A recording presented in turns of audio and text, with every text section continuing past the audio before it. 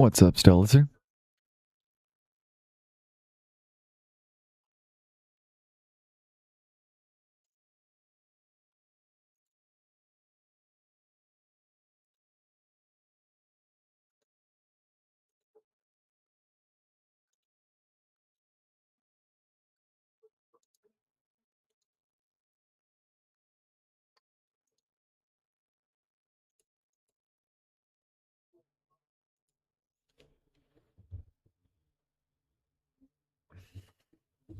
How are you doing today? I am quite tired, but it's up later than usual.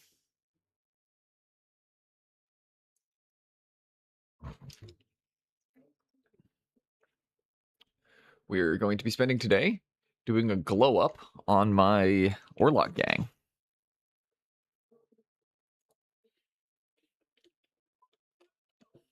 Like, oh wait, to someone.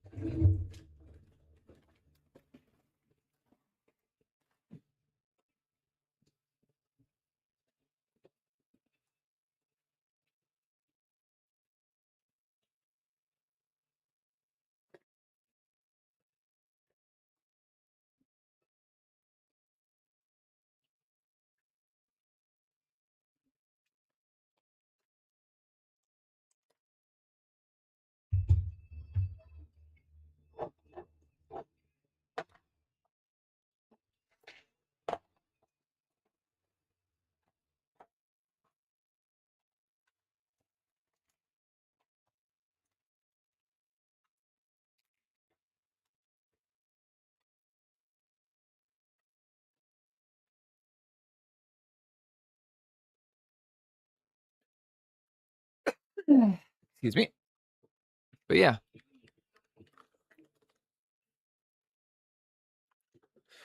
That's what we're going to be working on today.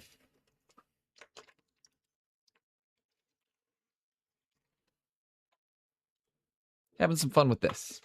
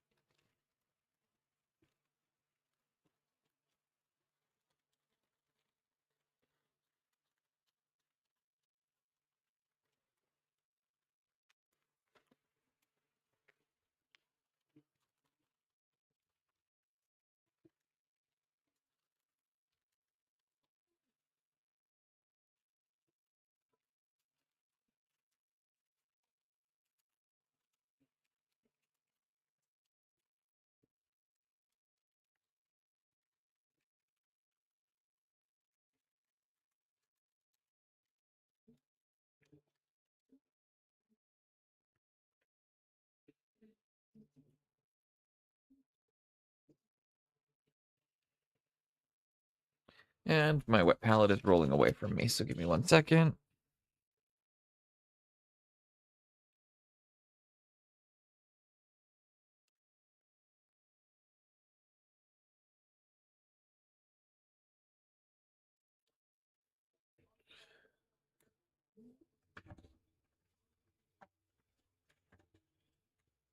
So I'm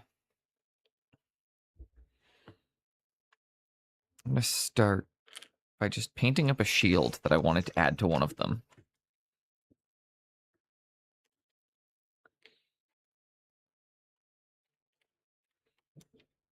It's not primed or anything, so I'm probably just going to start by putting a Glovey Boy on. And then, yeah, we'll just get going.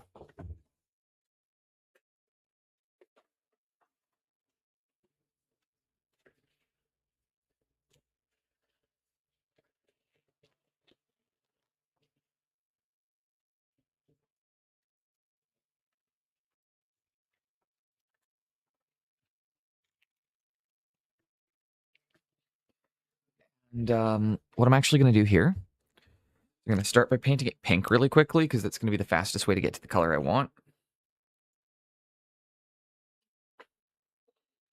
I'm going to put a bit of my magenta down. Just the Pro Acryl. Bump your camera, just for good measure. It's always important.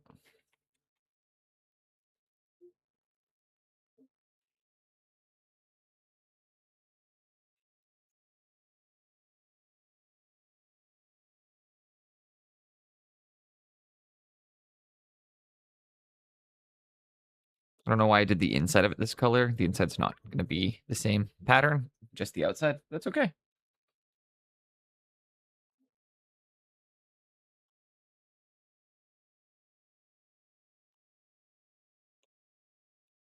Let me just get that very quickly.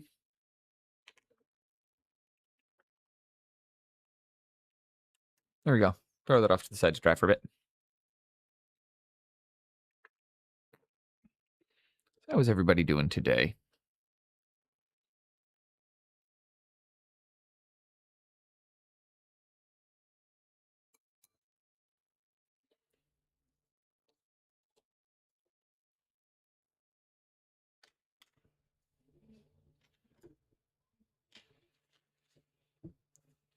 And so they definitely all need the same things done to them.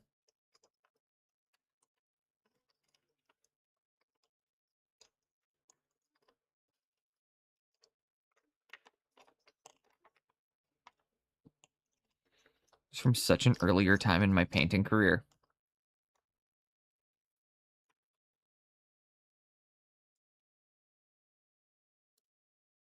It's fun coming back to these older models sometimes that I haven't touched in years to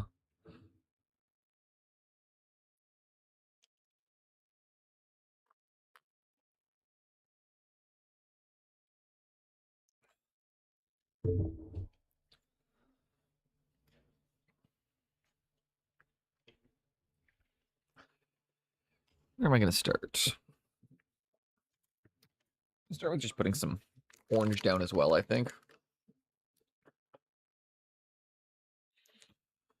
If I seem a little tired, guys, it's because I am. Looks like Meat's back on the menu, boys. Thank you for the resub, Easy P. Oh, that's a gifty from Sharp. Thank you. Sharp, always being a fucking legend with those.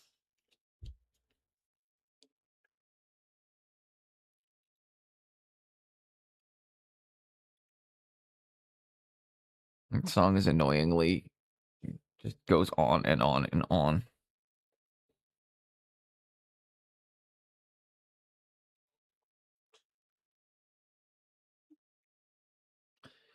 Yeah, we're gonna start bringing some more life into these guys.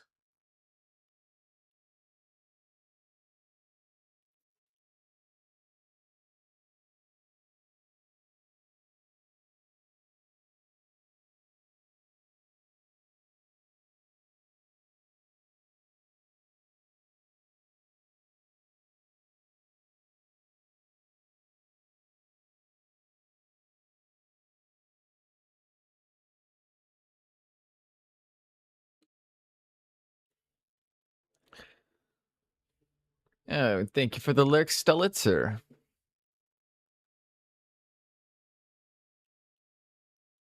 And I'm just gonna kind of work in a bit of the Pro Acryl orange. And start making it a bit more interesting, getting some more highlights on them.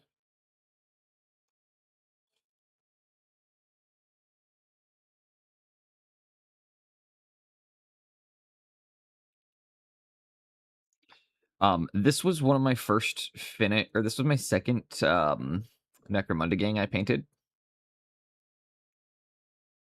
And the theme on these guys, if you want, you can take one chance to guess what their theme is.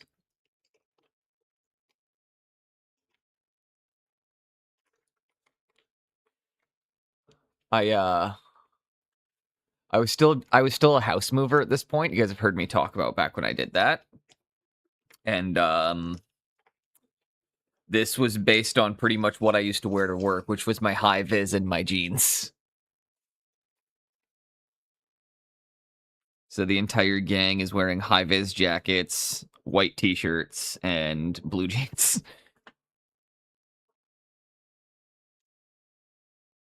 These are my 41st millennium construction workers.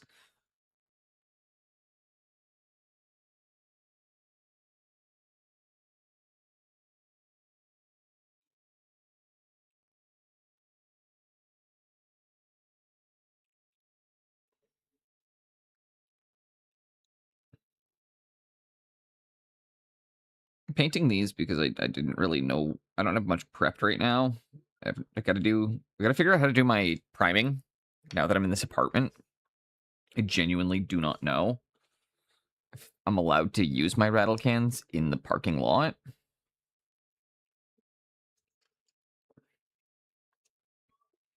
Or if I'm gonna have to Mickey Mouse a airbrush booth with my hood vent in the kitchen.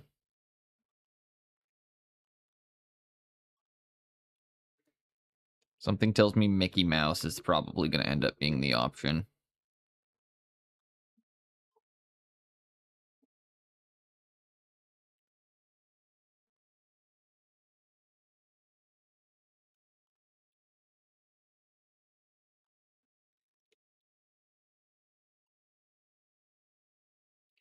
It's a nice orange.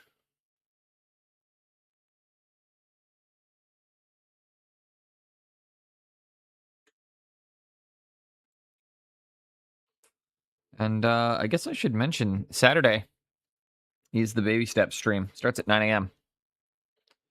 Tune in.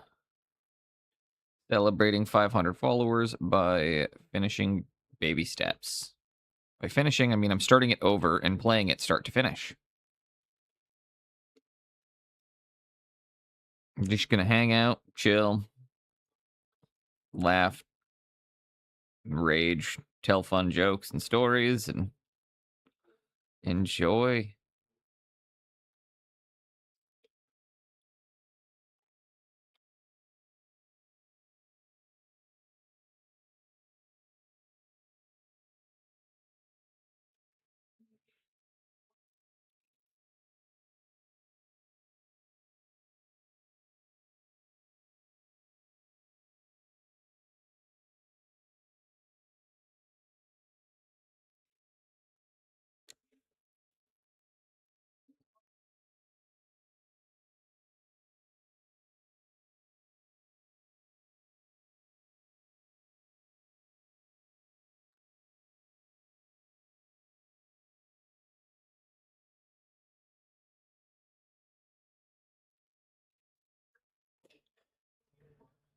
And we're just working out those nice bright orange jackets.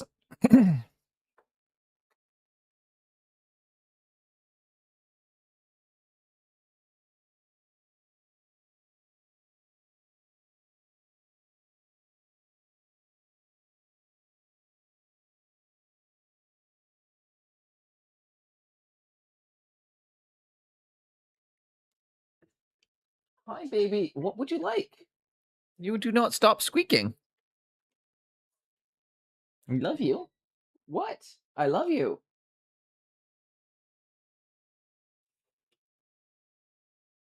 You were a cat. You were both cats.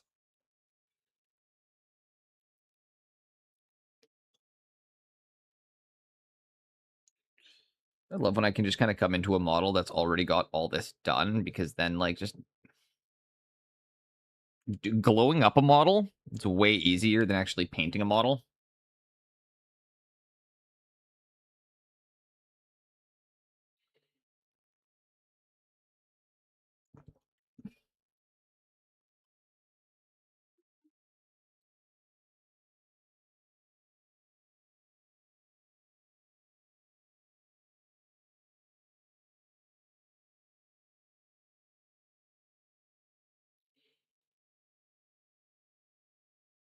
Oh, you know what we got to do, though?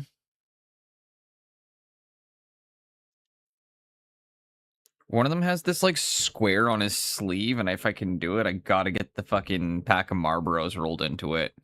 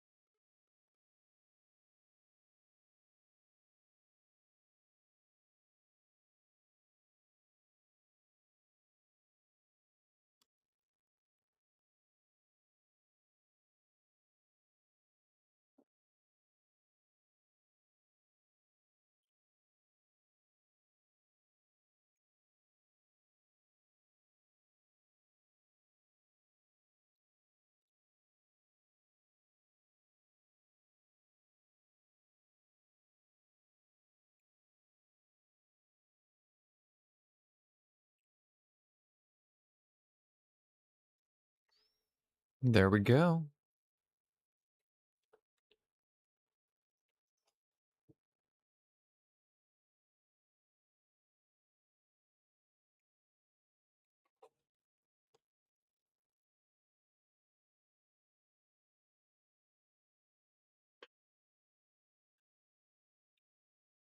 Yeah, so we're just making that orange go brighter and brighter and brighter. Cleaning up, just kind of again, some extra umph. You know, I gotta make my models look their best. I also gotta get some 2-part epoxy and some jeweler's chain, so I can finish up this conversion I'm working on.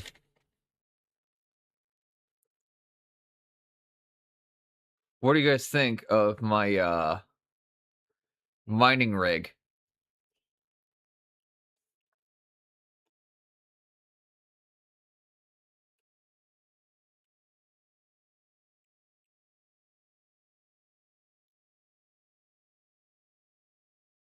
This is my mining rig I am building currently. It has a little bit of work, but mostly at this point I feel like I need to start epoxying stuff, and I need to start hitting stuff with like the 2-part epoxy to gap fill it.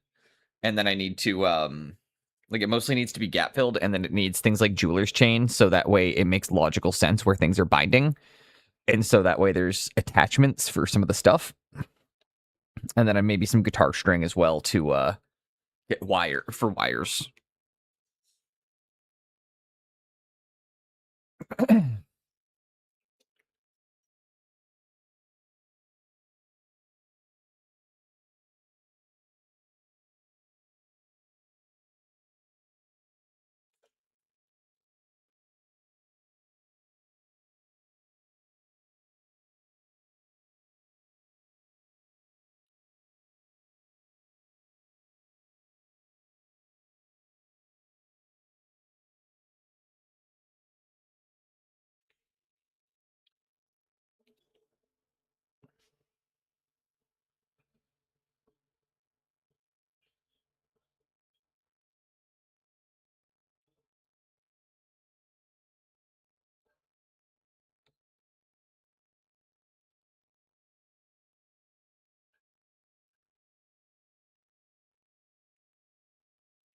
I love doing glow ups on like my old Warhammer though.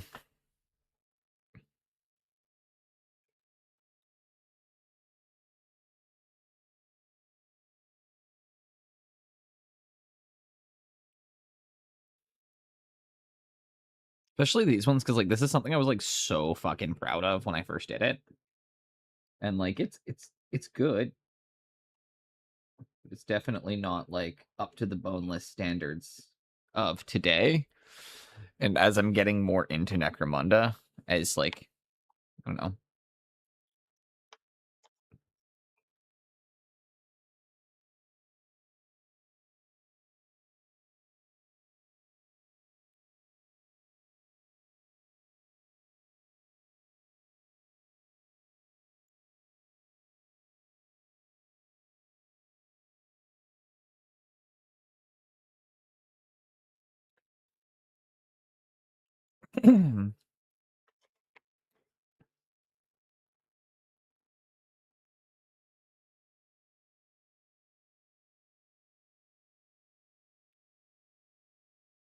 There we go. It's gonna be fighting. You can't put it out tonight. You can't put it out. Can't put it out, yo. Can't put it out. Can't put it out. No. Can't put it out. Can't put it out tonight. You can't put it. Can't put it out. You can't put it out. You can't put it out. You can't put it out.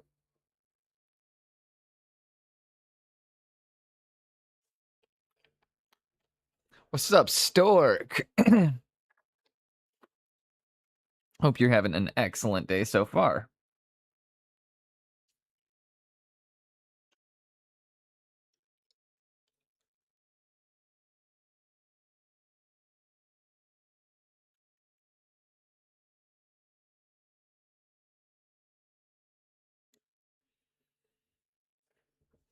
I saw Necromunda, must watch.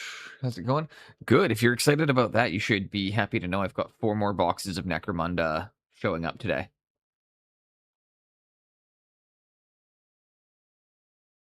I really like Necromunda. So like you guys like I paint a lot of old world, I paint a lot of 40K, I paint like whatever my clients are going to pay me to paint, right? But I also like my games are the games I or like the things I collect are Blood Bowl and Necromunda. Cuz I think Necromunda is a really cool setting.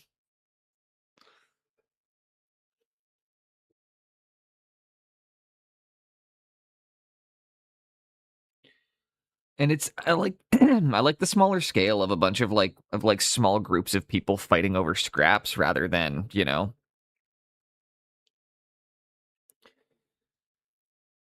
Never tried Necromunda, wouldn't know how to start either. So that's the thing about it, Berserk. Nobody actually plays Necromunda. We all just like the models and like the setting and we all like talking about it, but I honestly do not believe anybody actually plays it.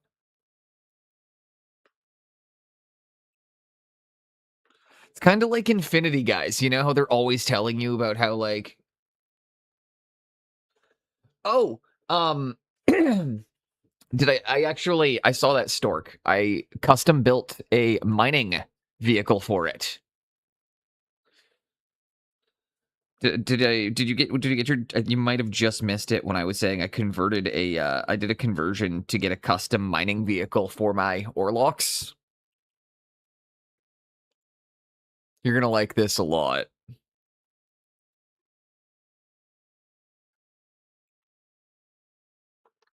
So right now I'm just gonna say before you make any like serious judgments on this stork, I have not done any of the gap filling yet, and I haven't done any of the jeweler's chain yet, and I haven't done any of like the cables. But this is the skeleton of what we're gonna do.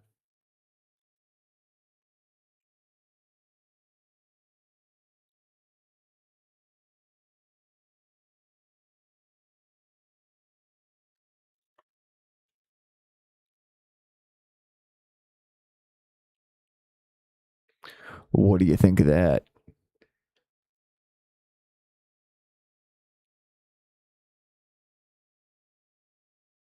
This is my custom mining rig for the Orlocks that I want to do up because it's a mining gang, right?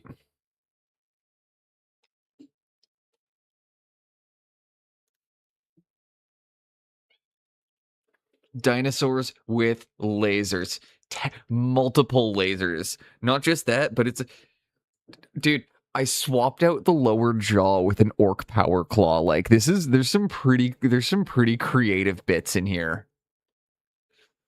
Most of this is made of sprue. You've got a Killacan's leg back here.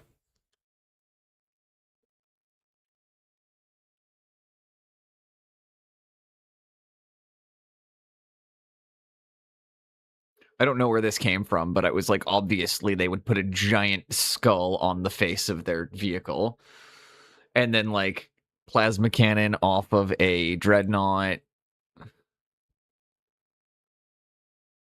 Some night weapons mounted.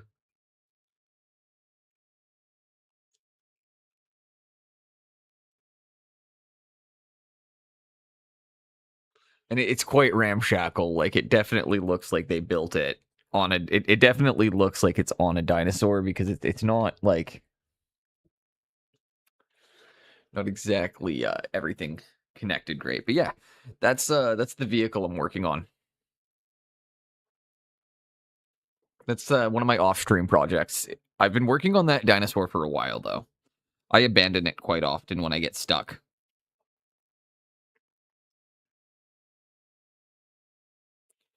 But I made a ton of progress on it yesterday, and now I actually have the vision of how to finish it.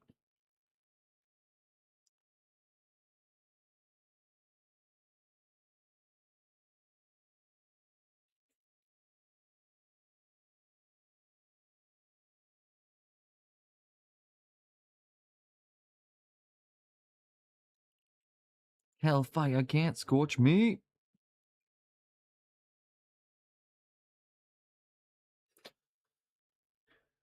My idea with the custom vehicle is now scrapped. Must reach better for even 30% of a dinosaur.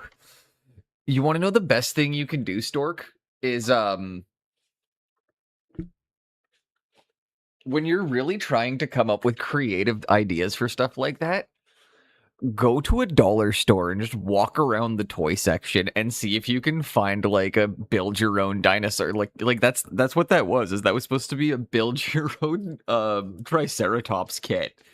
And then I was just like, what if instead of a Triceratops, I relived my fantasy of being Sid from Toy Story?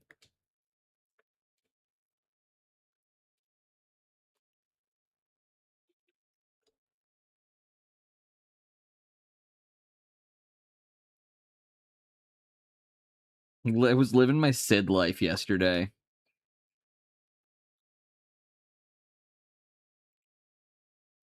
Just sitting there with my saw mutilating this fucking dinosaur toy, giving it like custom lasers and shit.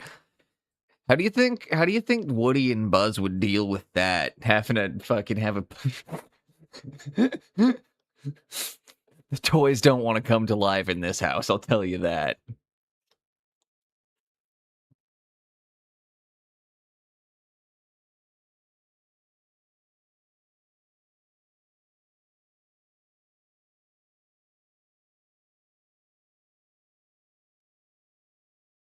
But yeah, that dinosaur I want to do some more on.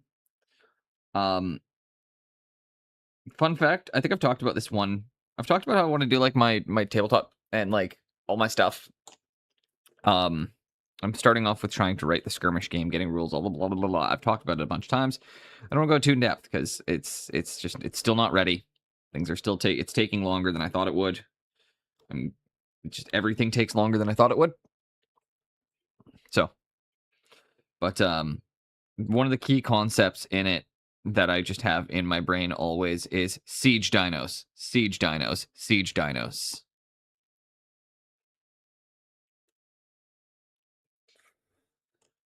What would make, like, what's a better siege tower than a fucking Brontosaurus? Name a better siege tower than a Brontosaurus.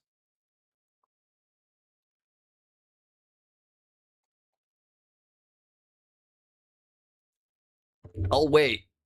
I'll wait.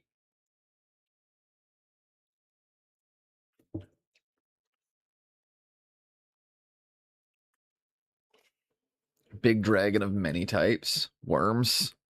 I said siege tower. Specifically, tower. A siege tower. Drakes would not count because drakes and big dragons don't count because they classify as flying cavalry. Worms would be monstrous infantry.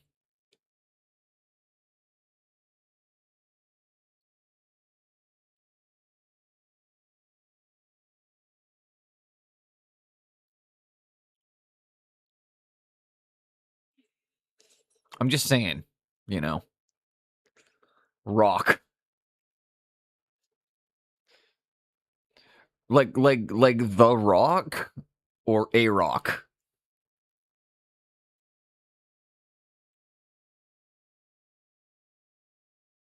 Are you just getting Dwayne the Rock Johnson to just carry your siege tower?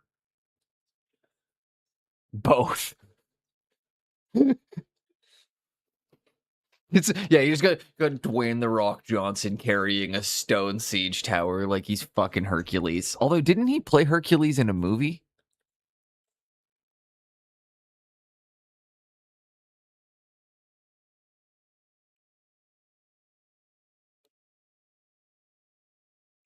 I'm gonna be honest.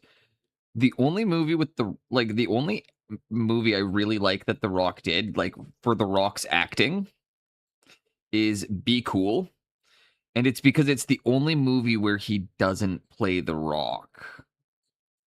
And even then, he still kind of plays The Rock, and they have some meta humor making fun of The Rock. But dragons will be classified in whatever way I want them to be classified. That's fair. It's your fantasy. That's the kind of the cool thing about fantasy, right? Like, the rules are whatever you want them to be. Although, if you write poor military tactics, I will get angry at you. Like, I could not figure out why. I was watching. Oh God, what happened to Stannis' cavalry when he goes on Winterfell?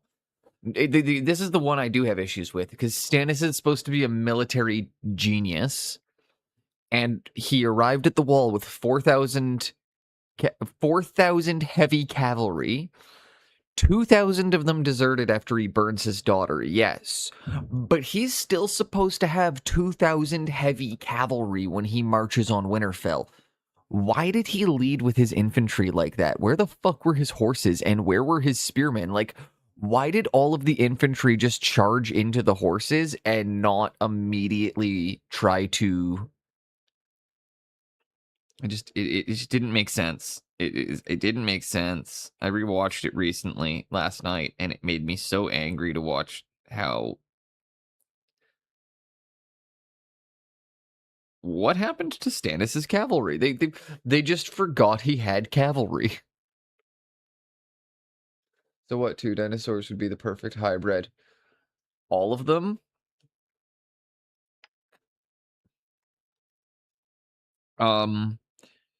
If you could cross the Brontosaurus with the Pachycephalosaurus.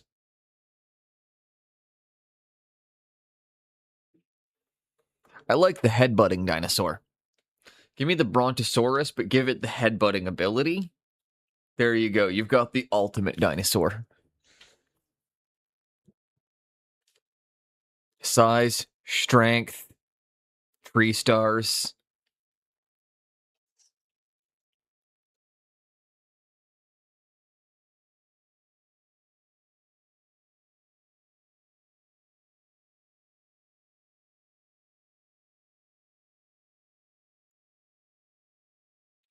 I wish more Brontosaur... Exactly. It's like, I wish more bald men fought like that.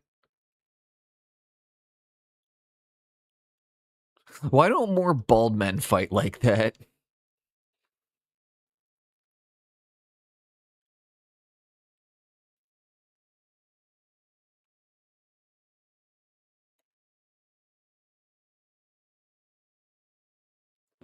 My brother used to send me a picture of the two dinosaurs slamming their heads together like that, and it would always just say, "Why don't more bald people fight like this?"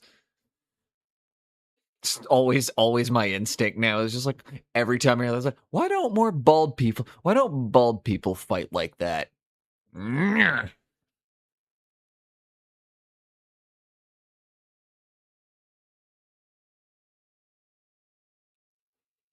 So, start it all off. Thank you everybody for being here for a super chill day.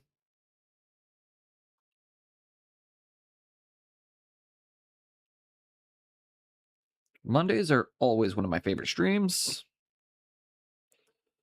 Funny because Monday's always the day I'm laying in bed being like, I want to do this. And then within 20 minutes, I'm always like, this is my favorite day to stream on. Mondays and Thursdays are like consistently my favorite.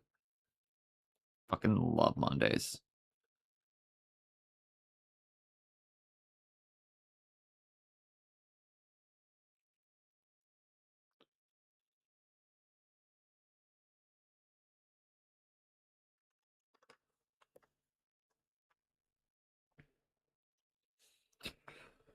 Excuse me. A wrong that has been done will only death can overcome.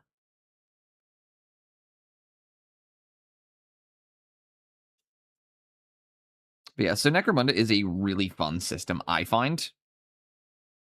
Like, I have gotten to play it a couple of times. The whole nobody plays it is a joke. I actually have buddies that run an active campaign. And I collect Necromunda specifically so that way it's like I can try and get more people into it. So I've been working on my model collection for it for a while. So I've got like a nice fun selection with some of the, you know, cooler units as well you can hire.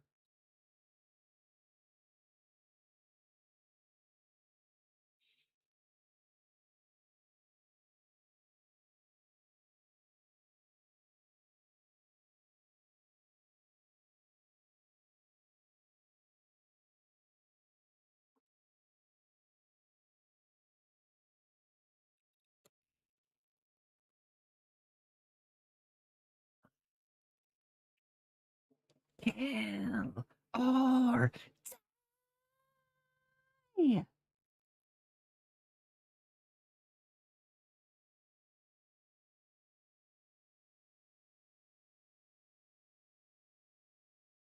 One of my no, this is my favorite local band, like hands down. This is the best local band there is. Its blade is gleaming, and from it blood is streaming. None shall survive until the light of dawn. None shall survive beyond morning vengeance, served in cold delight. A body split in two, the blood and sinew spray as death has come to be repaid.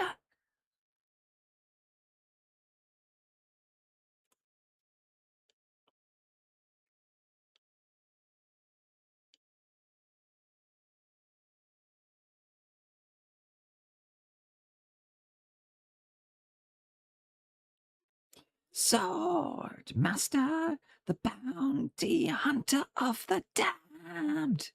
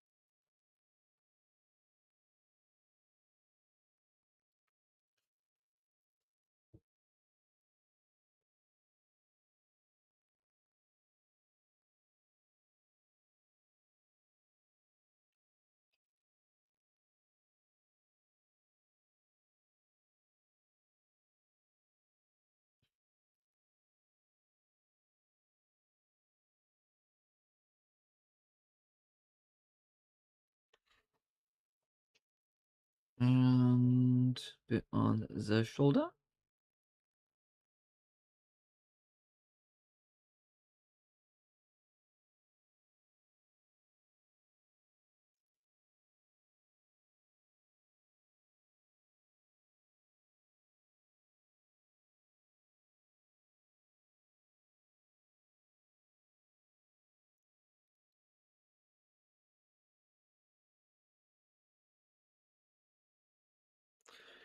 My goodness.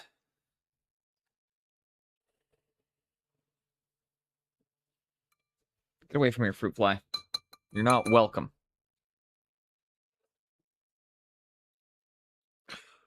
Oh, do I need to have a second coffee? I think I do. I think I definitely need a second coffee. What other dinosaurs would make the perfect hybrid? I don't know.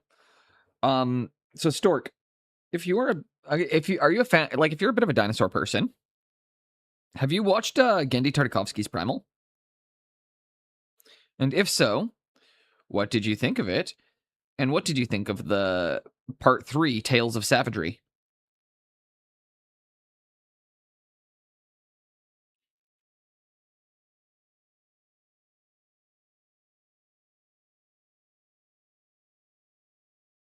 Also, it's getting a bit too obvious now. You definitely need to. The funniest part about it, so again, so if you haven't seen it, I'm going to explain this. Did are you like a Conan fan at all? Or like, are you familiar with like Conan the Barbarian at all? Or any of R.E. Howard's works?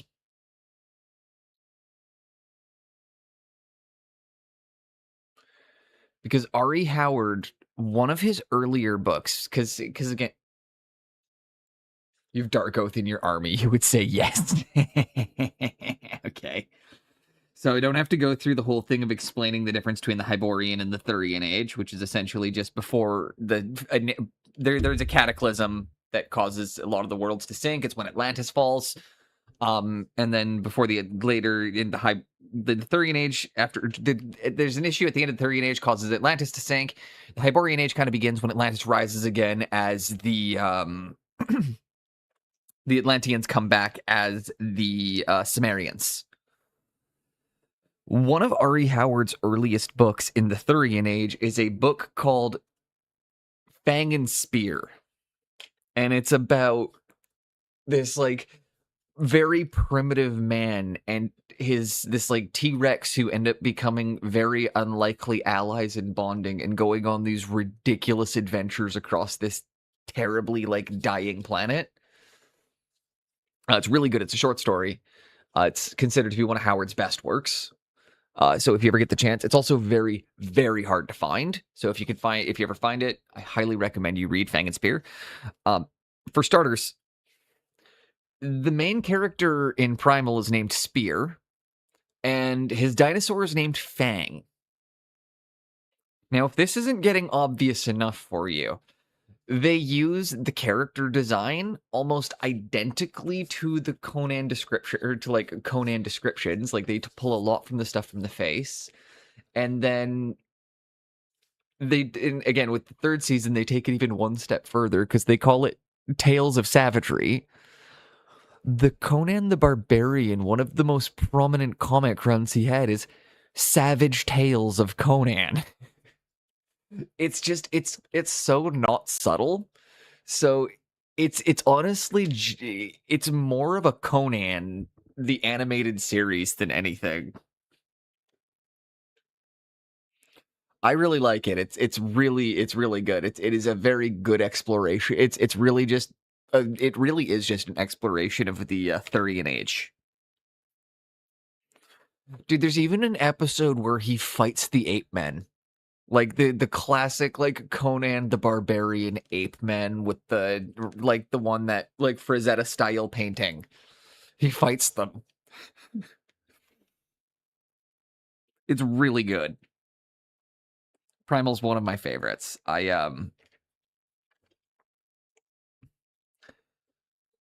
really like Primal. Don't watch it with friends around, though, because you might cry a couple times, and it's always awkward when you got the dudes over, and it's like, I'm not crying, bro. You're crying.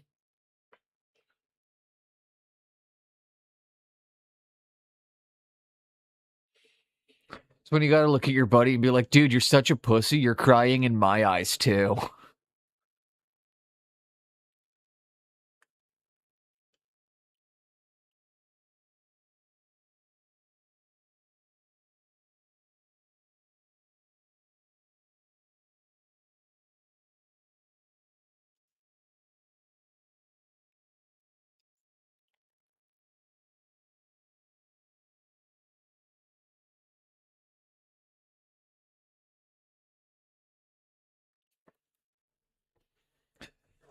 Okay, so we got some oranges dropped down on these guys. I like that.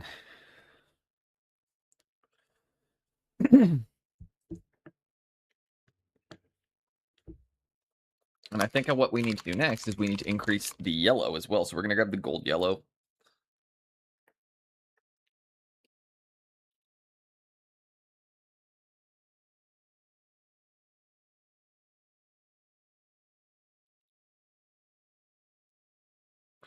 Okay. I'm also going to see how the shield is trying.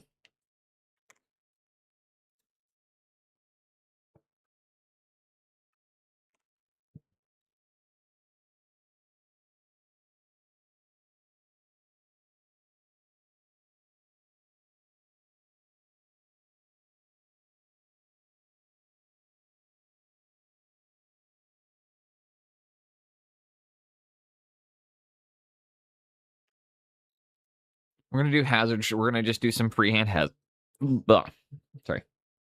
Free-handed hazard stripes across.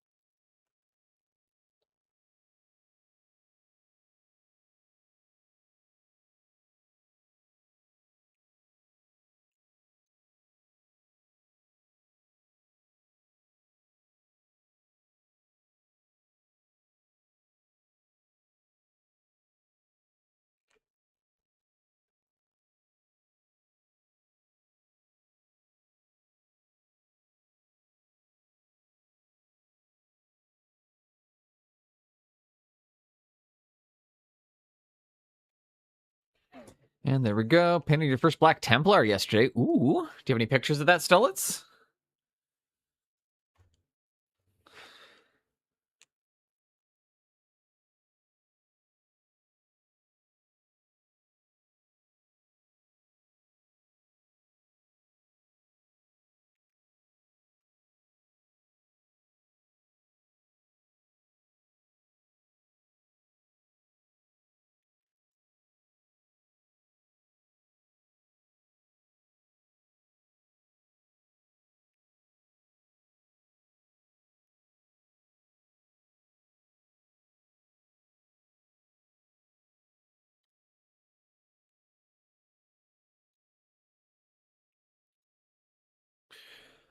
And we're just getting the initial stripes on the shield.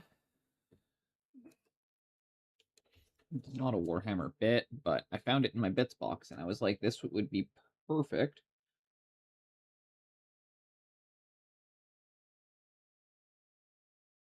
I don't even know if these guys can take scrap shields.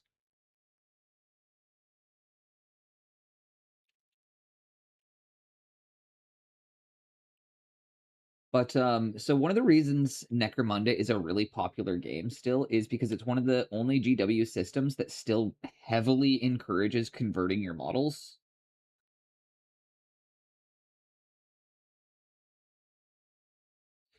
Like Necromunda is still very much into conversion.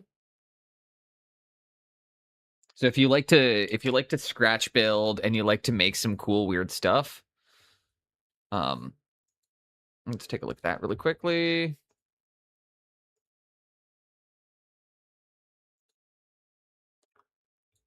Oh, that looks really good, dude. You got some nice depth on the skin. I like that.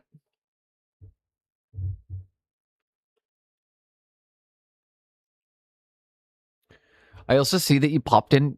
What I really like there is you highlighted just the tops of the knees, pushing yourself just a little bit, just like I said. By starting, what it makes me really happy there, Stelitzer, is I said start by just grabbing a couple of the really easy ones, and I can see that you grabbed the tops of his knees and a couple of those nice, like really pronounced edges. I can see that you kind of touched him just that little bit to get that pop. That's really nice. You got a good finish on him. Black is a really hard one to do. It's really hard to get a lot of depth within black because you can't go darker than black. So the idea of we don't use like true black in mini painting is mostly not true. We do use true black. It's just we have to be very selective in how we use it because you can't actually be darker than black. There are different blacks, but there reaches a point where it's like, okay, like it's black. It's not going to be any darker. So the challenge then becomes, how do I make something read as black without actually painting it black?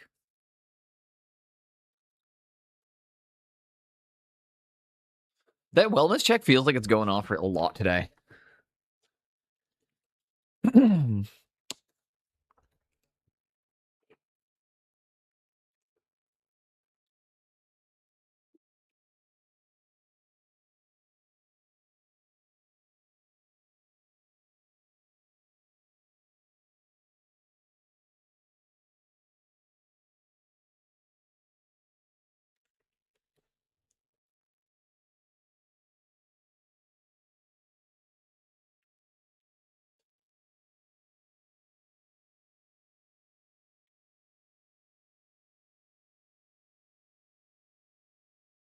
So we'll start with some nice free-handing hazard stripes. Just contrast parade over Gracie Primer. Okay. Still, it's good.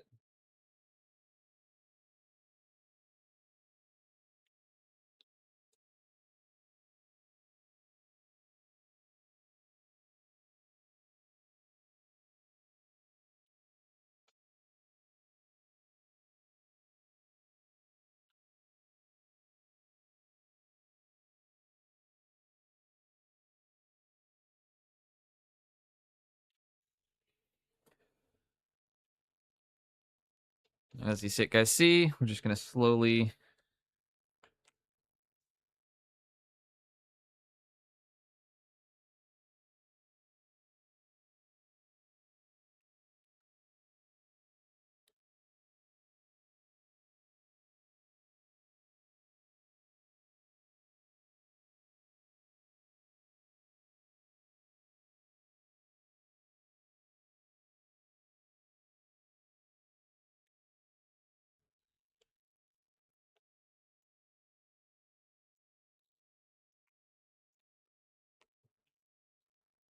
What do you guys think about the fact that we're going to have a hazard striped shield? It's really, really playing into the construction theme, eh?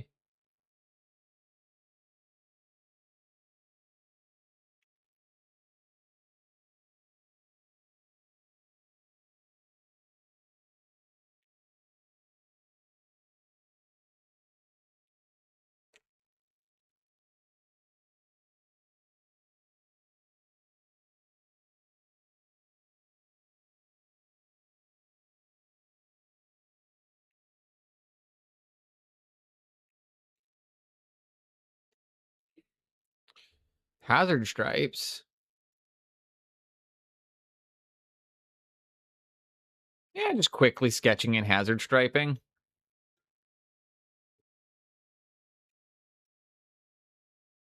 gonna try a sword brother in tonight. Oh, shield. I heard field. Yeah, no, I'm hazard striping a shield.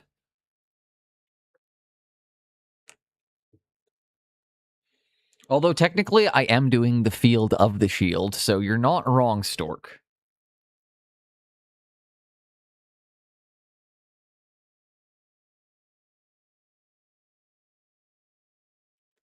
I'm gonna give you a technicality on that one.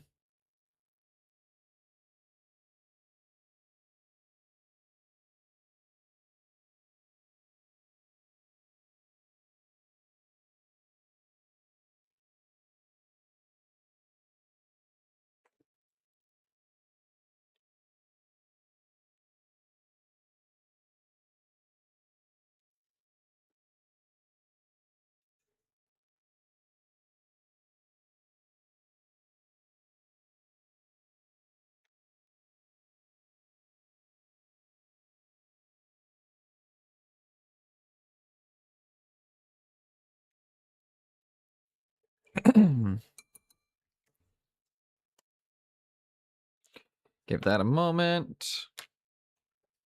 Just that's the initial sketch. Obviously, we'll have to come in and do some cleaning up. But that's not bad for just kind of quick. Okay, I'm starting to hate these crackle paints. What's going on, Squeeze? I've had a lot of luck with crackle paints, but I've also had a lot of rage moments with crackle paints. First question I'm going to ask you. No, I don't need to ask that because I know you prime on the base, so I know there's paint on the base, so they should be able to bind to that. Explain what the issue is with them. I'll see if I can get the solution for you, okay? Because I was the one that suggested you use them, so now I'm gonna feel extra like a jerk if it doesn't work out. So this is on me just as much. If you got to blame somebody, just be like, God, if you got to curse somebody under your breath, damn boneless telling me to use crackle paste. The bigger the cracks, the easier they fall off. You need to hit them with an airbrush varnish and or even a rattle can varnish. Right now, I just varnished the model.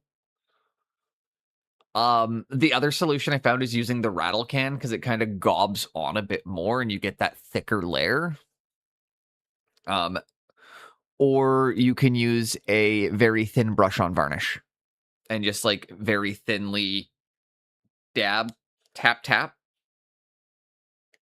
So just with your brush, you're not actually going to be painting it. You're going to be like kind of having a watered down varnish that you can like a brush on varnish and a big brush you don't care about. And you can just dip and kind of like give the base a bit of a soak. I may take out the GW varnish now. That's exactly what the GW varnish is for. That's exactly when I would use it.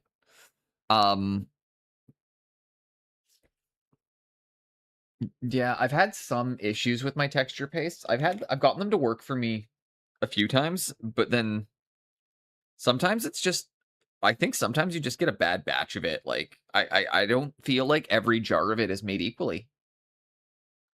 Man, also Morgenthorg turned out so good.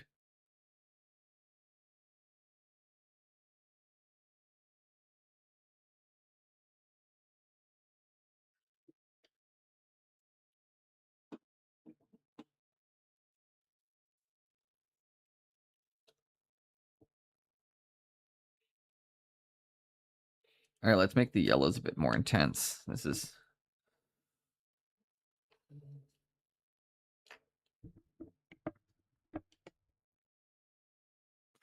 For me, it's just how thick it added. It doesn't stick to the paint as well as I thought it would be when it's thick.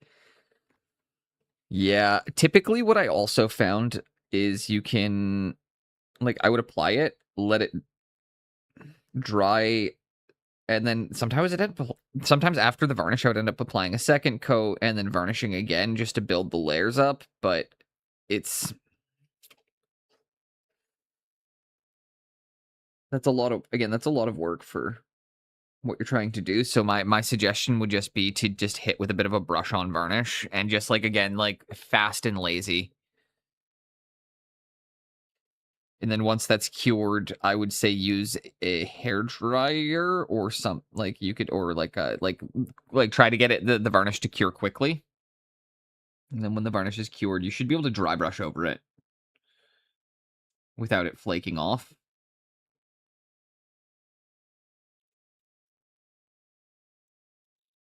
It is a way better yellow.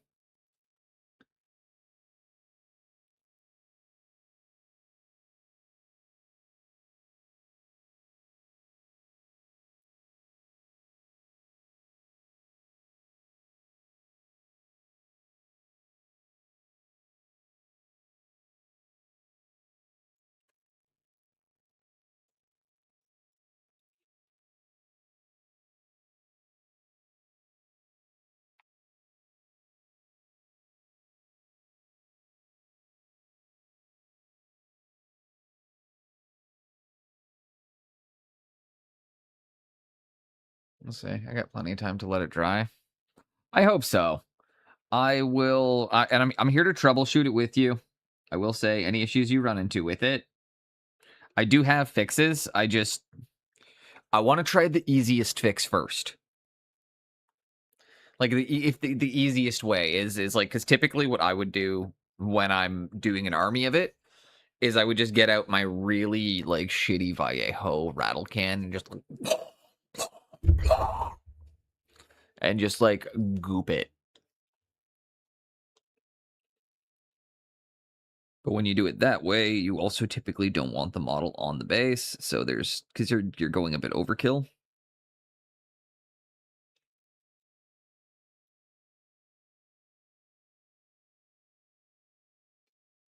From memory, varnish is the recommended route.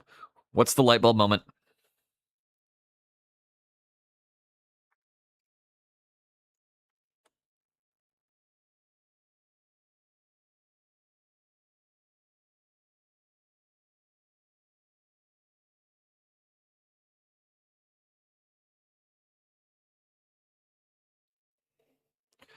Bases are the crackle and the fluoro. Yeah. Instead of the matte varnish I'm using.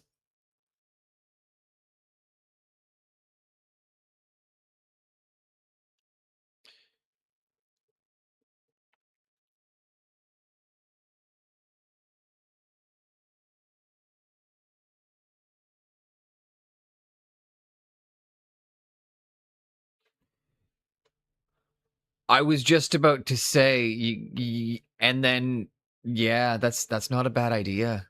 That's not bad at all. Or even a satin. I will say, if you use a gloss, it will look wet. I do know from experience that if you put gloss varnish on a base, it tends to look very wet.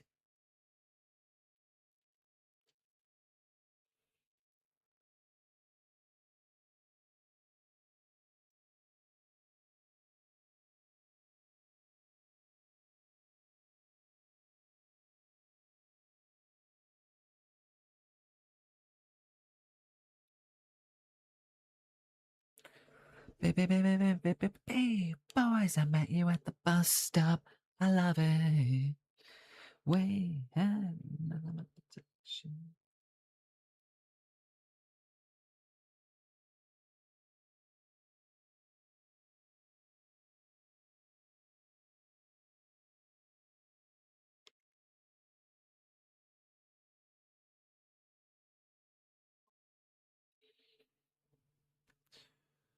Noted. Still think it will work with the theme, but only one way to see.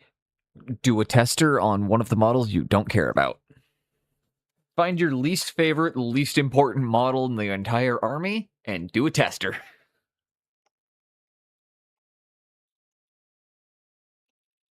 Or you can grab a loose base and do a tester. I often do test bases on just like a 25, on like just like some random 25 mil that'll like I'll have just. But you guys have seen, like, I'll have like just extra bases around, so when people ask things, I can be like, oh yeah, I can show you how to do that. So like when I'm trying to figure out how to do a base, I'll usually have some I usually have some extra ones.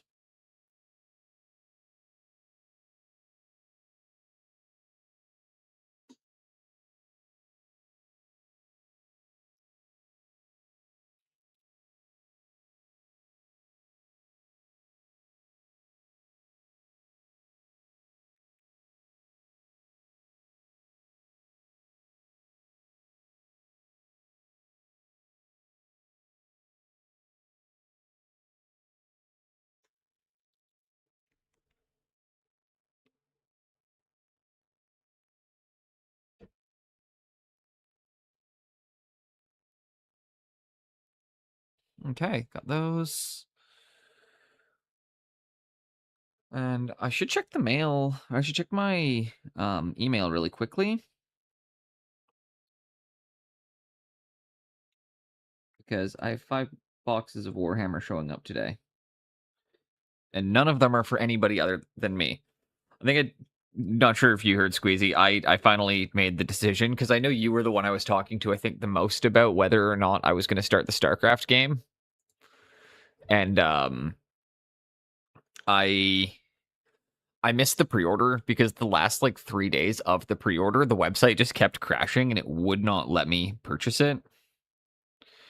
One of the times it even got to the semi-processing, and it managed to hold the funds on the credit card for a day and a half before then releasing the funds back to me and saying the order didn't process. And we're just sitting there being like, and it was like after like 3 days of trying to buy StarCraft, like the StarCraft stuff, I just was like, okay, how much money was I going to spend? All right, that's how much Warhammer I'm buying.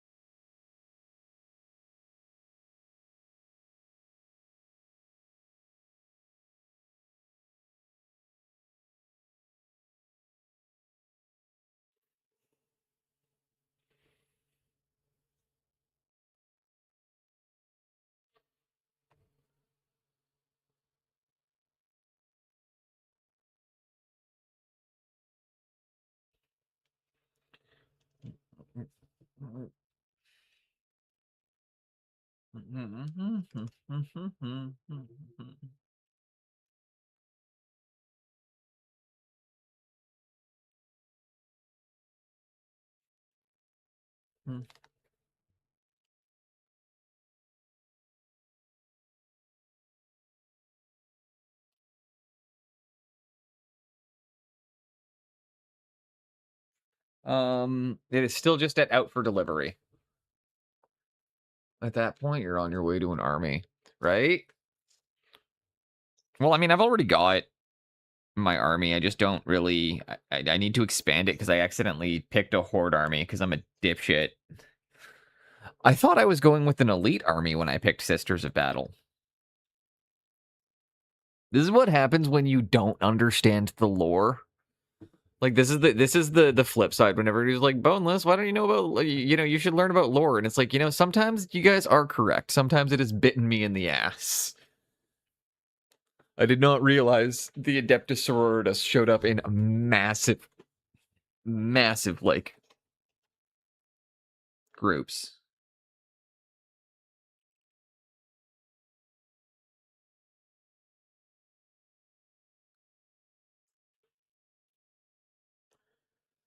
No army as elite as my army. Is that because it's Quar? Or no, it's only 4 models. Is it Titans?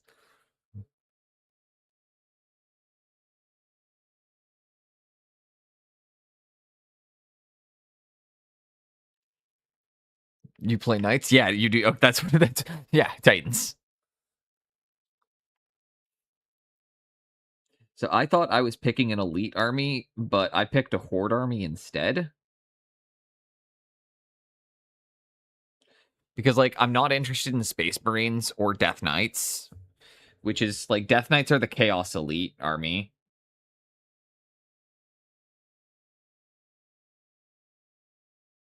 I think. Custodes are... Until they re-release the Custodes as dudes in Speedos with power armor helmets on, until they go back to, like, near naked dudes with just power armor helmets and, like, rifle spears... No worries, pigments. Grab some coffee, grab your supplies, grab what you need. It's Monday, you know I will be here for a while. Appreciate the lurk, appreciate you popping in so far. We'll start shoutouts in a moment here. As we get some more people trickling in.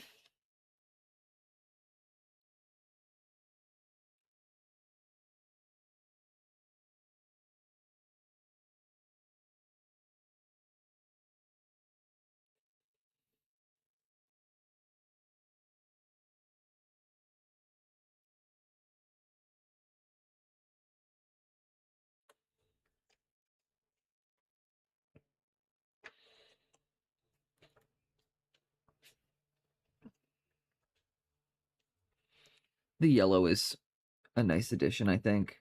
My, what lovely fate. Thank you, Marquis.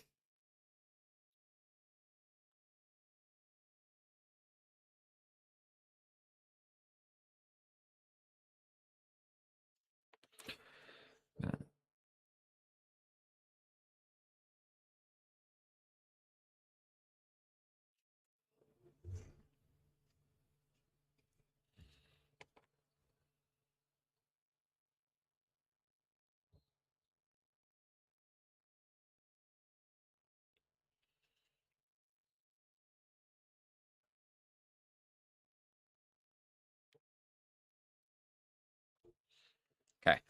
Get some wits. Also Death Guard, not Death Knights.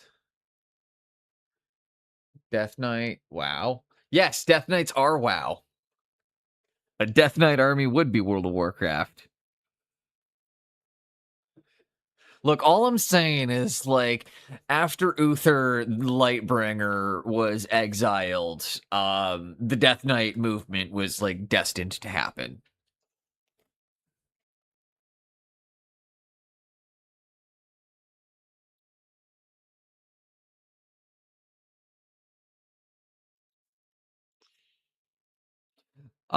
It's funny. I showed because my wife never like played Warcraft 3, anything like that. But I made, and that's the end of my trip to RoseCon. 300-mile drive home today. I'm glad I am the company in the car for a 300-mile drive. What's that in kilometers? Because I don't know miles.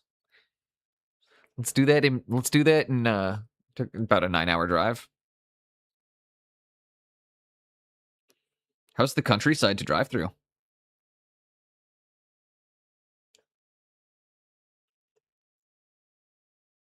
Also, knowing you have to go on a 9-hour flight makes me, or sorry, a 9-hour drive makes me feel better about the fact for me next year it's a 14-hour flight.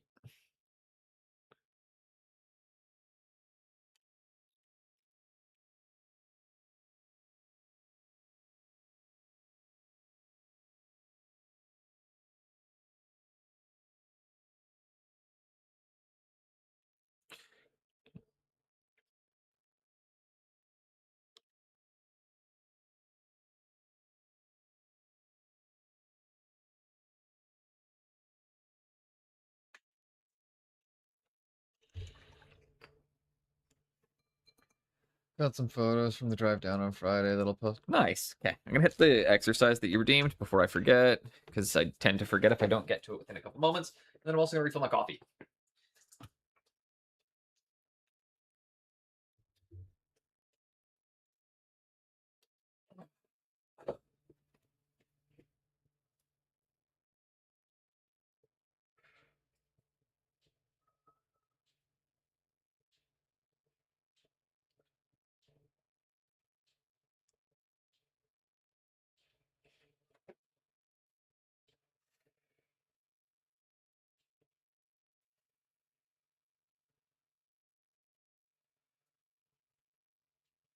You also side quested hard on Friday to get there. Oh, that's fair.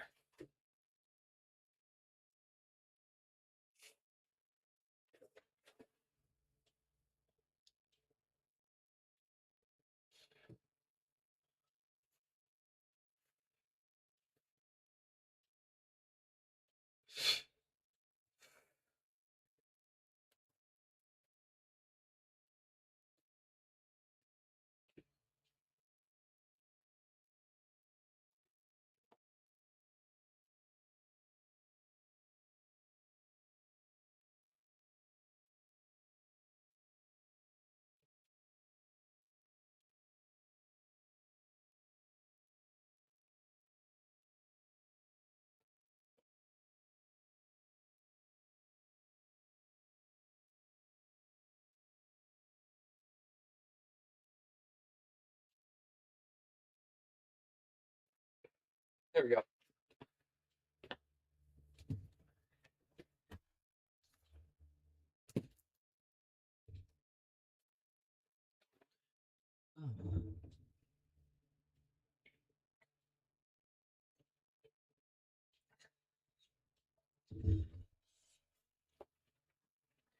This was one of those whole time. I thought my coffee was empty because of the fact that it was one sip below the brim. So from where I'm sitting, I just couldn't see coffee in the cup. But it's only like this far into the cup I could see. So then I looked at it. I've got a full cup sitting there already. I'm gonna be like, oh, I gotta make myself another one. That explains a lot. I haven't even finished my first cup today.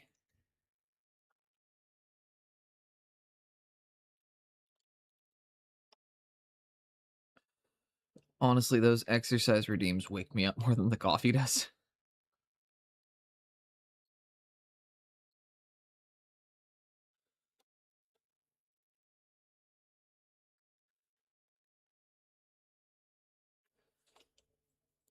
Scoot, scoot. Excuse me.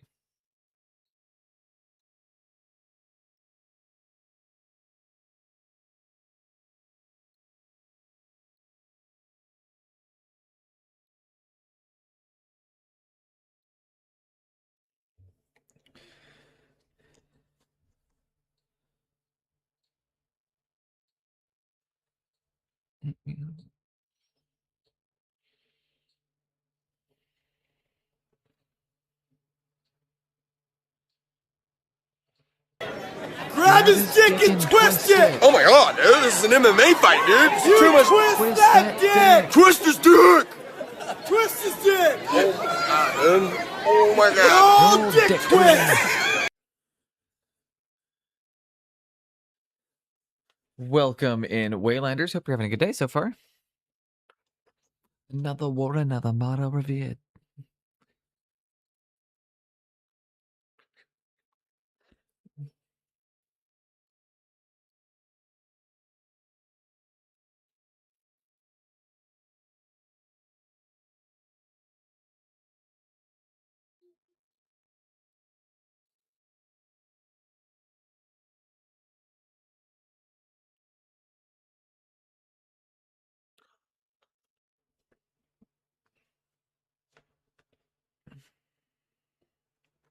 How's everyone doing today?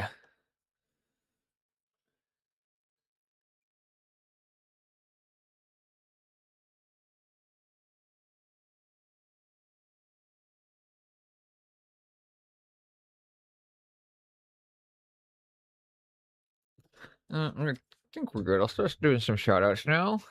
We're about an hour in. Looks like it. Start with the first one in. We all know Mr. Easy Peasy Lemon Squeezy. One of the greats. Can't speak for everyone else, but I'm good, and RoseCon was a blast. I have been. Apparently, everyone was having a really good time. I don't know what you all mean by recovered. I don't. Did the Welsh go hard or something?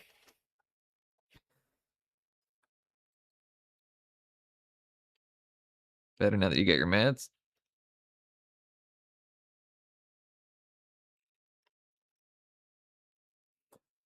I'm quite excited. I felt a little like I took the banner down yesterday. So it was at that point I was like, well, I don't think I need to have this much. The will shall only go hard if it goes by.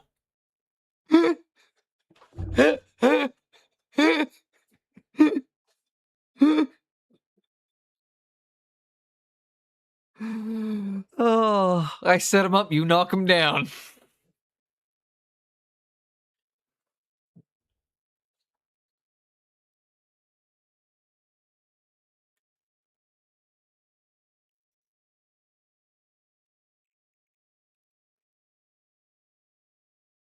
Seize the mallet and we swing on the ignorant, can't speak our language. Let's see if you can sing in it.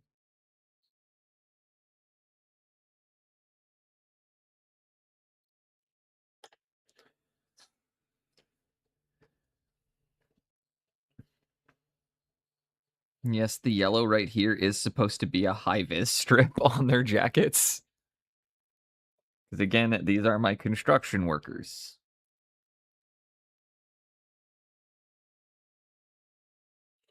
March to different drums come from all around. It's like we're speaking in tongues.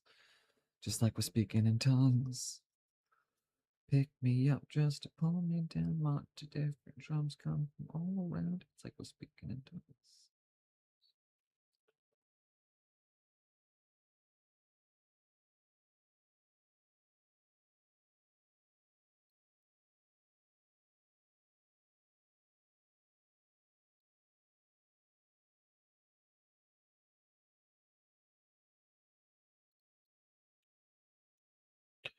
This is interesting. The gloss varnish not only made it look wet, but it desaturated the color to a darker tone.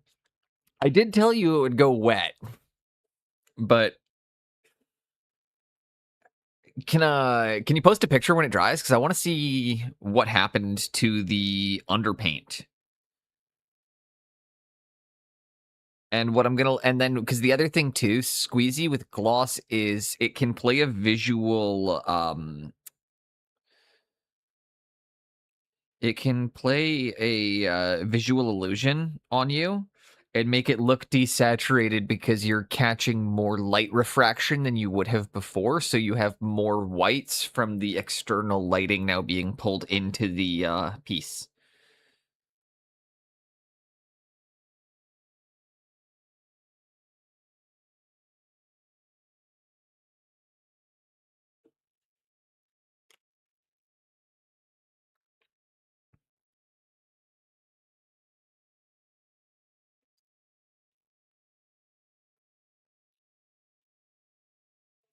Um,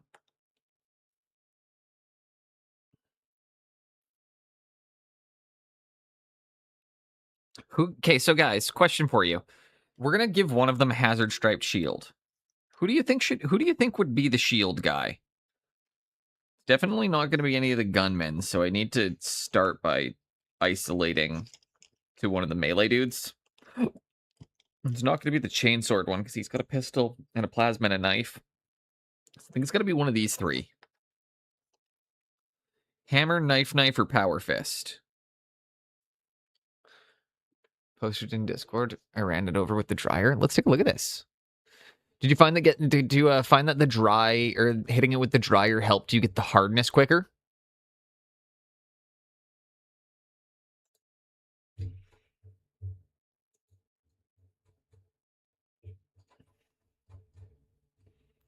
Oh, 1 second. Love that. Dude, that army is so good. Sorry, I keep getting distracted.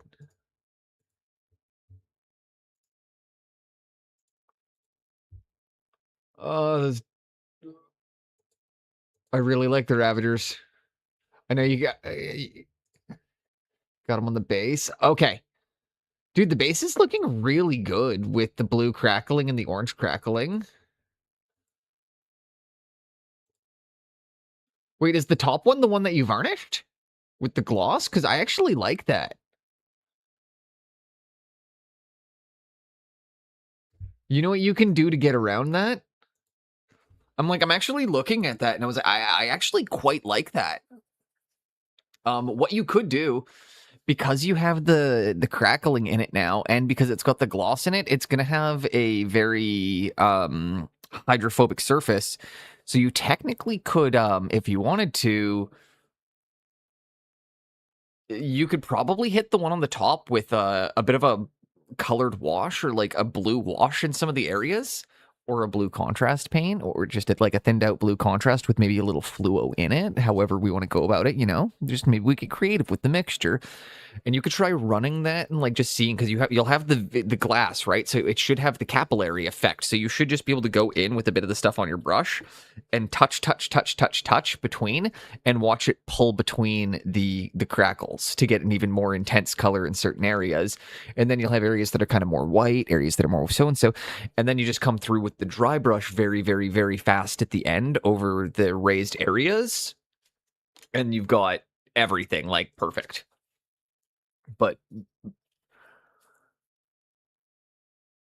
and the other thing too, Squeezy, is you could also matte varnish it after you gloss it. Like if you decide that you like the matte finish, you can still go back to the matte finish afterwards. You can apply matte over gloss and get a matte finish. I think that'll look really. I think the gloss looked really good, and I think it's the right decision because gloss gives a very hard coating. So I think getting that extra bit of protective coating that you'd get from the gloss over the matte is probably going to give you a better bind. I'm willing to bet. What am I looking for?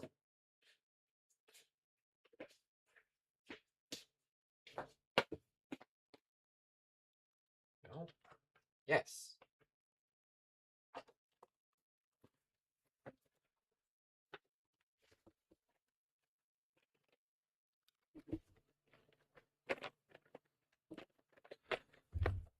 I feel like my playlist is playing the exact same ones we got last time.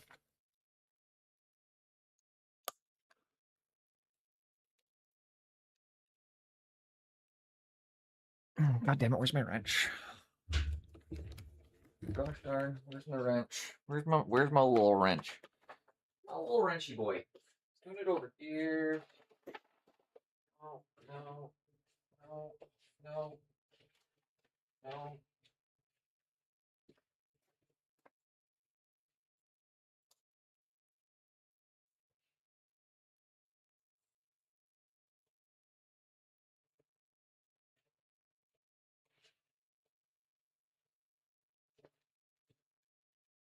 Gosh, I over tightened the shit out of that. Why do I always over tighten things? Oh, there's the wrench. Tiny wrench.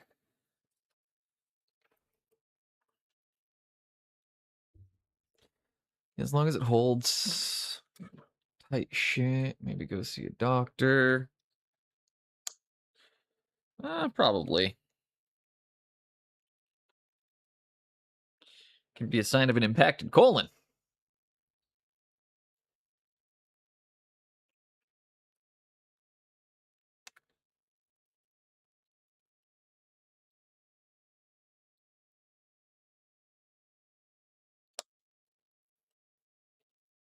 Okay.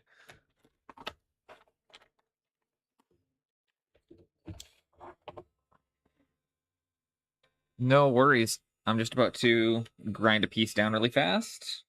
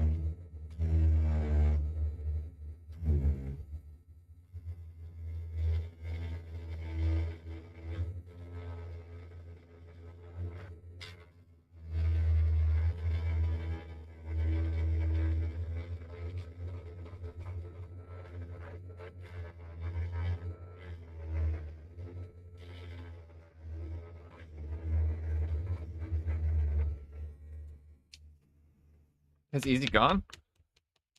Phew, I'm avoiding him.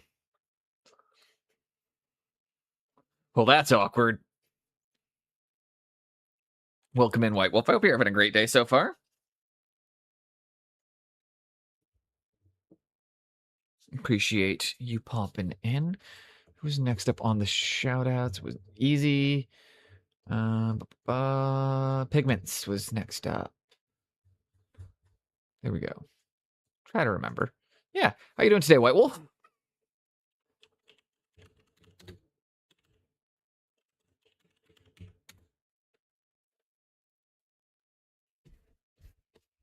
Nice to see you here. Nice to see you popping in. Painted Galaxies. Same old. Your painting is incredible as always. I've been enjoying watching it. You have improved so much since the... You've improved so much since the Heldrake.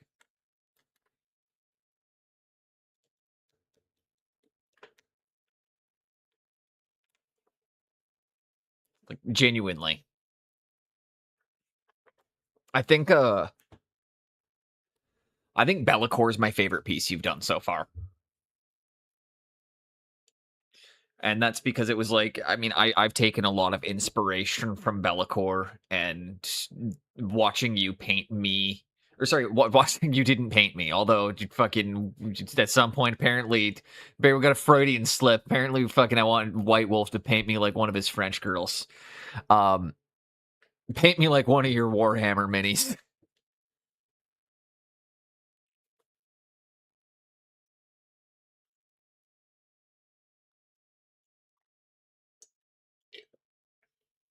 French Canadian girls. Fucking love French Canadian girls.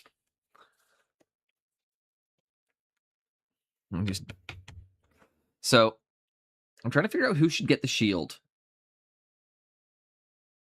We just flattened it out a bit so it'll look better on the back. And so, like, I filed it to fit on the backs.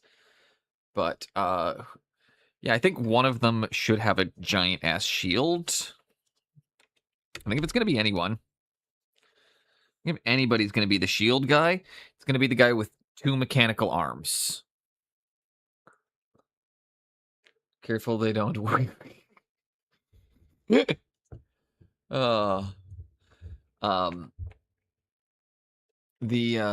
but sorry, just coming back a second.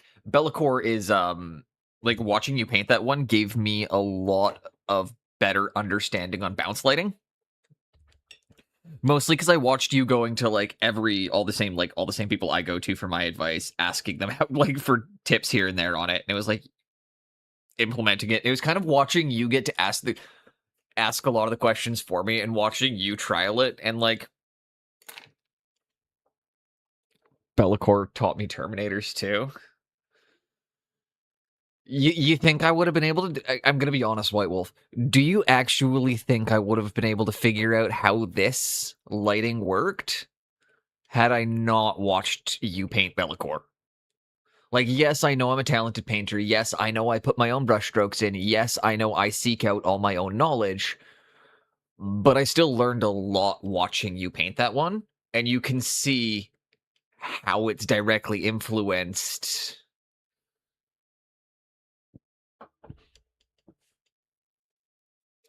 Which you should be proud of. You should always be proud when you can see how your art has influenced other people's art. Especially when they're not trying to rip it off, but using it as direct inspiration. Because I also, like, I wanted to combo that and the actual box art. Like, I like the box art for the Goblin a lot, but it was just a little too simple for me. Not that the paint job was too simple. Like, the person who painted it did an incredibly amazing job, but I just wanted something more intense. Like, theirs also had an OSL, but he's just holding, like, a little orange torch.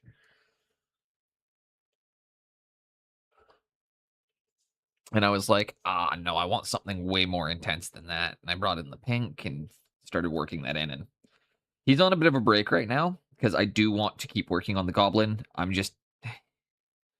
hitting a bit of a wall on him. It's getting to the point where I don't intuitively know. Ooh, we start at 75 orc lady. Have you seen have I shown you where I got to on the troll?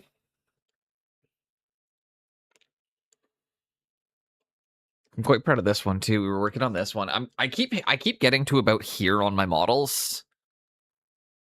And then I start getting like kind of stuck because I'm like, okay, well I know what to do, but then I don't know what to do, and then I'm like I'm trying to not fall into the habits I know for things like dry brush. Like I just instinctively I want to go into like dry brush and using my dry brush to get a lot of the textures. And I'm not doing it. I'm just sitting there and like I'm gonna the plan with that one is I want to try and individually highlight each of the skin cells and then pull a glaze back over it to bring it all back together. I'm like, it's looking good. I'm quite happy with it, but I don't know. I feel like it could still be better. Maybe that's me just being too critical, but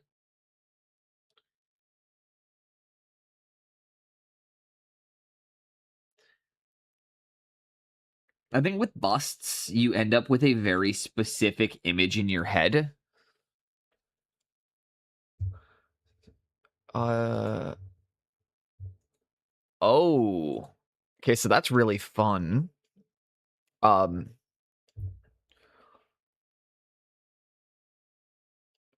what's your light source on that gonna be? Because I see you've kind of got it hitting from the front right now. Like I can see where you've grayscaled it a bit. Um it is a really dynamic it's a really dynamic and really interesting pose. That would be a good one to challenge yourself on like an interesting angle for the lighting.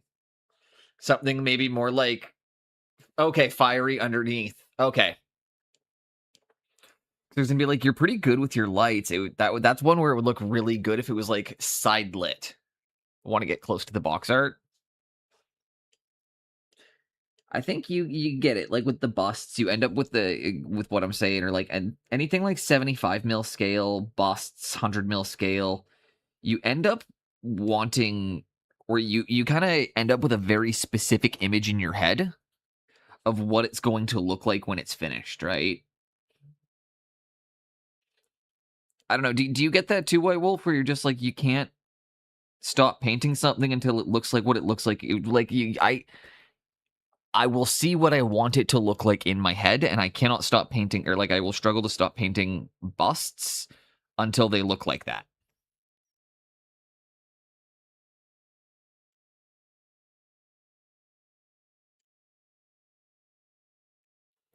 I know some people find it strange that I'm like, yeah, I just try to paint the things that come to me in my dreams. And it's like, but it is it. Like I don't often have reference art. I have imagination that I'm trying to realize.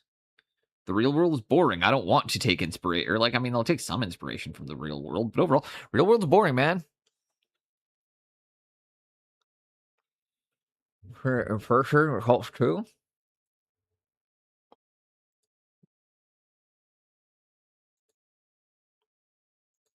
Oh, that's really nice. That's really nice.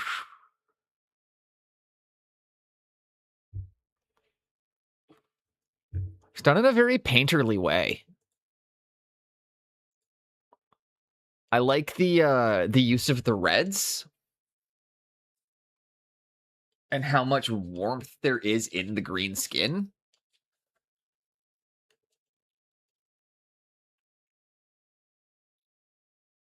That's one of those ones immediately Pascal did a couple of the boxes. I mean, Pascal's a fucking unit. I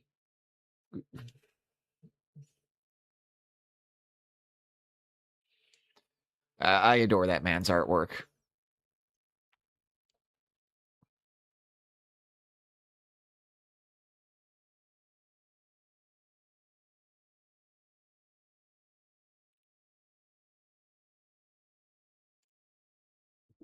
One of those people like Pascal is genuinely one of the only people, because, and I'll say this because he's not here right now.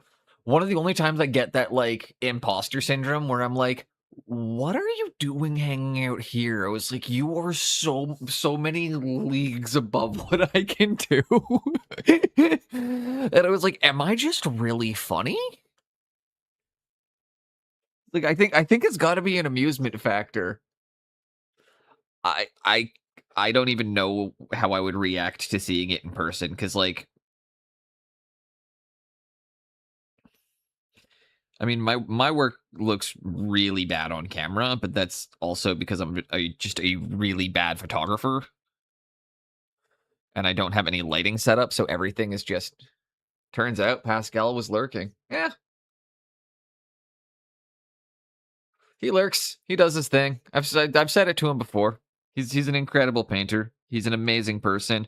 I do get a little bit starstruck occasionally. I try not to fangirl, but internally there is that thing going off, being like, "What? You know who I am?"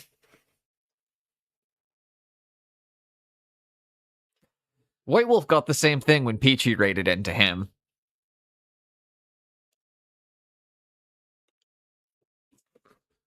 The only time White Wolf had that, you know who I am?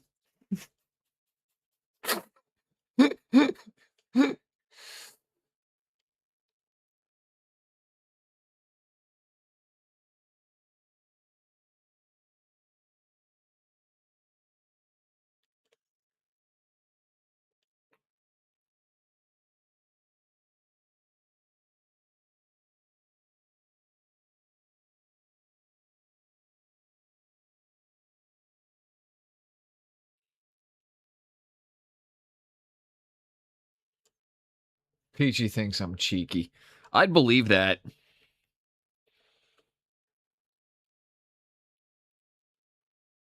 I mean, he is too. I've listened to his podcast, man. Like he can get pretty cheeky too.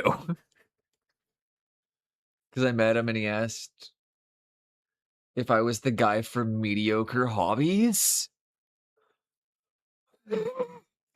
That's a compliment, because like Mediocre's fucking great, but like at the same time, just do that. Everybody should do that at an SMC. Just walk up to Jason and be like, "Hey, Studio Boneless, it's so good to meet you. You're shorter than I thought you'd be. Apparently you've been lying about your height this whole time." I asked him because they look the same. You think all white people look the same, Peachy?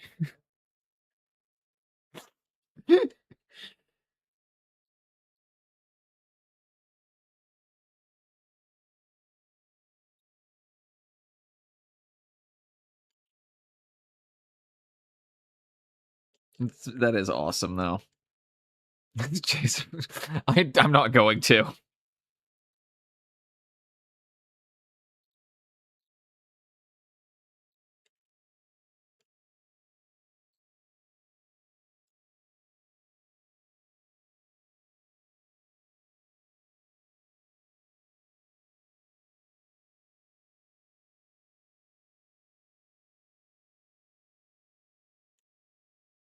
No, this is a fun story if you get a chance. All right.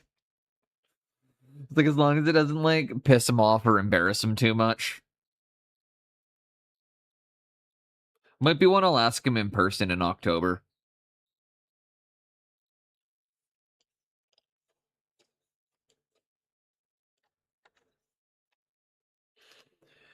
I am so...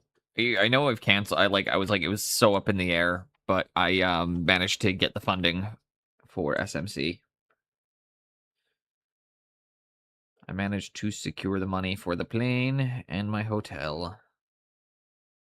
And then tickets go on sale. Wait, shit. Tickets go on sale today, don't they?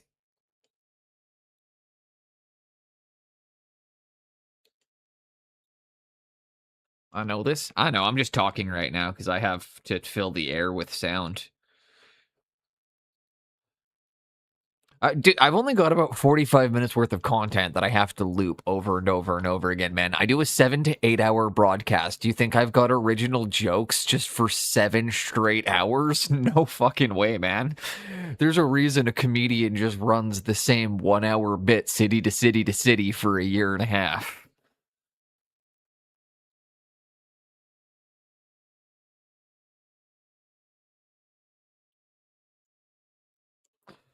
But yeah, so we finally got the funding secured for SMC. It was touch and go for a while. I'm really excited. I'm really, really excited for SMC.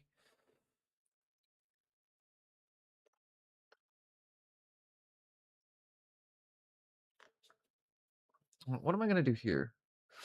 I've never been to Europe, so that's one thing to mention. You know, I've never traveled to Europe in general, right, Marquis? So like, this is my first time traveling intercontinentally. Why can't I hear you? Because I talk away from my mic significantly, or you have yourself muted. But probably because I'm not talking into my microphone.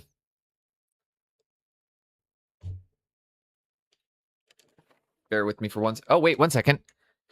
No, my mic is doing something weird now.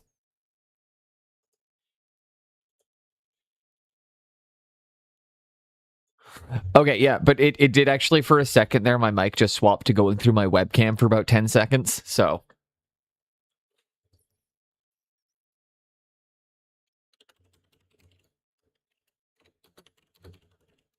Refresh the browser, probably.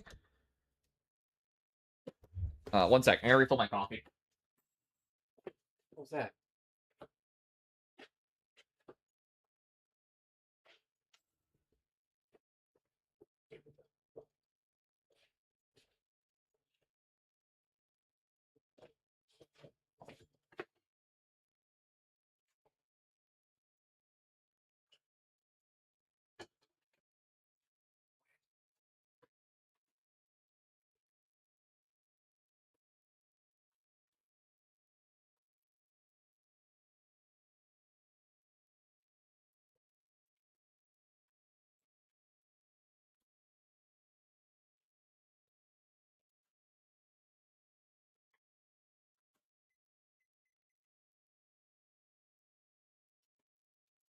And we return.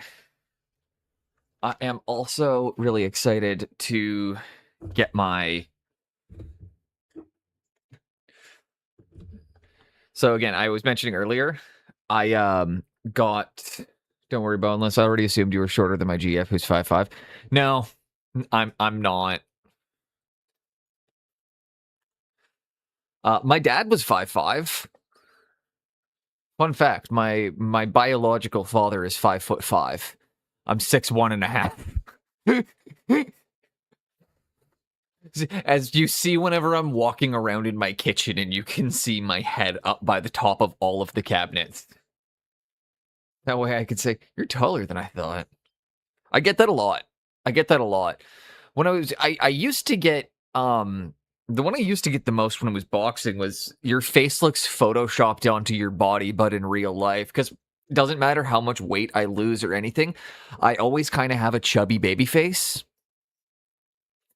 And I can still remember that was that was the comment my wife made the first time she saw me take my shirt off, because I had the same face I have now, except like shredded abs and like fucking 8% body fat. It's just like, she's like, it looks like, she's like, I've never seen somebody who looks like their face is photoshopped in real life. It's like, am I should I be offended by this statement? But yeah, so this is a piece that I'm working on right now. I need to do the epoxy gap filling, and I need to do some jeweler's chain to attach some bits, just to kind of like make stuff look like it's been chained on. And then also maybe some guitar strings for some wires. But yeah, this is a piece that I'm almost done. This is my mining vehicle. What do you think? What do you think of my converted mining rig?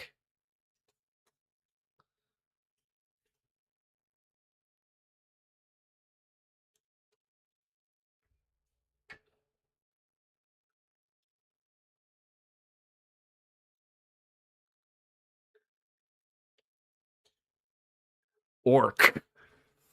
This was originally a squigoth. This was originally my squigoth.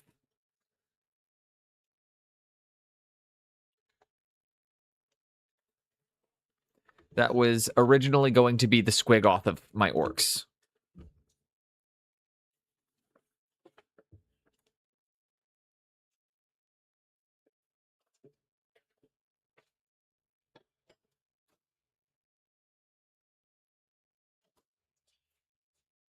Coffee. Sir. Excuse me.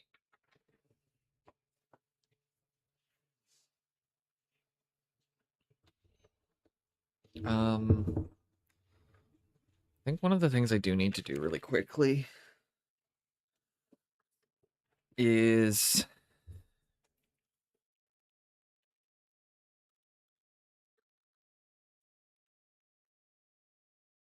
well, hello.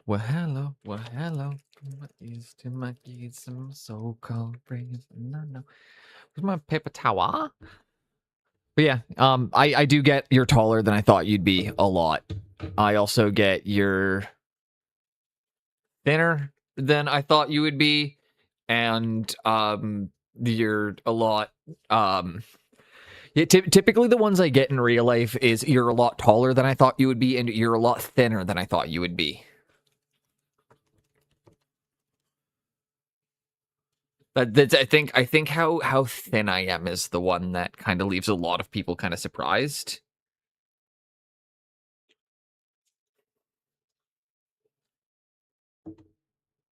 But I try to explain that I'm like regularly that I'm like I was a bantamweight, like I'm a lean guy.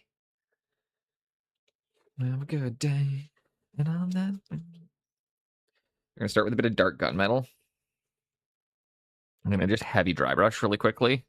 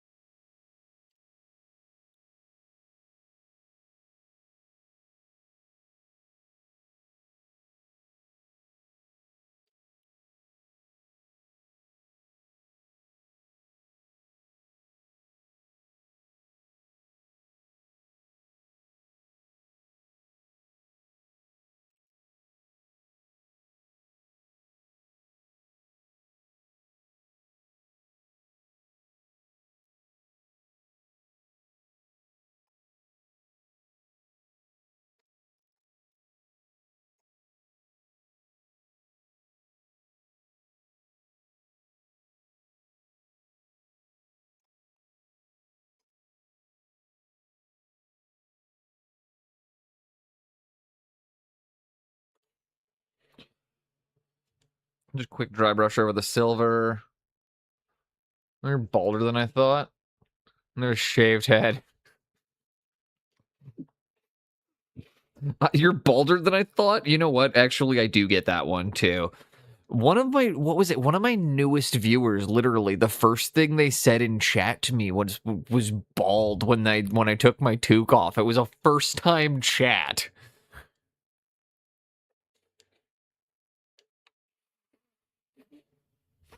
And the second message was, I need to introduce you to a friend in Turkey. Fucking ruthless. Balls.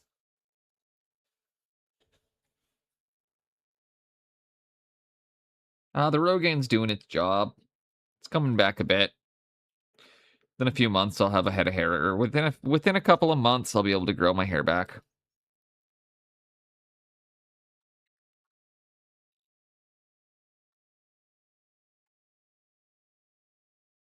Then you guys have to deal with long-haired boneless, and then it's all over for you. The ego comes back with the long hair.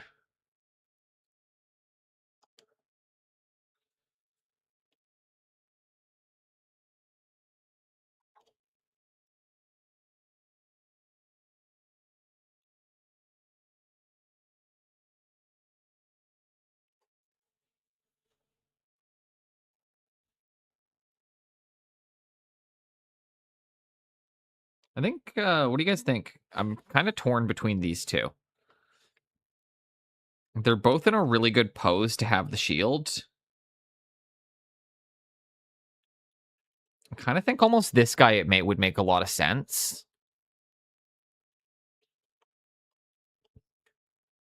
Because, like, I like Mr. Dual Knife, but, like, I'm also...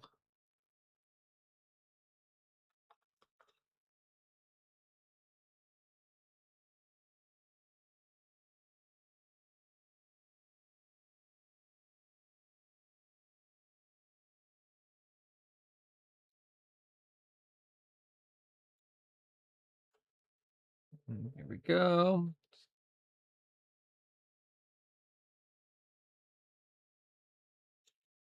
Get some quick, nice arms done in. Apparently, these guys are not taking a lot of work to get them looking... Like, this is why today was called a glow up, is, as you can see, these were painted to a tabletop standard several years ago.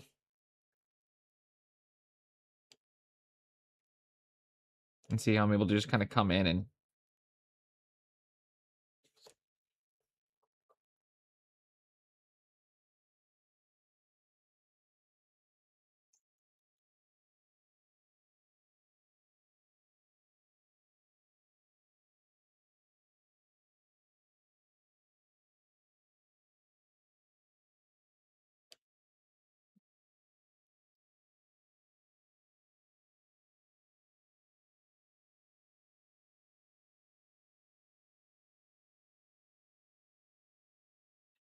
There we go.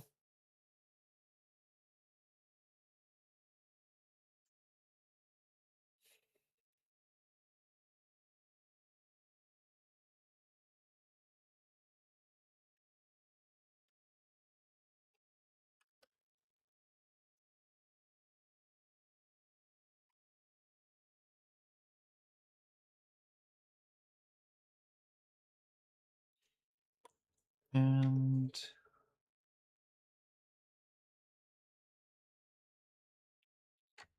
notice they got these big belt buckles that I missed. I'm going to go through and make sure when we're doing them, we're also getting those big belt buckles. Very lightly.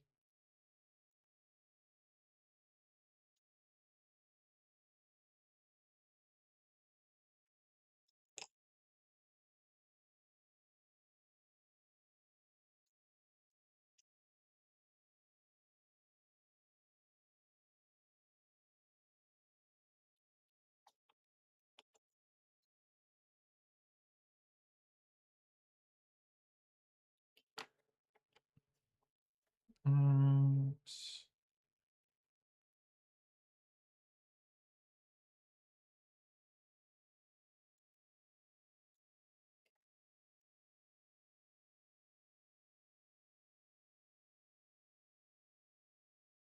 that's looking pretty good.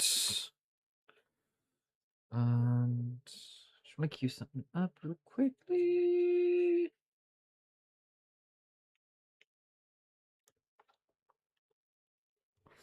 And also, I'm thinking about trying to get a thing set up for music requests. I know you have to use YouTube for that, but I don't mind slowly building up a YouTube playlist if it's one that we do as a community. So, depending on what you guys think of that, just let me know in chat really quickly.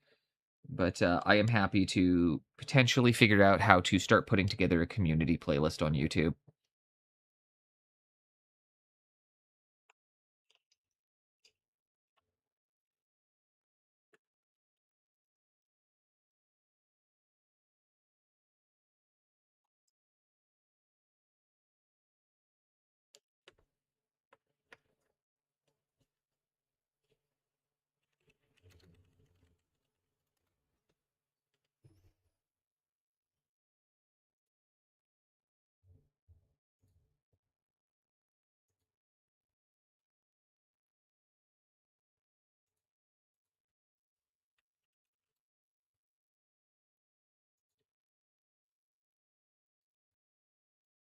Mm.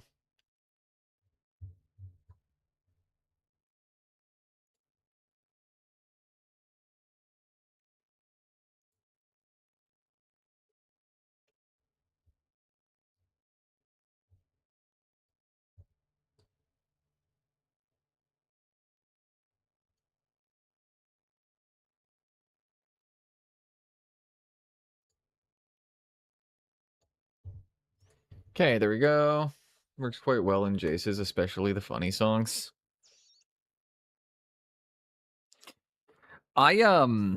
That's kind of the thing is I'm like I know that's my kind of thing is I was like, am I gonna have to just sit here listening to like ridiculousness all day long because my community is gonna end up just trolling me? That's genuinely my one fear with it is I was like, do I want to just deal with getting trolled all day long? Is that gonna make my streaming experience more fun for me?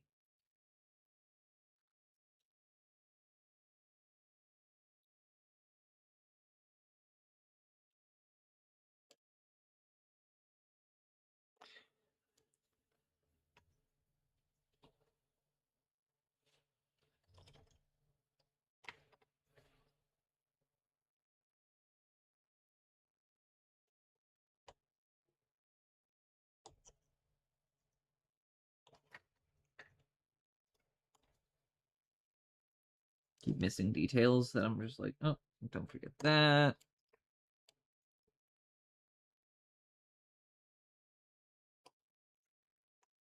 My hands are so much stronger than that itsy bitsy little neck.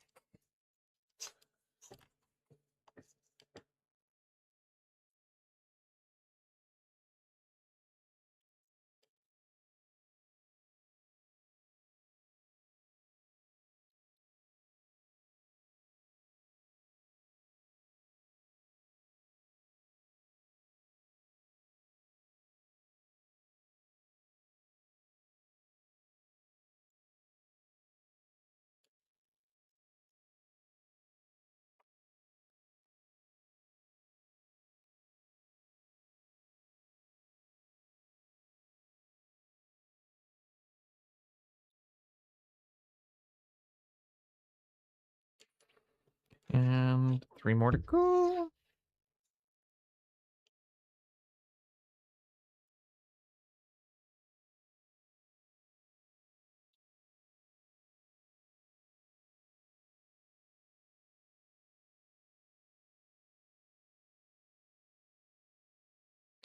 Run through the empty halls of this forgotten place, unlocking doors that never opened.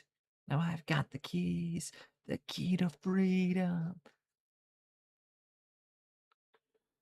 Okay, 2 more to go.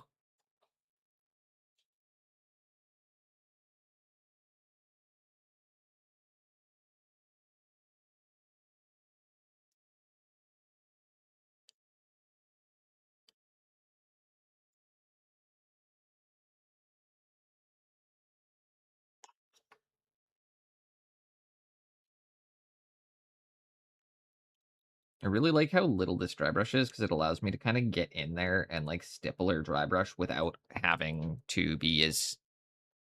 It allows me to do it at a later stage. You know, I can kind of get in there tight some of these details. I am finding quite a use for this. I'll be back. No worries. Take your time, Squeeze, and hopefully all good news. Healthy as a clam.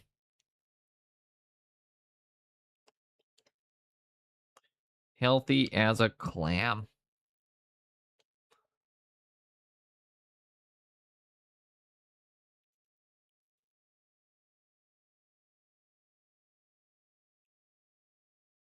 And next up, I completely keep forgetting to do my shoutouts. Next up's White Wolf.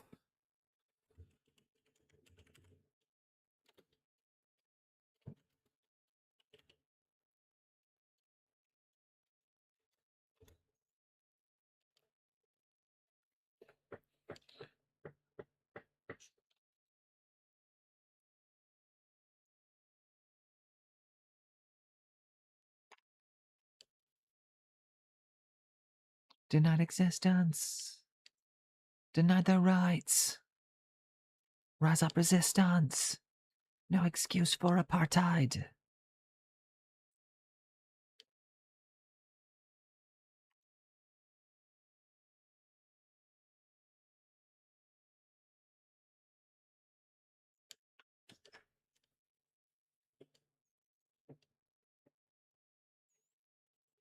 And grab that little bit here.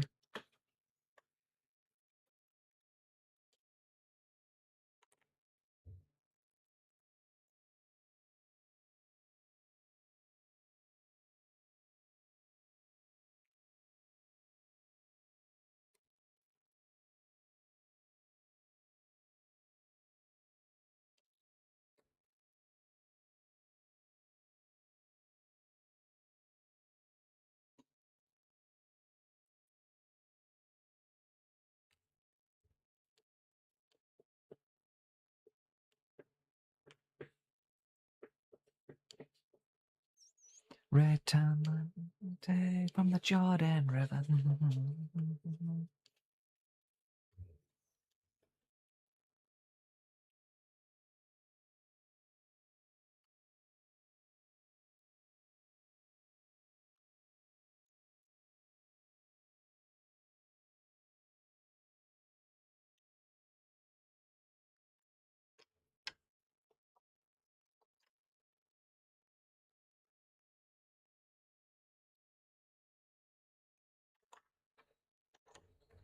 And get the knife. Making sure that everything has gotten its little brush that it needed. I actually missed this guy's knives. Because I'm a big old silly guy.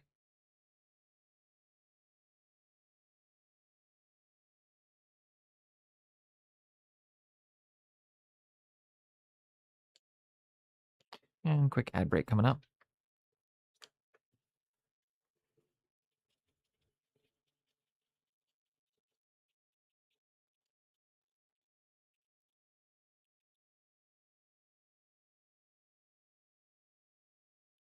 And clean. Try and get as much out as I can from the...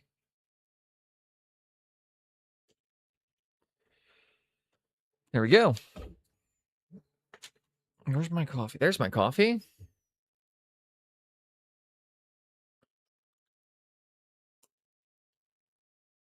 So we put the dark gunmetal down.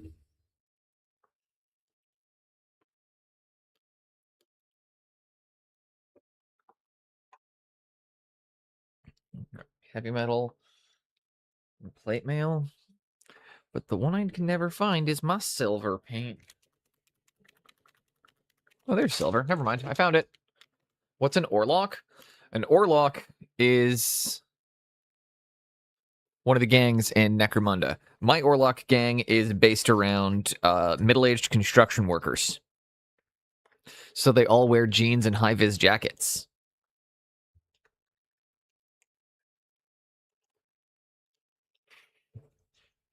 It's a gang of mine is a gang of middle-aged construction workers.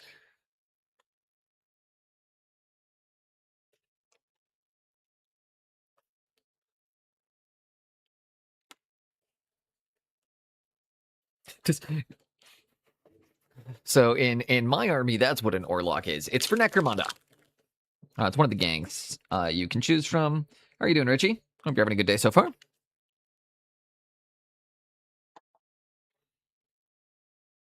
We're coming in with a bit of the plate mail now, just a bit brighter. Let's get a bit more love going on. Jinx it, Jinx, what's up?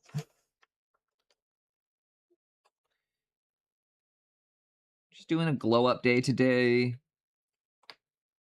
Grab some old models off the shelf. Why? Because I forgot to get the primer out of the car before my wife left this morning.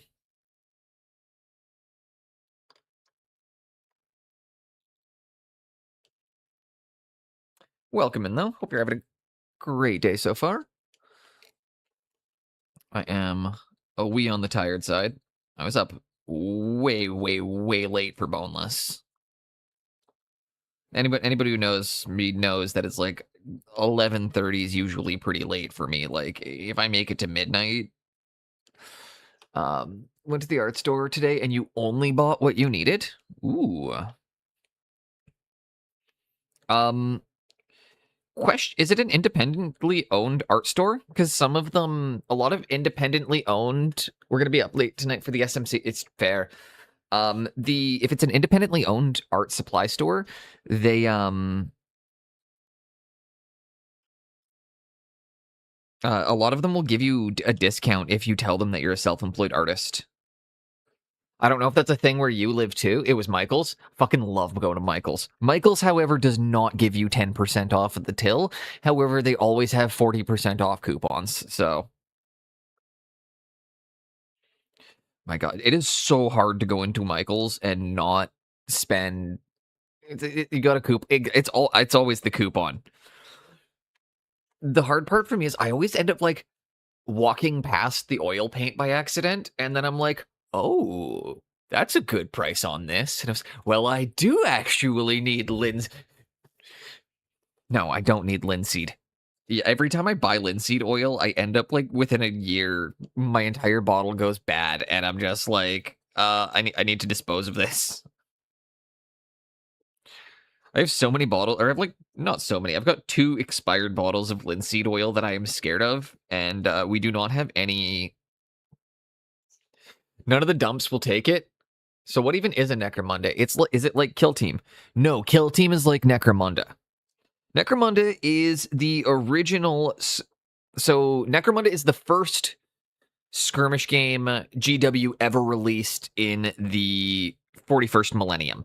Necromunda is a hive world, so the reason Necromunda is often really enjoyed by the player base is because it is at a significantly smaller scale. These are the gangs and the houses are not, like you're not Space Marines. You don't have access to the best weaponry. You don't have access to like amazing gear or kits or anything. These guys are fighting and killing each other over whatever little scraps they can get. So it's a game of like you're on one of the most impoverished planets in the Imperium, murdering a bunch of other poor people for whatever scraps you can get. It's also played narratively, so you can buy new equipment, you can level up. You can get your characters get better, they can get hurt, they can die, they can get wounded. But it's very narrative. Exactly. And you actually fight it's so all of the Necromunda, that's why they're called gangs, is it's literally Necromunda gangs. This is the Orlock gang. But it's straight up sci-fi gang wars.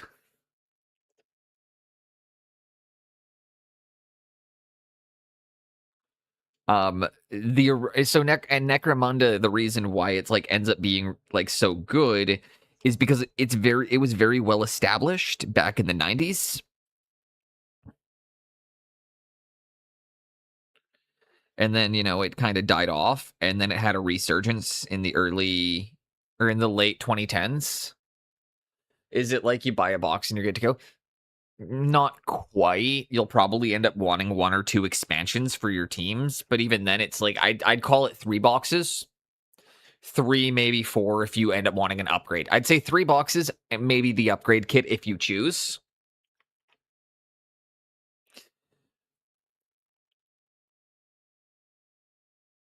But there's also lots of really good individual models and other things you can do for it. And it's also very like, it also encourages things like conversion, which most GW based products these days don't tell you to convert your do not encourage you to convert your stuff. Do not encourage you to find and make your own parts.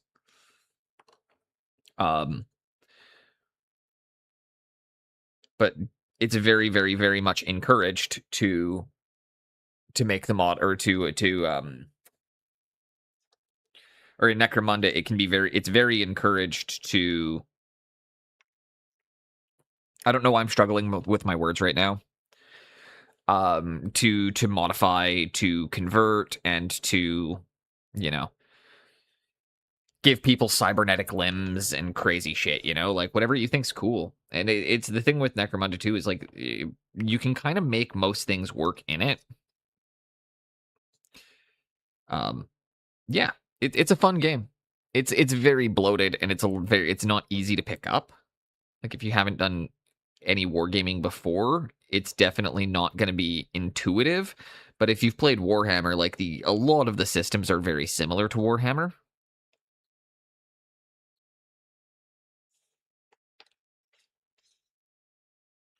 Just post your latest kit bash in Discord. Let's take a look at this marquee. Truck. Big truck, big truck. Long truck.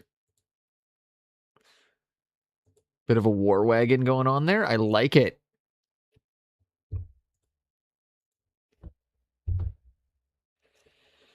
Yeah, so Berserk, I would say no, it's not one box and good, but it's also not Like it's not an investment in the way that 40K is, or Age of Sigmar, or Old World.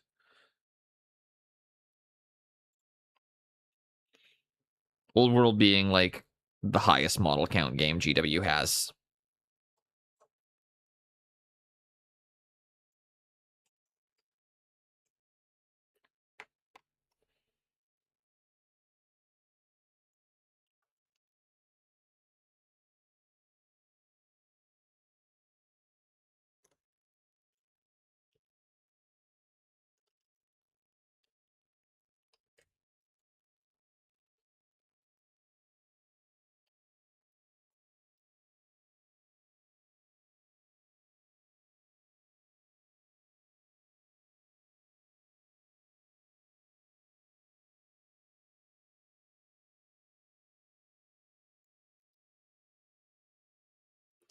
Desolate the sky as the ivy says.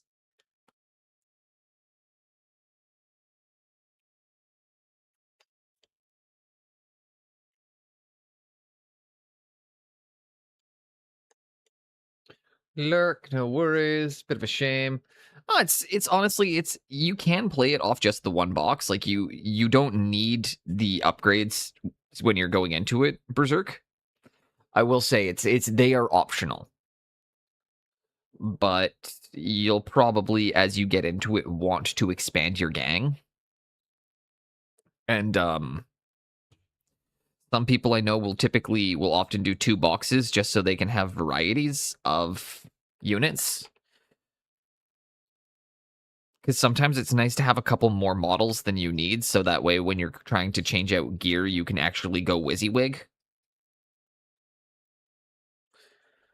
So that's typically why people would want to go with a couple extra boxes, is if they wanted to play it 100% WYSIWYG, which is not a requirement for any game, right?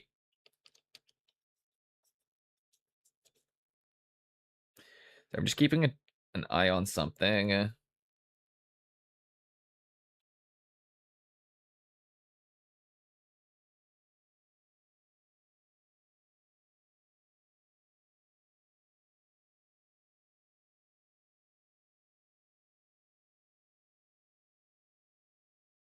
Okay. Just periodic. I will also say it is cheaper than Kill Team. So you can get about 2 boxes of Necromunda for about the price of 1.5 Kill Teams. But I will say the Necromunda gangs are a bit cheaper. I think they're about like 30. I think they're still the 30 or 35 US dollar range. Or I think they're still in the $30 a box.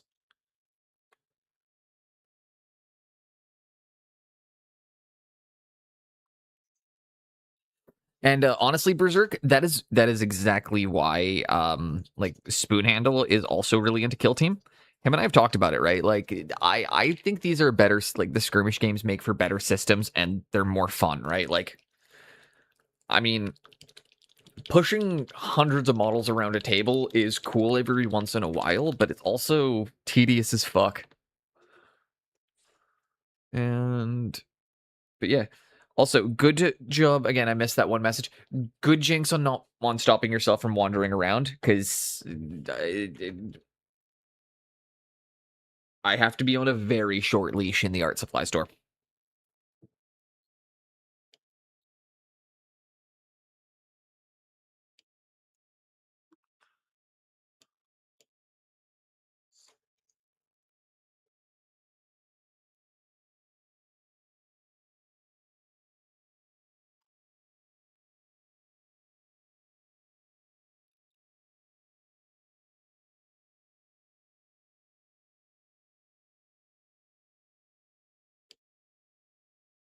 Okay.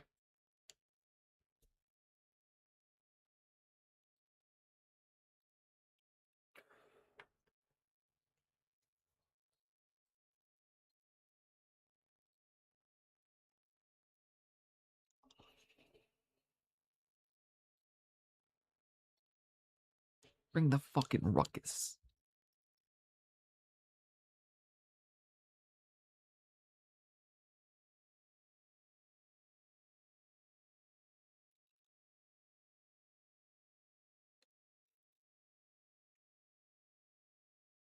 Bring it on and bring it on. So bring it on. I was looking at Warcrow Adventure Warhammer Quest. That would be a good one too. And you get a lot of I will say you get a lot of really good models in that one. Necromunda can do for a long campaign. It's just you have to have people who are into it, and typically you'll want like to have a good campaign for Necromunda. You need about 5 or 6 people.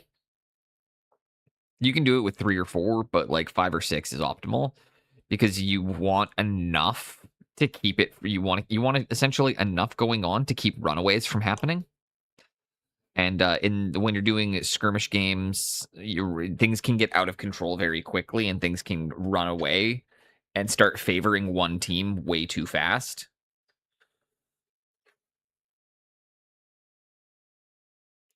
It's kind of like the compound effects of winning.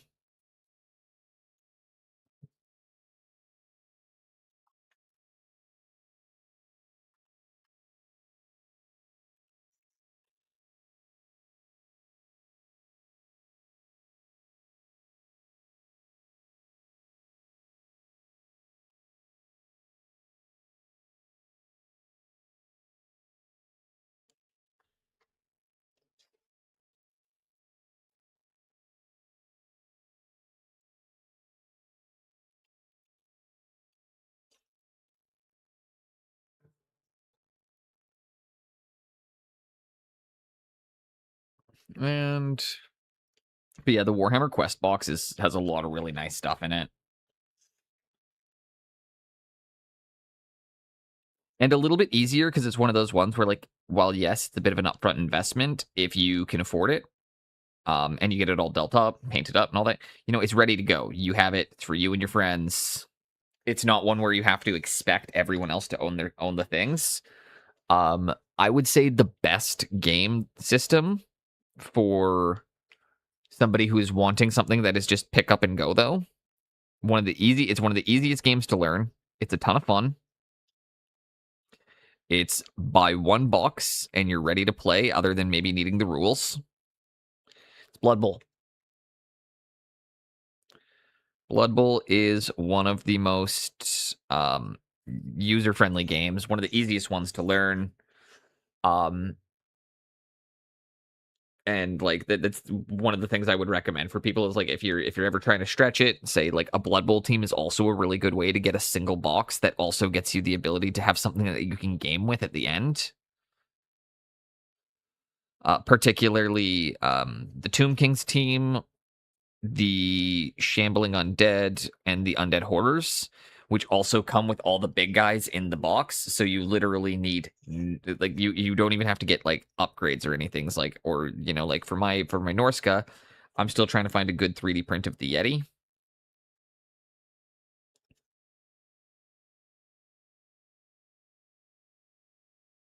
Because I don't want to pay GW prices for my Yeti.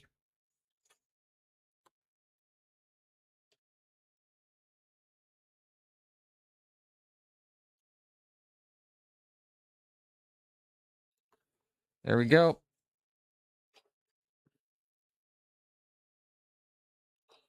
Bit at the tipsies of the shoulders there, like such. Boom.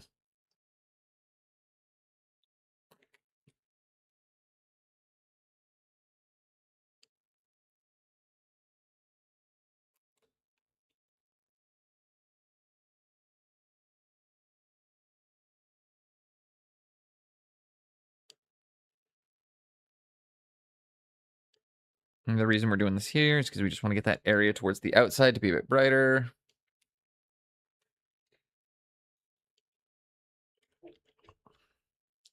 I'm going to hit that with some Fire Slayer Flesh really quickly, and then I'm going to glue that on.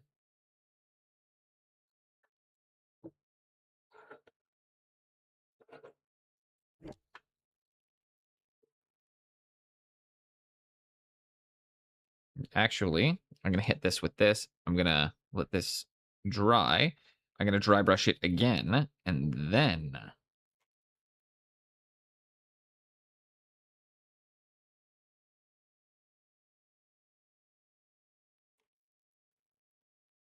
I will glue it on.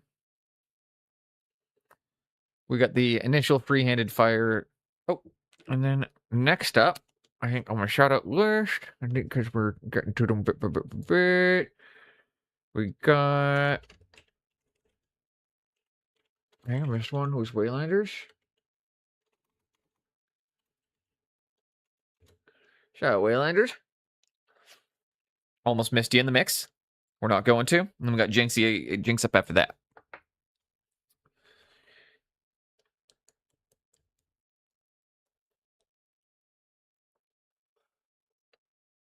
And so that's drying.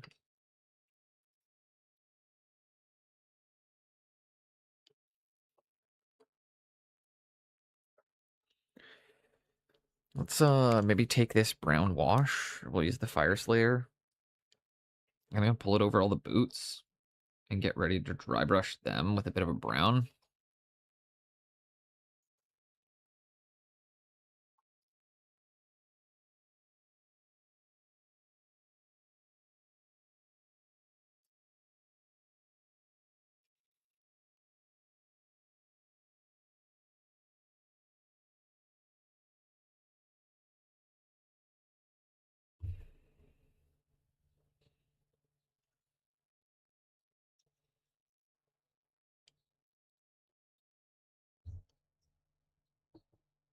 Oh my god, I need to deal with that really quickly. 1 second, sorry. Apparently he's got a giant piece of flash on the top of his head that I just need to desperately remove.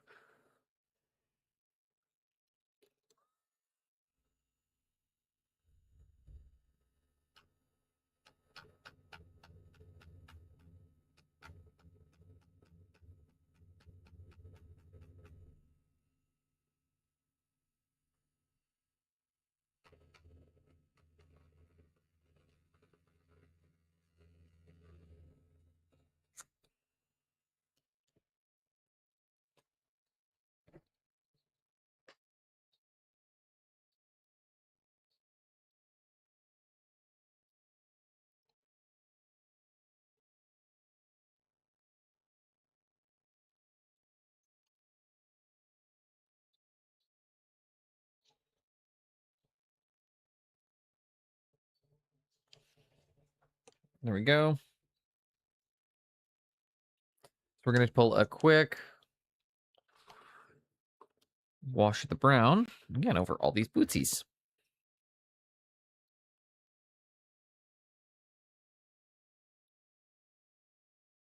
This is just again, I had these mostly painted, and I just wanted to highlight them, show you guys how we can take things from, like, yeah, it's good for the tabletop, to how to, pump a little extra love into something after you've...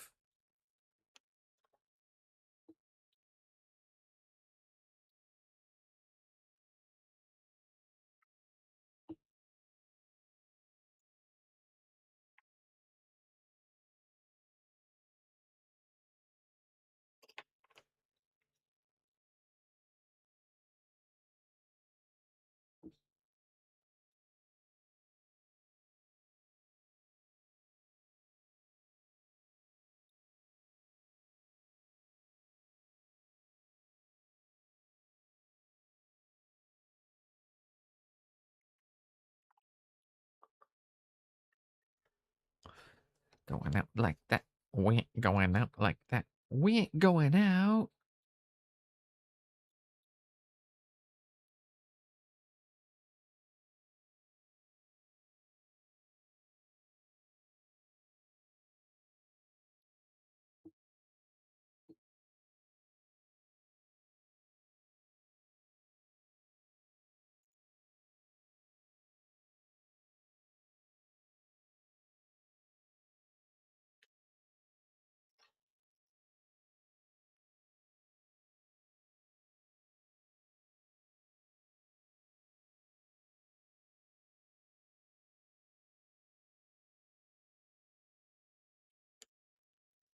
There we go. Getting over that leathery detail. I'm gonna have to figure out how I'm gonna deal with all the skin, which is probably, again, as I've, I say that, but I'm like immediately just like, I'm probably just going to put the contrast wash over it and re-highlight it. Just darken it back down, because I don't like the color it's at right now. It's too bright. got too bright of a starting point. But I don't also feel like painting it, so I'm going to hit it with something to kind of darken it, richen it, redden it. You know?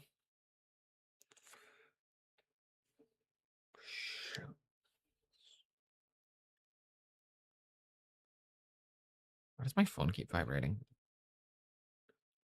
Go away, phone.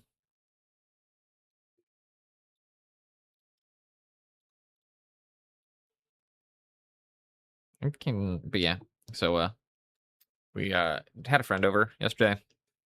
We're hanging out and ended up not realizing that it was like 3 a.m.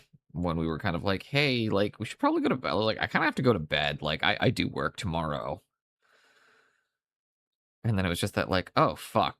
So they took off at about 3. And then took me about another hour to fall asleep. So I went to bed around 4 this morning, which is again really weird for anybody that knows me because I go to bed pretty early. I'm like, midnight, 1 a.m. most days, if not 11 o'clock. Like weekends, I stay up maybe to midnight. Most days, I'm in bed by 11.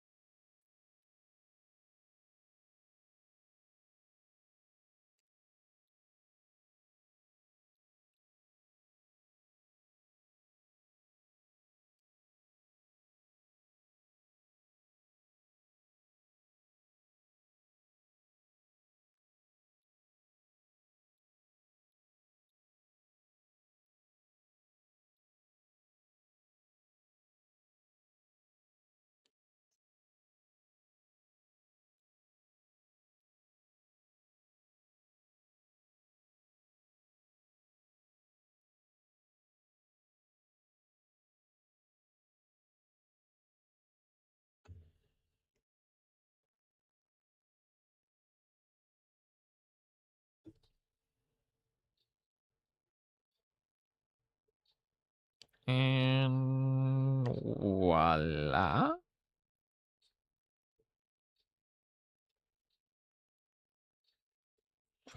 There we go. All the bootsies are done.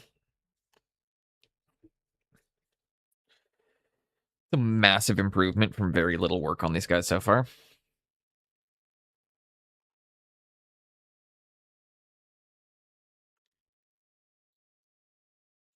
Move that bit. Go over there. I need to grab a pouch. I'm getting like actually antsy. Body want nicotine.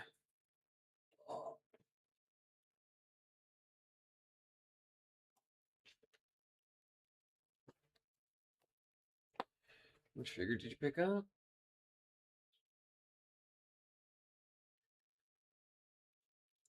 Ooh, that is a great question. Yeah, what bus did you pick up, Frog?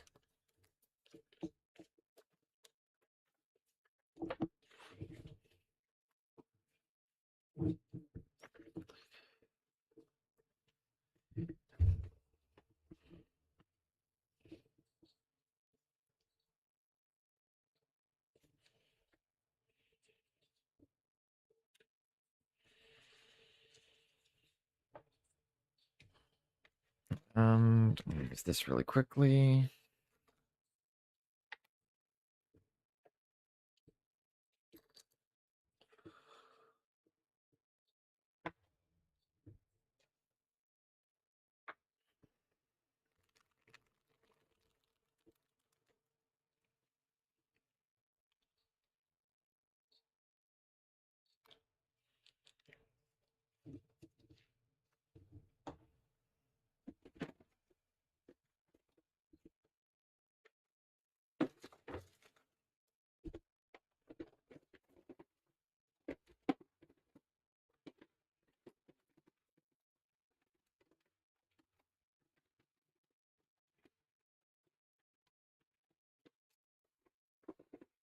Looking for something that I do not have. Oh, well.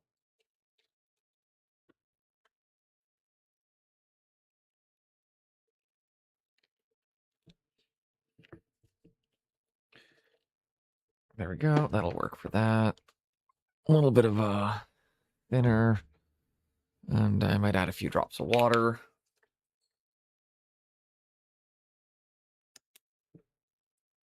Where's my water squirty? Where's my squirt water?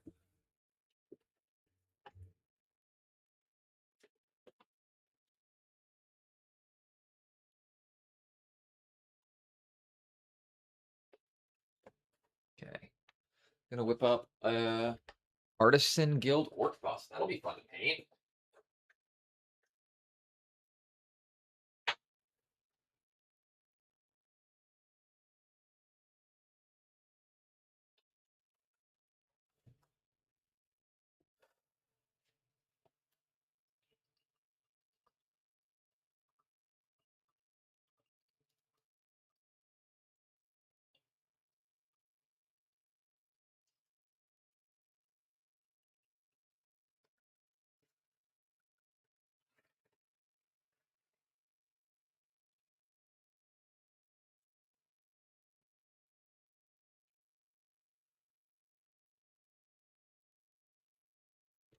I do like painting green. Painting green is a lot of fun. Painting Spoonhandle and I were talking about green's one of those colors that, like, every time I paint green, I'm like, this is the best thing I've ever painted. So there's something about the color green that is just, you always end up feeling like this is the best thing you've ever done when you're doing it. And I think it's because it's so versatile, and green can go in so many directions that it just ends up being, yeah. And next up on our shout out list,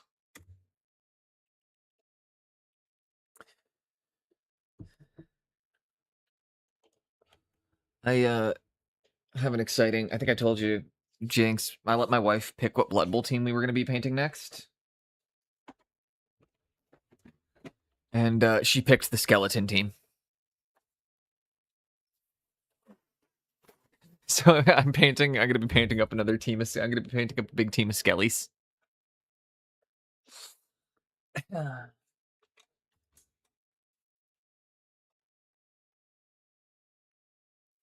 I thought you'd enjoy that.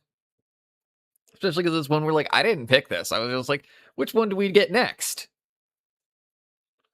She's like, I like this undead one. And I was like, I know a few people that'll like this undead one. That'll make good content. Okay, that should be good enough. I think that's just trying to come up with a really thin all-over wash.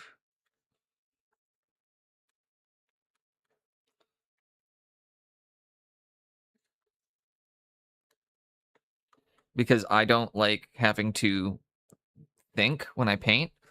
So I try to use really thin washes that I can just be really sloppy with. It's a bad habit, but it's good for when you're doing it. She does know what's up. And it was funny because she was torn between the two undead teams, which was the Shambling Undead, which is skeletons and zombies, and the Necromantic Hoarders, which is essentially just like Halloween undeads. So it's like, it's got like scarecrows and skeletons and like ghosts, or like sheet ghosts. So like both of the teams she was trying to pick between, I was just like, I feel like these are the two that you'd be trying to pick. So just figured I'd mention that. Kind of funny. She picked the upcoming Blood Bowl project. Okay, because I'm lazy, we're gonna take this.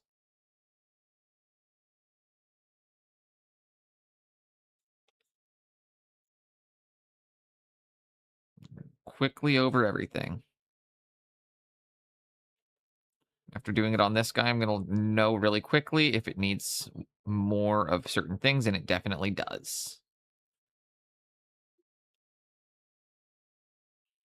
Believe it or not, that's actually not dark enough of a wash.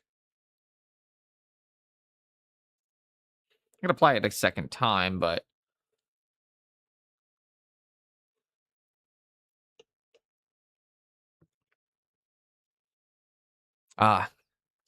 This is for the also the song that's playing right now for the former piercers. I pierced is about, you know, running out of exciting piercings to get, so getting a giant ass brain piercing instead.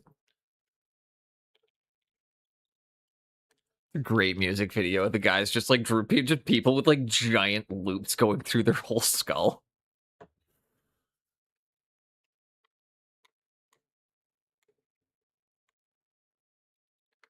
And this is one of the greatest composers of the modern era.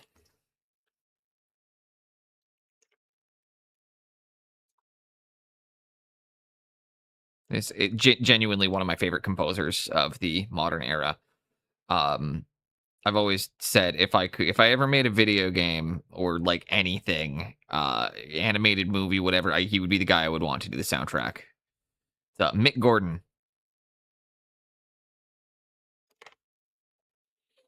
But the Prey soundtrack is when you really kind of see how much range he really has. And like, the dude can cook. You just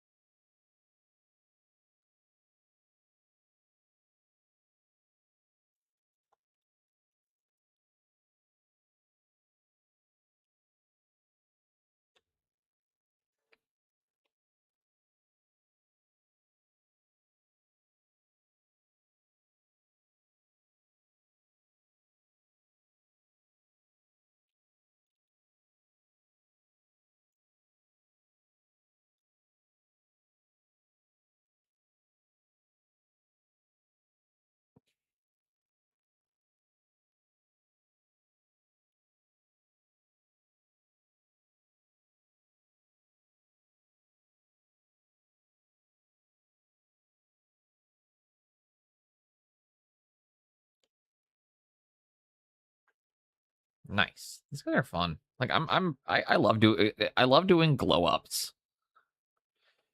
Um, Personally, I think the rule is for glow ups you got to wait at least 3 years, and it can't be anything from your first 2 years of painting. That's my rule with glow ups. Is you're not allowed to touch anything from your first 2 years because you do always need to be able to see how far you've progressed, and being able to look at your old work is the fastest way to see how far you've come. Unless you're like I am, where you have given up on illustration as like your mainline hobby, and then when you look at your old illustrations compared to what you do now, you're like, my illustration was a lot better when I was doing that more often. But that's not the point, because my mini painting is way better than it used to be. So when you do glow ups on your models, I recommend avoiding ones that you have already like, or that are from too early in your career, because you always want to be able to look back on those ones.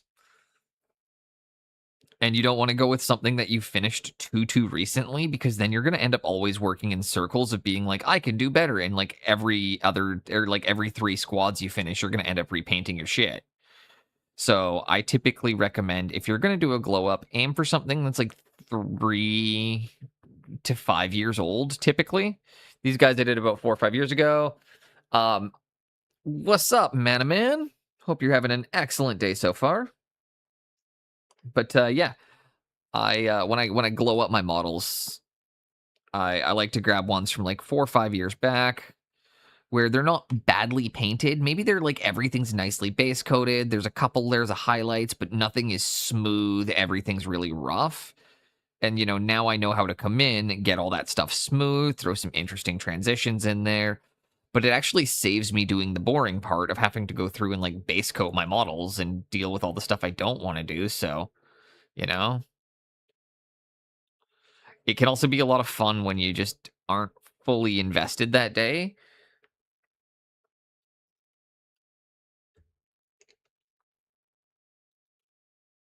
This is a nice thin wash, and it's going to dry even more muted. So after we apply it, we will do another coat. Chilling, taking pics from a website. Done yabbing on the phone. Feel free to dump. Oh, also, Jinx,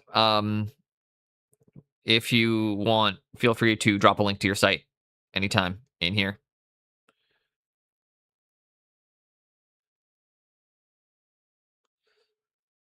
On that note, especially once you get it up and running. I can even put my own command in for it. Just like we can literally do an exclamation point plug, and we can do one that plugs your website.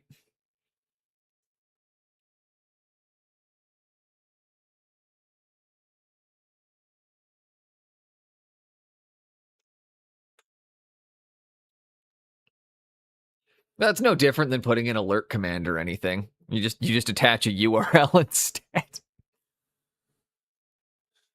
Been okay. Been a minute since I had my thumb bleed. I've not been in the hobby long enough to have. So then you're not ready to do glow ups berserk. You need to just keep painting the next thing, or taking your time on the models you're enjoying. But you should not redo any of your work at this point. Then, if it really is something where I that bit about don't repaint any of your early work.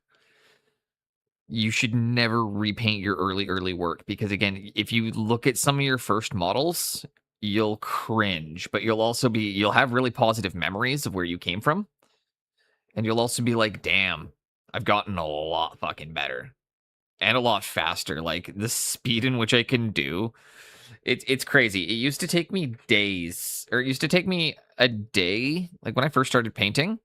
Take me like 5 or 6 hours to get the base coats on a single model. And I'd meticulously put each of them in with the brush, not knowing I had to do highlights or anything like that. And, like I remember painting my Warhammer when I was 17, sitting at the kitchen table. Sitting at the table, university, trying to forget about my courses and, all the stuff that kids normally do when they're in college.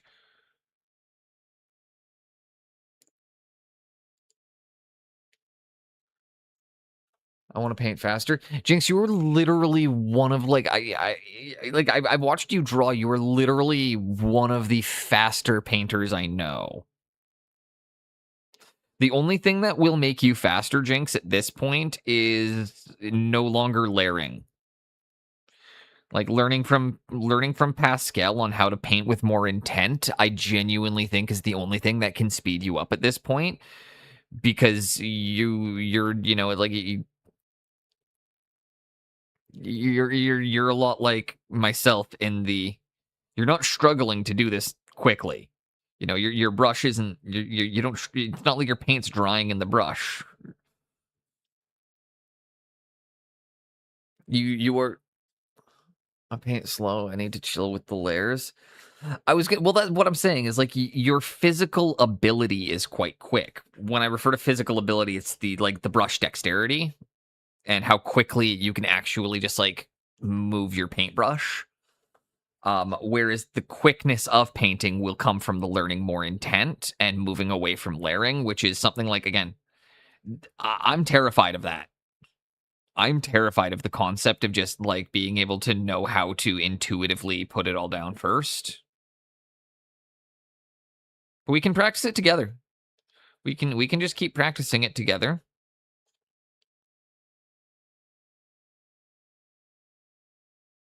Until we're at the point where we can produce photorealistic stuff. That's all there is to it. Just keep practicing, keep practicing, keep practicing. I'm a layer guy. I paint with layers. I don't like painting with intent. Somebody tried to teach it to me once, and I lost my shit. Like, genuinely. At some point, I need to, like, if Inner Minis ever comes around, I got to apologize to him, because I fucking snapped at him when he was trying to do a nice thing and teaching me how one day. I wasn't having it. I was not ready to learn that day.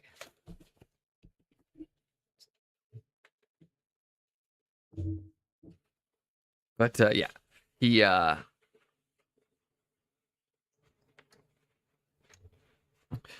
somebody tried to teach me painting with intent once, and I got just angry.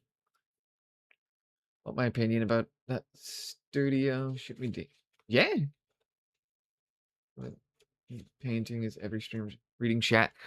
Honestly, that's the other one too. Reading chat typically slows it down a bit, but chat also keeps you accountable to being at like when as a self-employed painter. Twitch is a really good way to keep yourself accountable to going to work. Because it's really easy to just be like not doing things, and it's like. And also, I just want to say, Jinx, one other thing. Good on you for doing the off-camera work, because like building the website, any of that kind of stuff, like anything that required me There's a reason my back end is as fucking bare bones and relied upon other people and no actual website. Like I really struggle doing that kind of stuff. So good on you for getting it done, because it is very, very important. And having like an actual place people can access your profile that's not just scrolling your Instagram.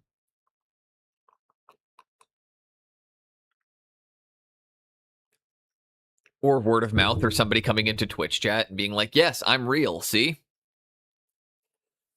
Mimir, what would you like? What would you like, Mimir? No, I need no. I have to roll. I have to roll. You can't be there. I have to roll. There you go. Don't want to crush you. 1 second. Do I have somewhere I can plug my blow dryer in over here? No, I have to go across the room. Dang. I should get a little thing for that then.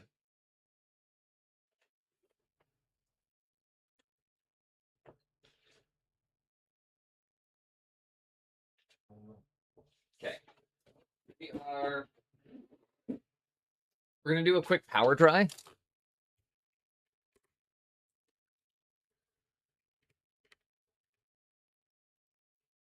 Sounds good, man.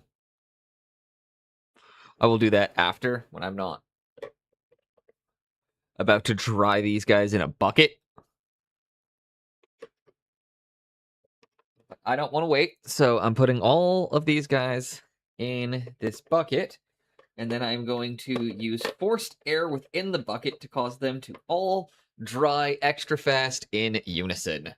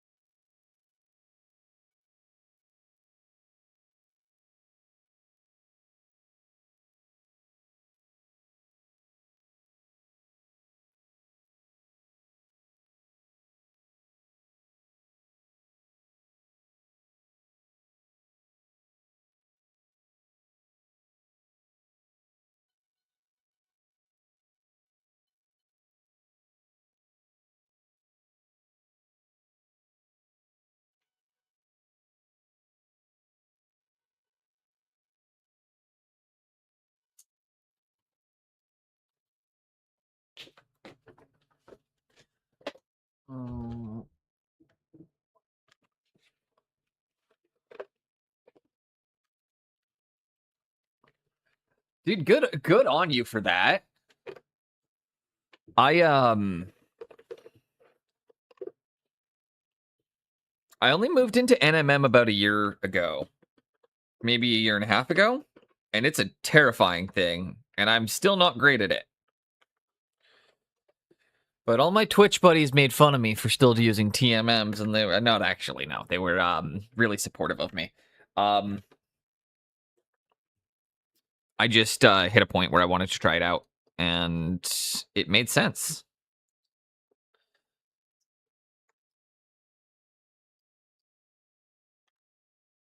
I think it made sense because when it was explained to me, it was just kept really, really simple.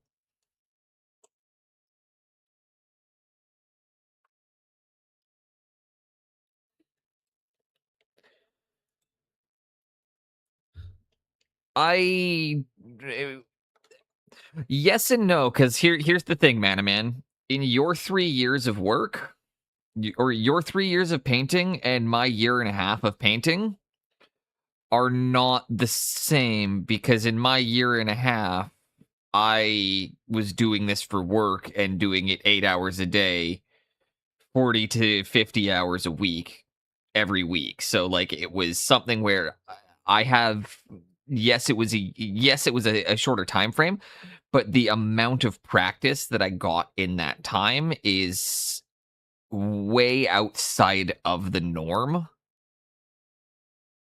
because I've been able to focus on doing this for work.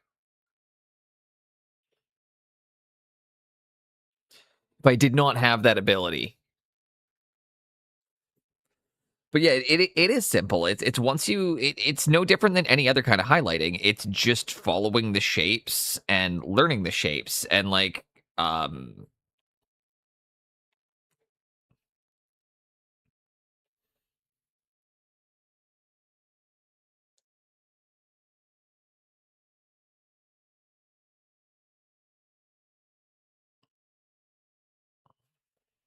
second wash is going really nice on these guys. Once that's dried, I'm going to come through and I'm going to re-dry brush the final silver again.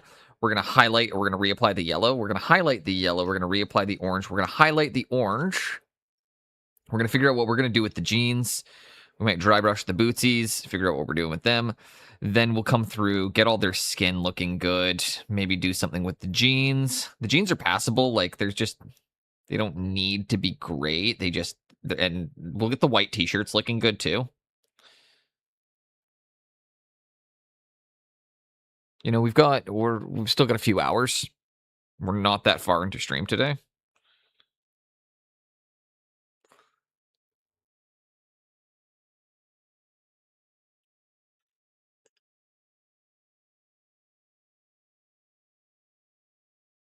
And we're at the stage where things are moving very, very fast now, so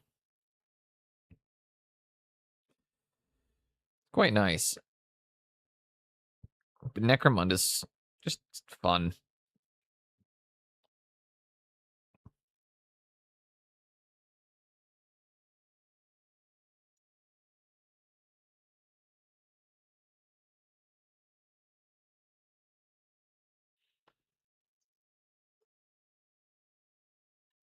To defend itself, the forest would come to life.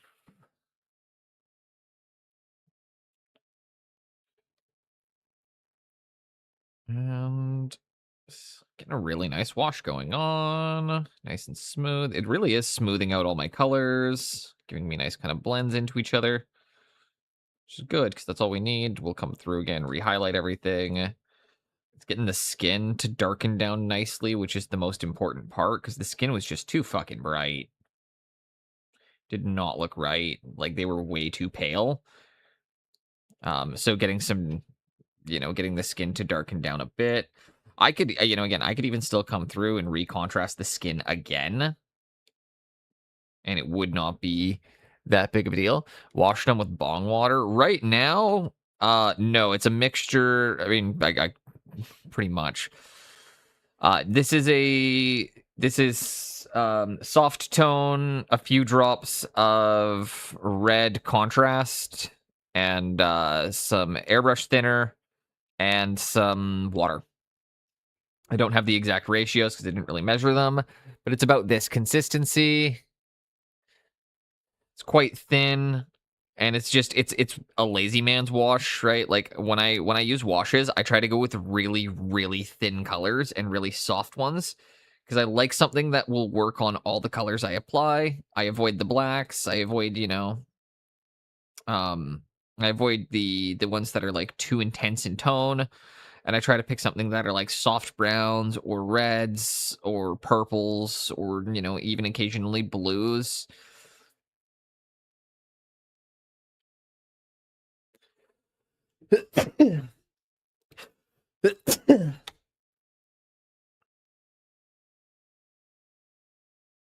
I'm just tipped that sneezing. I almost just flung my paint from a sneeze.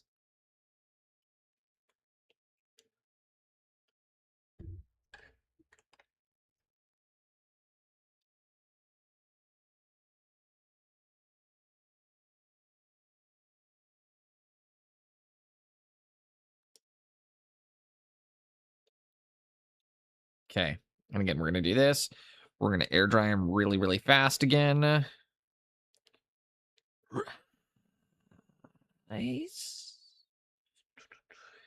Ba da ba da da ba da da da. La da da da da da da da da. La da. La ba da ba da.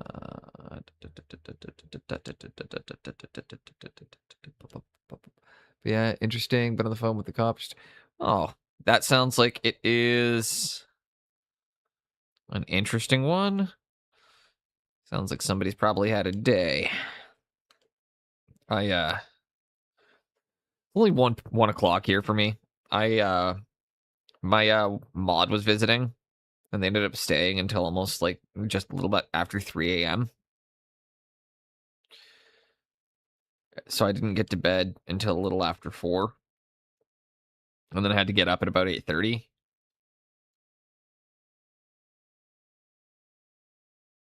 Booted up stream at about 9:50. Oh man. Yeah, I lived in a neighborhood with some yahoos, and it's always a lot.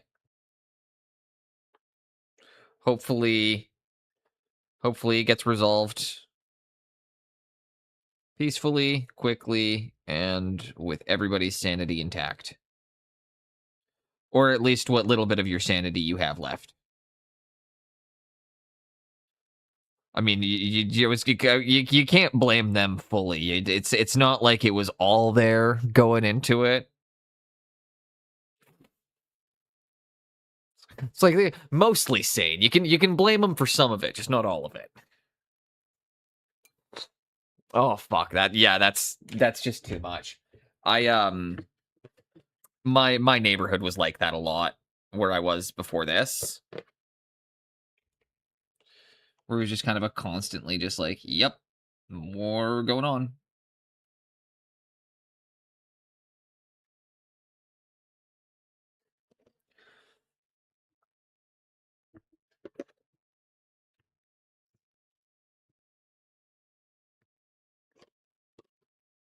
And we're gonna go and do a quick dry. Oh, goodness gracious. Yeah, that's a lot. Well, again, hopefully it's resolved quickly, quietly, and with your sanity, at least what was there of your sanity, intact. Because, yeah, that's annoying. And that's frustrating. So hopefully that gets dealt with in a timely fashion.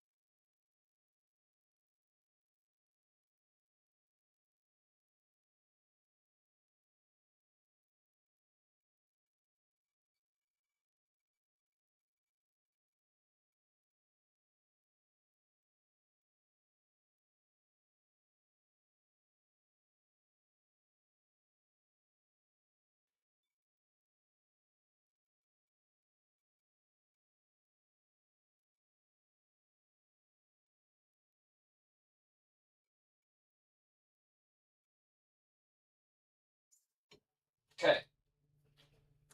So once you've air fried your models sufficiently, they should be good for working again.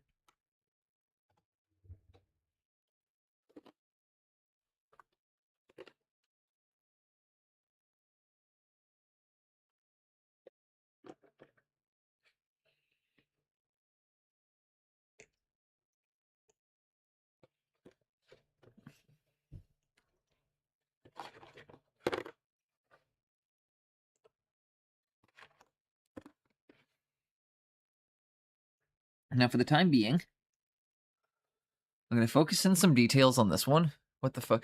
No, that was just a joke on the fact that I hit them with a hairdryer while they were in a bucket to get them to dry really fast. It was a joke about essentially using convection heat to dry them. So, not exactly. But also technically not no. How do I best explain that? Not no, but also... Ooh. Like, it's my favorite Danish punk band. To another town, trying to make our way to the football ground. Every weekend and night again. Everywhere we go, it's all the same.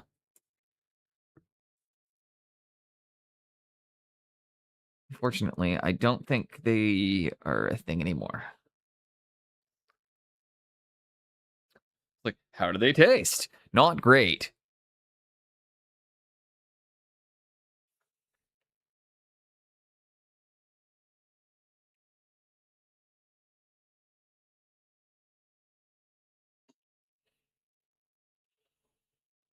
And then we can come in with the yellow. God, it's been ages.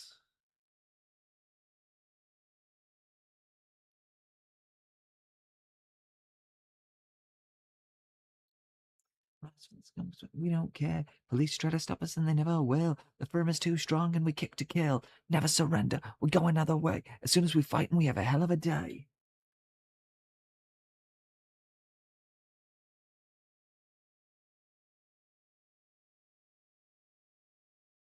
Wish I knew what happened to my discipline hoodie.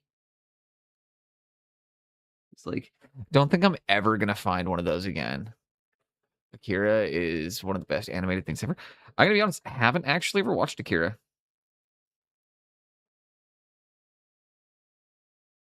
I'll check it out because I've heard extremely positive things about it from a lot of people. I've just never watched it.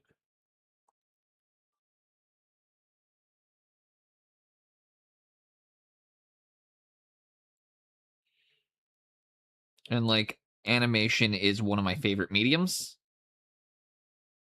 So I will definitely be willing to give that a go.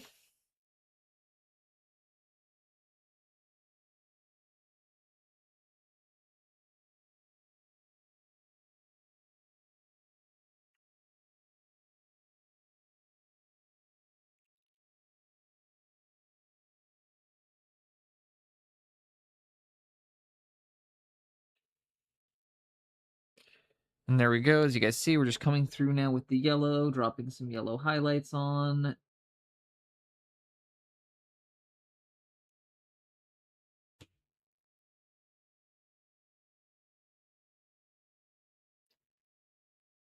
And everywhere we go. 87 or 88. Yeah, no worries. Ghost in a Shell. I've seen Ghost in a Shell. The animation in Ghost in a Shell is quite stiff, but also quite good when you consider that it's like all traditional hand drawn.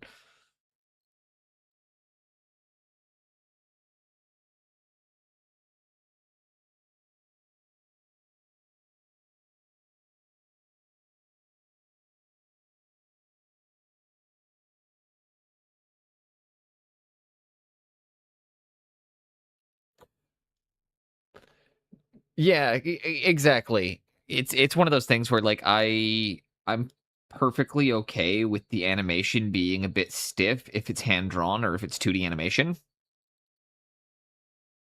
I don't have issues with 3D animation. You know, again, I know people who did both 2D and 3D and find that they both had their places. I just find that I tend to be very like if your animation is a little bit because 2D animation is just a lost art. No, it's all good. 2D animation is it's a lost art, and that's really the thing with it is that I'm gonna always be a little bit more forgiving of it because I know how difficult it is to do. I know how time consuming it is to do, and there's so much effort that goes into making beautiful 2D animation that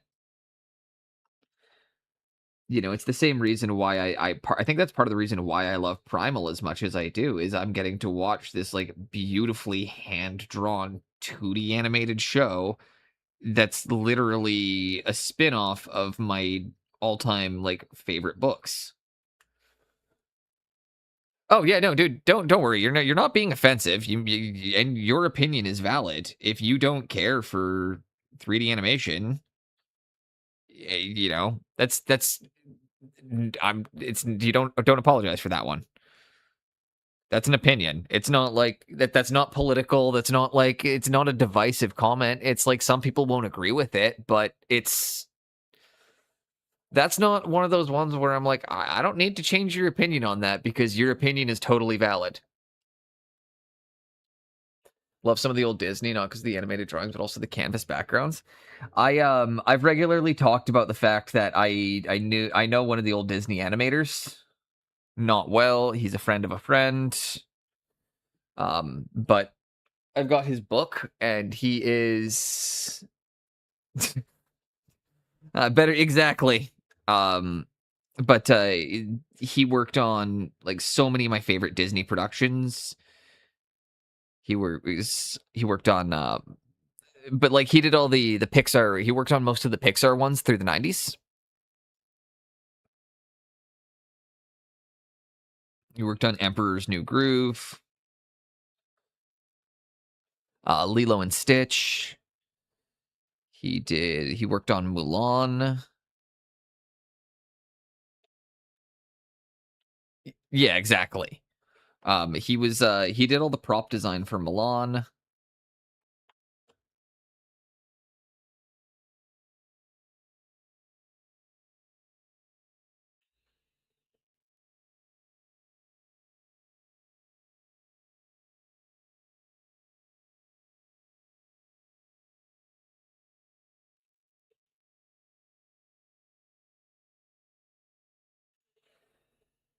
Right? Like, so I've got his book, and it is a resource that I busted it out on stream several times.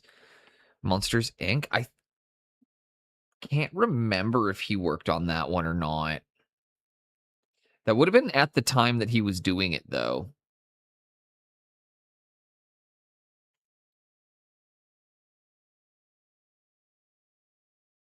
Although I think that one might have been Dream. Was that Pixar or was that DreamWorks?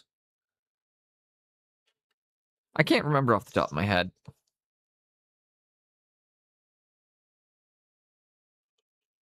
Actually, I can check really quickly. I can look at his IMDb really quick and see what ones he did. Because it's funny, I don't think people realize that it was like how much this guy had his hand in classic anime, or like in a lot of the animation, at least I grew up with.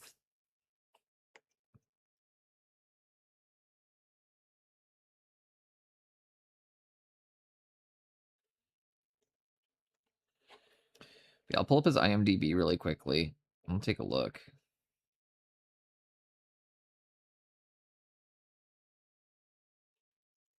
I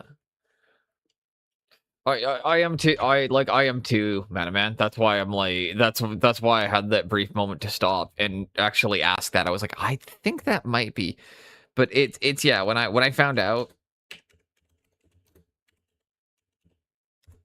just how much he.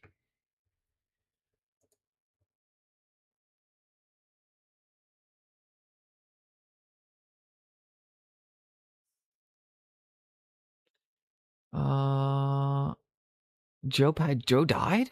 Oh fuck.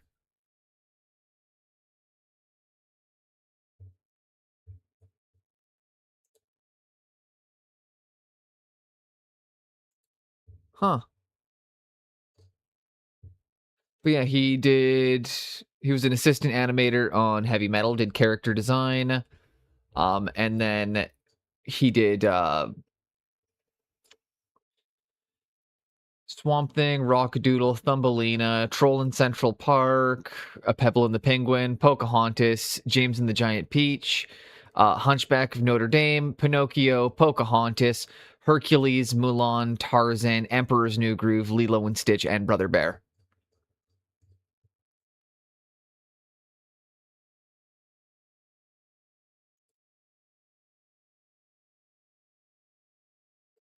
I'm a little confused. I didn't know he passed away back last year.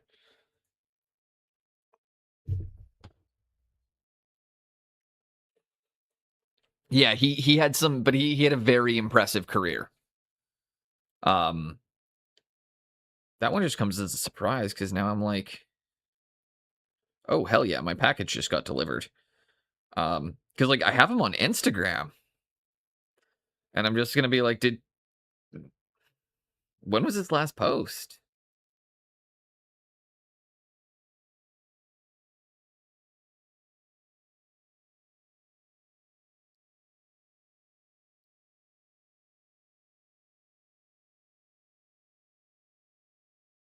Huh? Yeah, he hadn't posted in a while. Crazy. Oh well. Yeah, can't do anything about that. I just didn't know. But anyways, incredible animator, one of the most like influential artists in my opinion. So, yeah.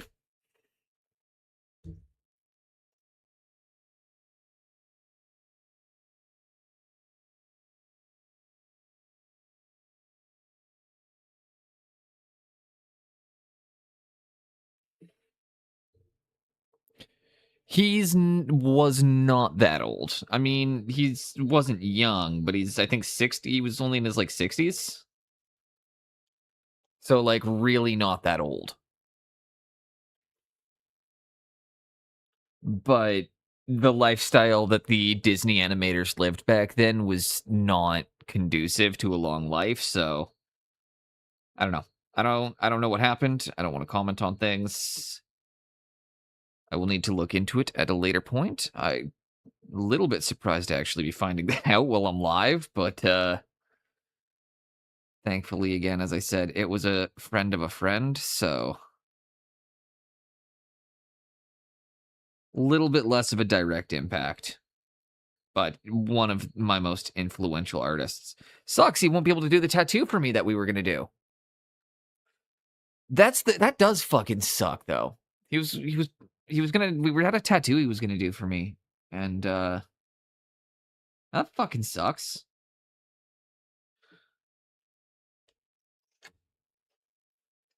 He was gonna do the pinup girl on my thigh. Because he was the lead animator for you've seen the movie Heavy Metal, right, Man? Like the 1980s animated movie? No? Oh shoot. Okay, so for starters you need to watch that one, but they make fun of it in the South Park cheesing episode. Hilariously. But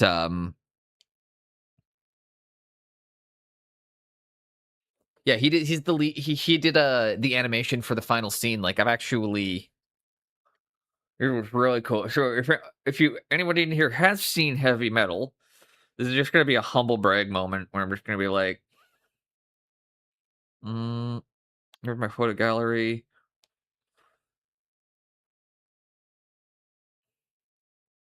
Would have been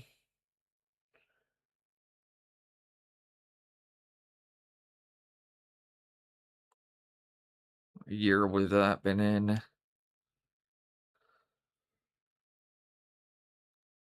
Okay, so we're on the right track.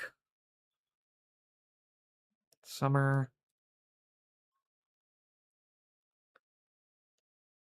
Here we go.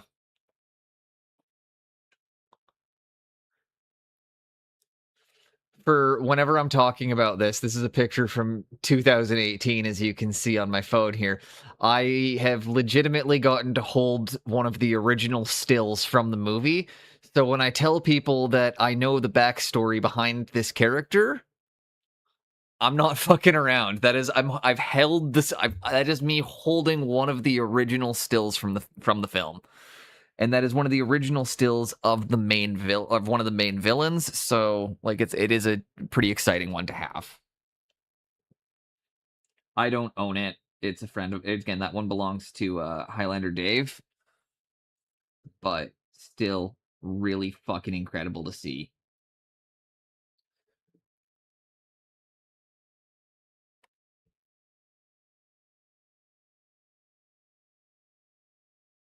That's 8 years ago.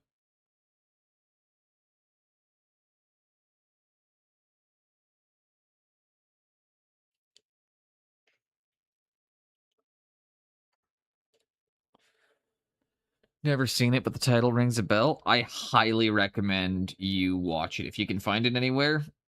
It was it's from 1981. It's a Canadian film. A lot of people don't know that. It is a Canadian movie.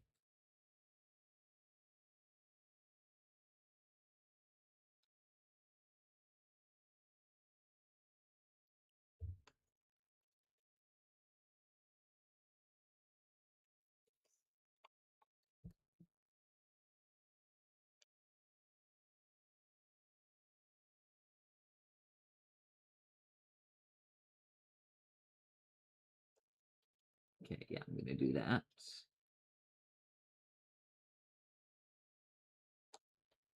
I'll have to pull a wash or something over that afterwards.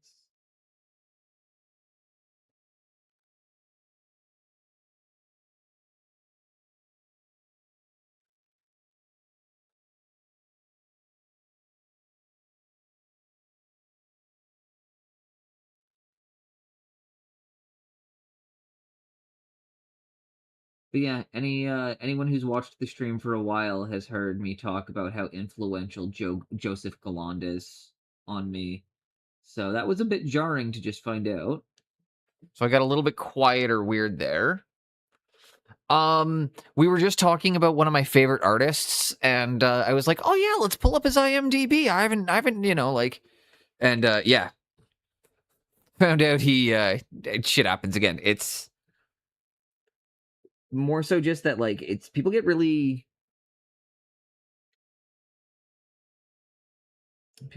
attached to art.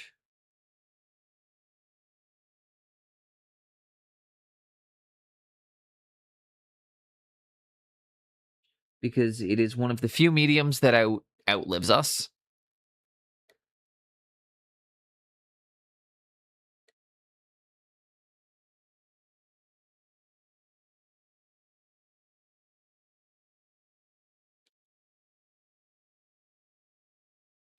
Under my thumb.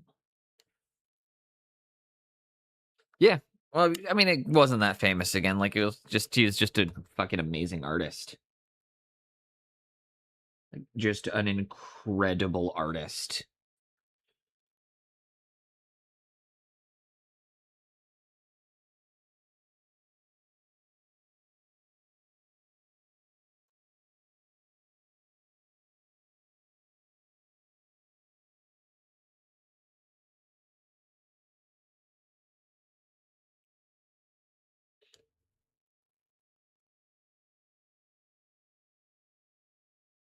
Yeah.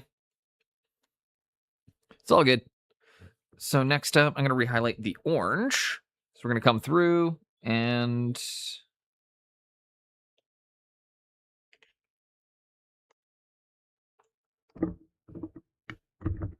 How's the new studio? New studio's fucking awesome, dude. Been appreciating you so much, Desmond. Like, just popping in, saying hello.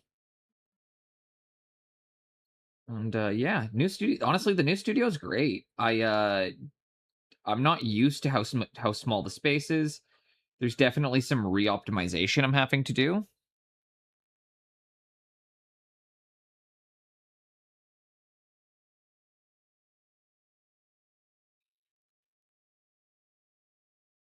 But I'm getting used to it.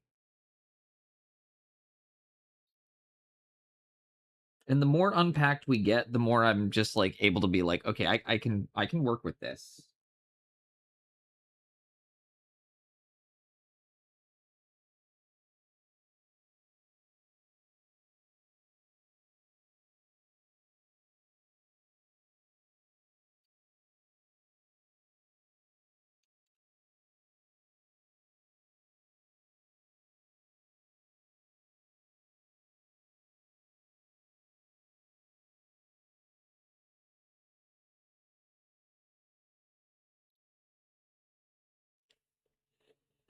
And I'm gonna have to figure out how I'm gonna highlight this orange one more time because I actually need something a little bit brighter.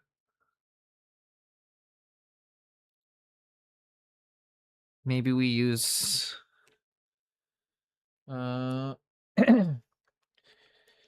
do seem have to refreshed after the move.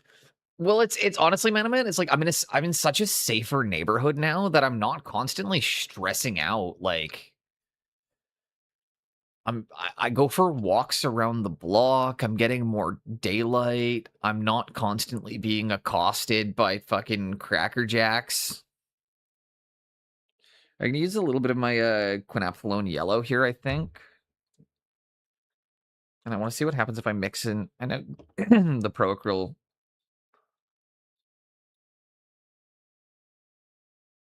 Ooh, that is the exact orange I'm actually after. It's more in this almost looks like fluo orange. Except it's not fluo orange, it's just actual orange paint.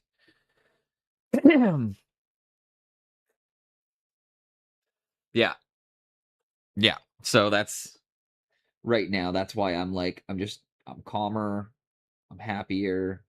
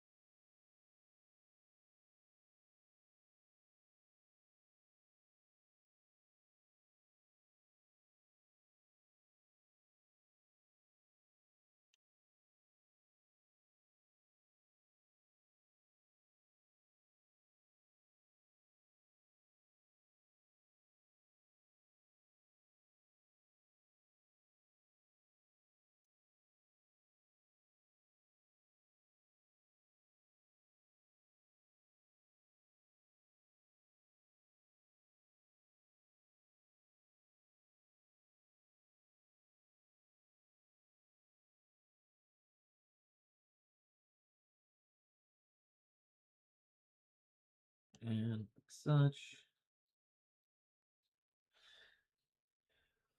I'm just kind of working one guy right now. Because I kind of want to see what they're going to look like when we get one of them done to the new standard.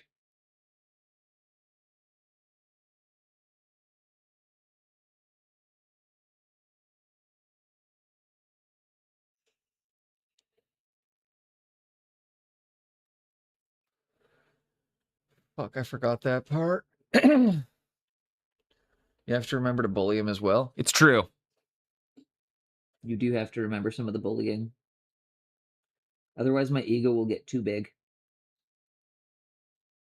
You can't have that.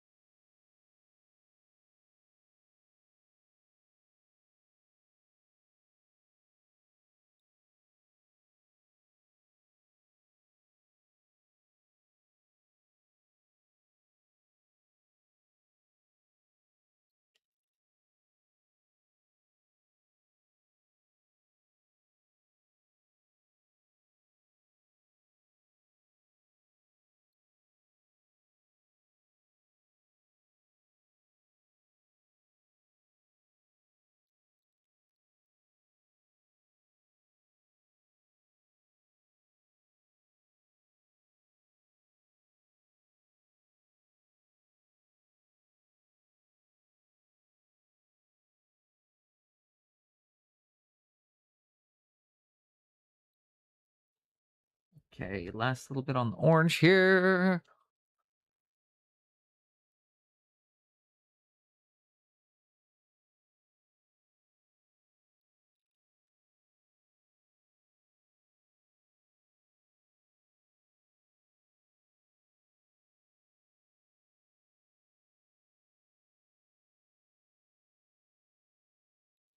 And do you guys think that looks like high vis orange yet? Face has been hurting from 2 days of laughing. That's good. Better than it hurting from 2 days of getting kicked in the face.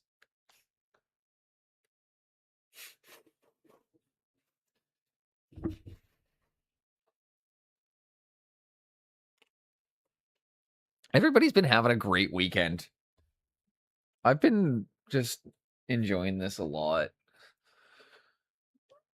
But like, it's always nice when all the viewers and everyone's in a good mood too.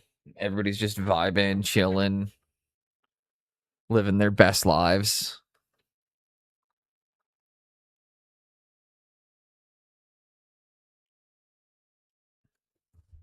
Okay.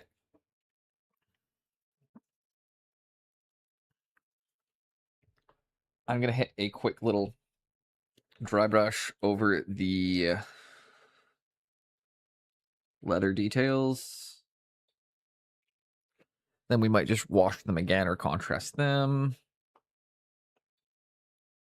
I'm going to use the flesh tone.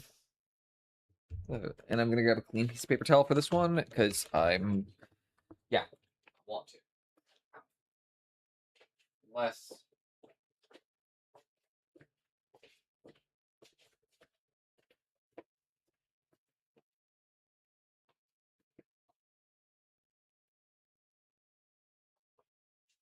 Huh. Well, I'm going to use old paper towel because I don't know where the paper towel lives.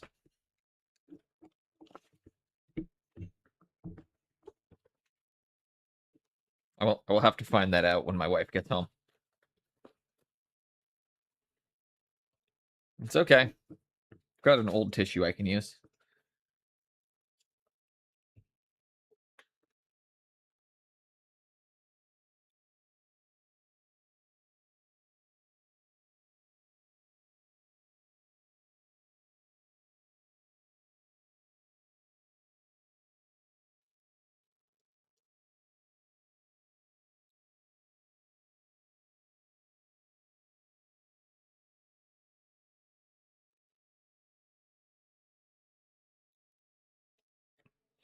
So hit the dry brush over the bootsies. We'll darken them back up afterwards. Do the same with this bit on his wristy.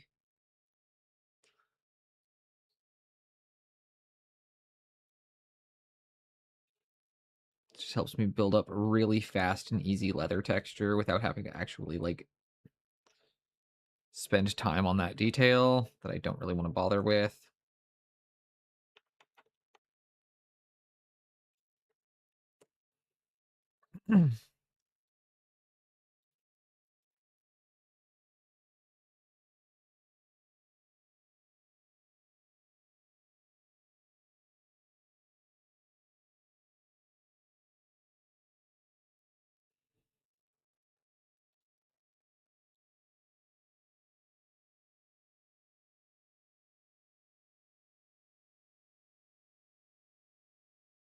And there we go.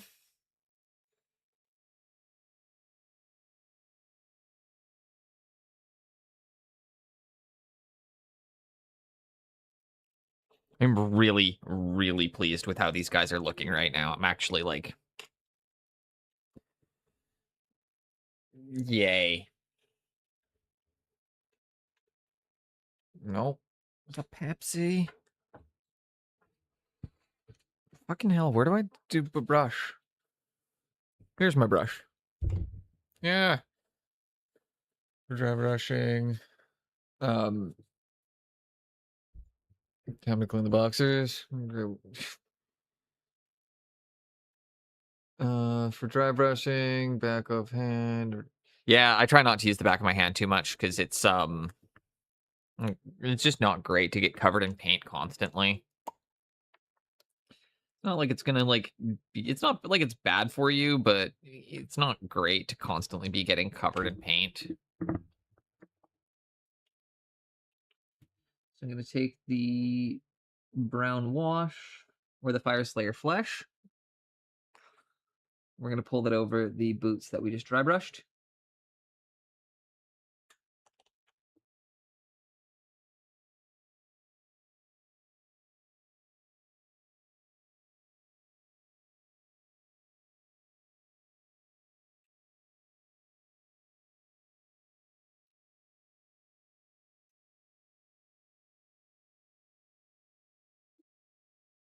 And we'll get the wrists.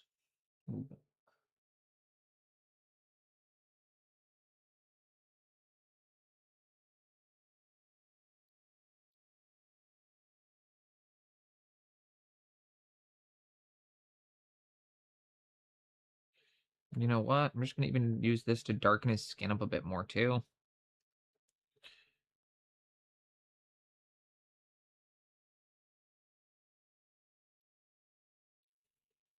There we go.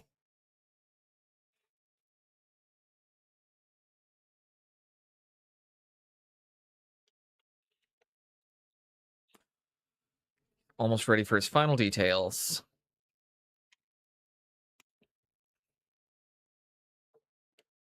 Wait, how did I lose the shield now?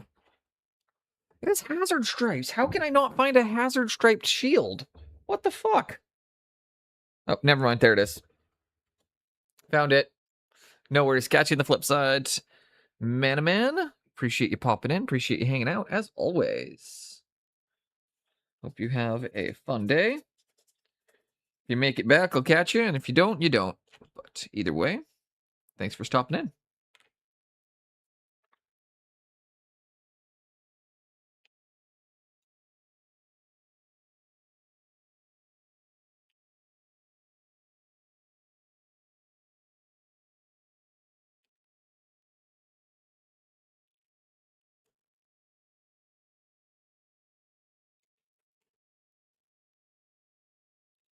All right.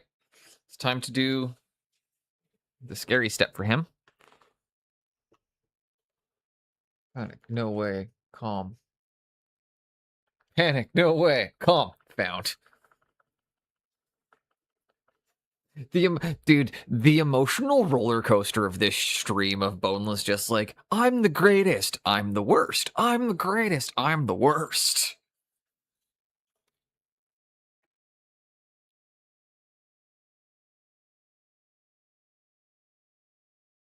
You get to watch the fragility of a man's ego in real time.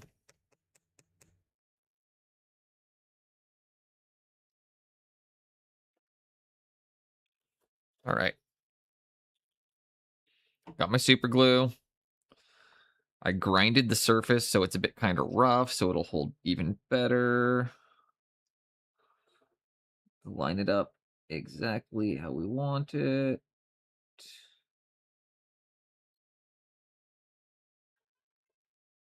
Yep. Yep, I really like that.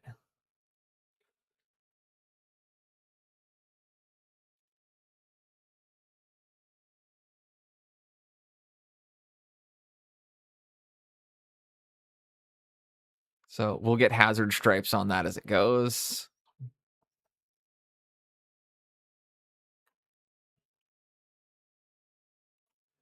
But I really like that. Bring the positioning down just a wee bit.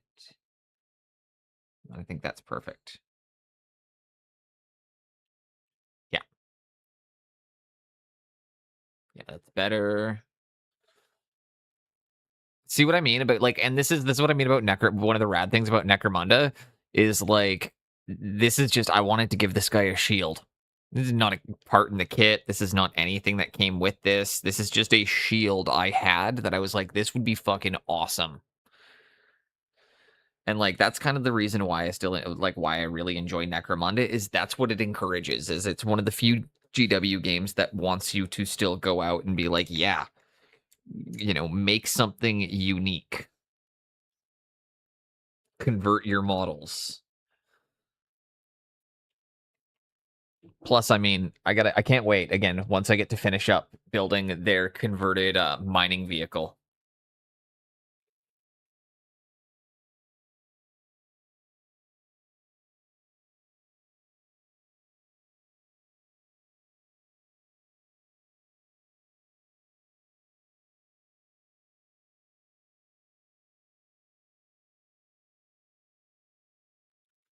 That does sound pretty cool.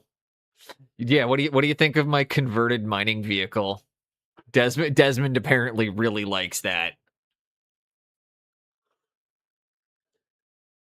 So it still needs, it's not finished yet. It still needs some jeweler's chain to make it look like some of the pieces are properly chained on. And then we're also going to add some guitar string, and I need to do some epoxy filling and some gap filling on it. But yeah, that is my, that's something that's a special one for me. I've been working at that one for a while.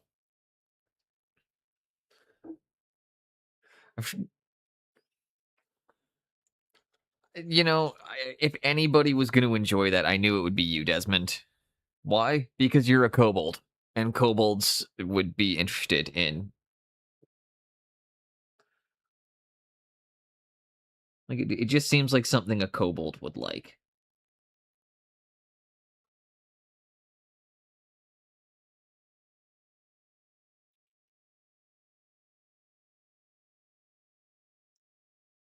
Oh, great song.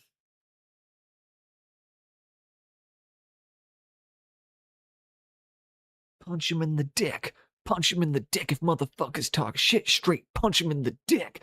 Punch him in the dick. Punch him in the dick if motherfuckers talk shit. I'ma punch him in the dick.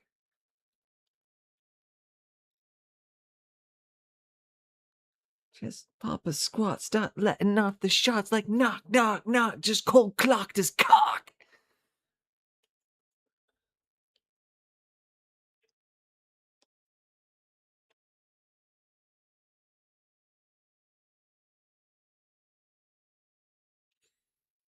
I'm still painting up some goblins as practice right now. Goblins are a great one to practice with. I just painting in general is always fun. Gobos are a fun one though.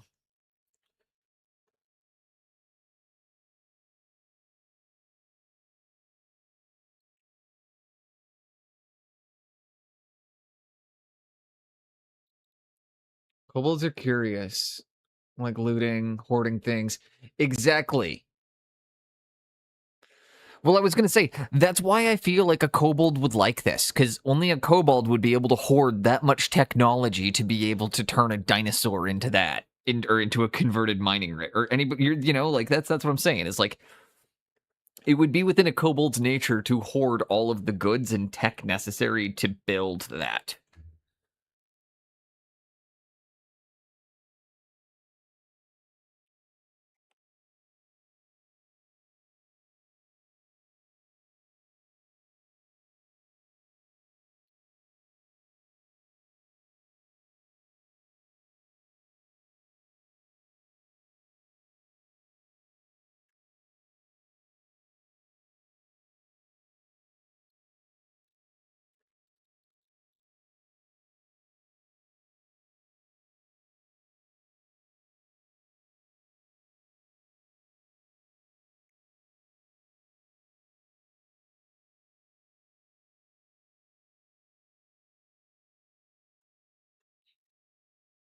And I'm going to re-highlight all my yellows, because I don't want to come near this guy until I know that is perfectly dry, because I don't want to fuck my good brushes up. I also just got an email saying my packages are delivered.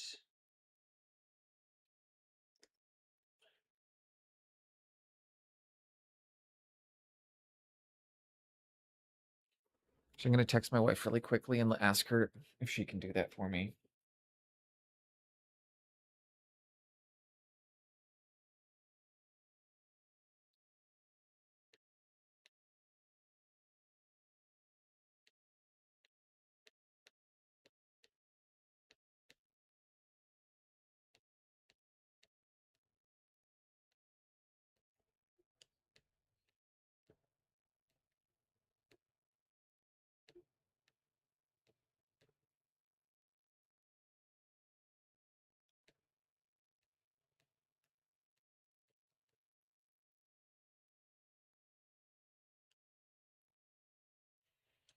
Okay.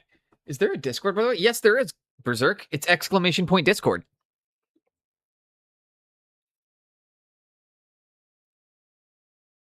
There is absolutely a Discord. And we offer feedback as well as just a channel to share your minis. The community miniatures channel is quite nice because it's a no feedback channel. Unless directly asked for by me. But they just that's pretty much the only like server rule is no unsolicited feedback, and just leave feedback to myself and people I give the thumbs up to.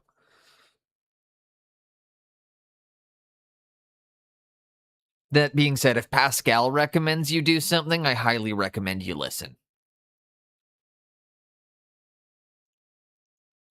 You know, there are a few people in there that I'm not going to give shit to, because I know just how good they are, and if they're offering you any feedback, it's like, yeah.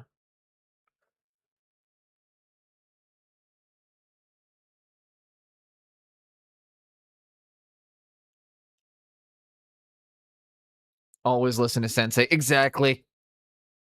That's why I'm trying to just mention really quickly. It's like, there's a few people get a pass. Like, if you were giving somebody feedback in there, Pascal's doing it, White Wolf, you know, if I know you, if I know it's genuine, and I know it's, you know, like, I know where your skill level's at. But the problem that I've seen a lot of the times, especially because like I deal with a lot of, or like I do a lot more beginner friendly stuff. You'll end up with a lot of beginners providing wrong information to other beginners. So just to prevent any of that happening, I try to keep it to being like, I'll handle the feedback. And also because, you know, you never know when somebody's put their heart and soul into something and they don't actually want feedback. They just want to show off. Community miniatures. Post in the community miniatures tab. Once you heart react the rules, you can post in community minis, unless you are directly asking me to look at it for feedback, to which then just post it in the feedback requests. I'll pull it up. We'll go over it on stream. I can't always guarantee that I will be able to do it right away, or that I will be able to get to it like then. Because as things are growing, it's going to be hard. It gets kind of harder and harder and harder to do that. So it might end up being that we have a feedback day. If I ever start doing a Sunday stream, that's kind of what I'm thinking I'm going to do on my Sundays, is just doing my like community day, where we go through and do all the feedback, community miniatures. Because D&D is over for the year, or not for the year, but it's for the season, because we don't do summer session.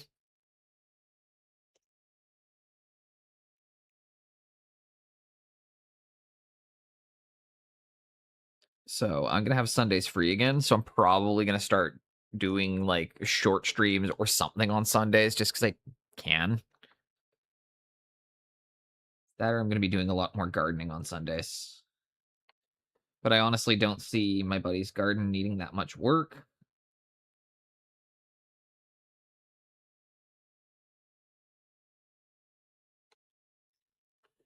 I do have to go out and till it.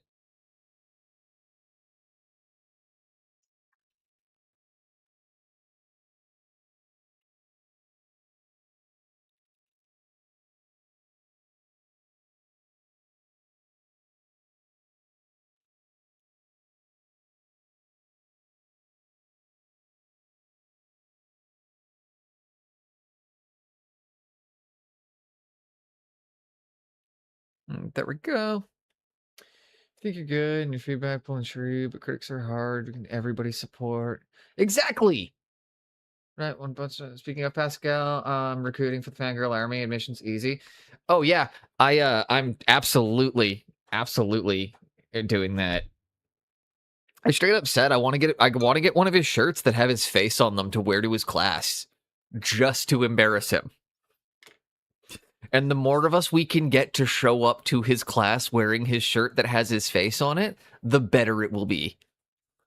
Because the more the more it will embarrass him. Because if we all show up in a uniform, you know that he's gonna be a little like, eh. All right, let's take a look at what you got, Berserk. I always appreciate when I get to see some new stuffs in the Discord. Oh, I love your goblins. Cute little NMM spear on that. Nice, interesting lighting. Good use of the yellows. Good use of your bounce light, too, actually.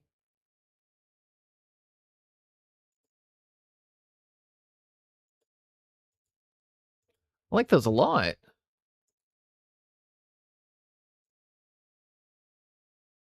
And is that the lion? That is the... I think that is. Dude, that's awesome. I have a Pascal shirt, and I'm totally wearing it. Yeah, exactly. And if I'm not able to get one in time, I'll make one.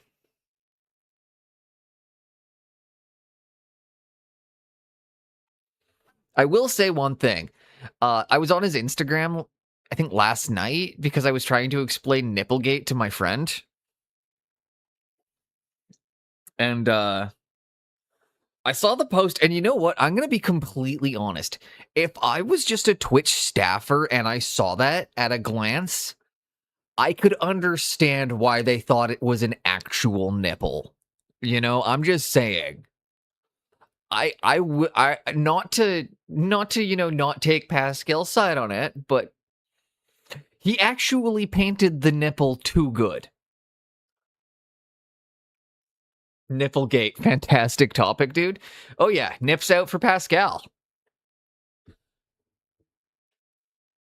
I even hashtagged that on one of the posts.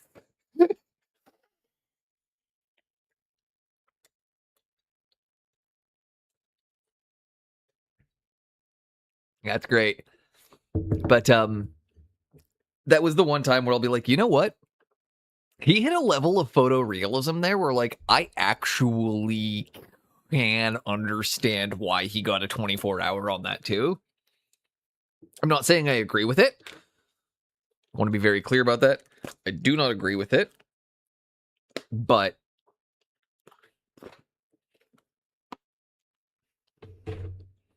nips out for Pascal.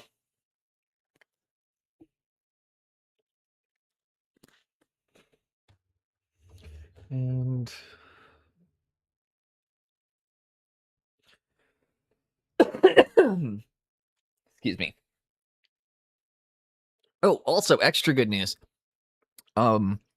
Yesterday while I was unpacking, I found out, okay, this might be an instance that I smoke too much pot because I forgot I owned a volcano.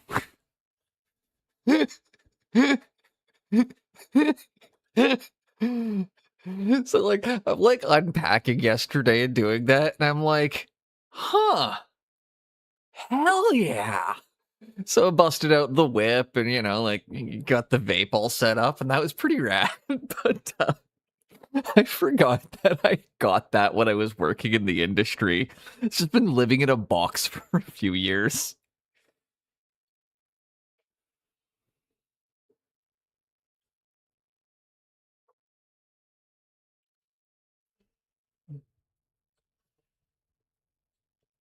Okay, let's come around to this side. What color is the trim on the shield going to be?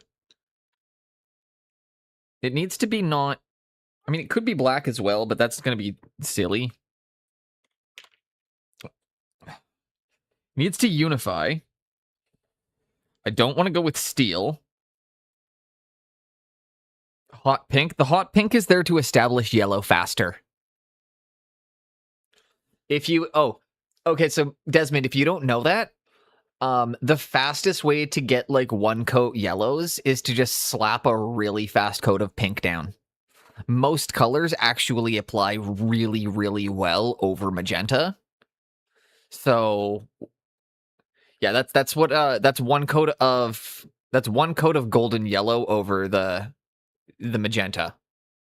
And before that it was black. So I use pink to establish my yellows and also to get a more interesting yellow, I find. But these accent buttons, what do I do with them? Maybe like a military green?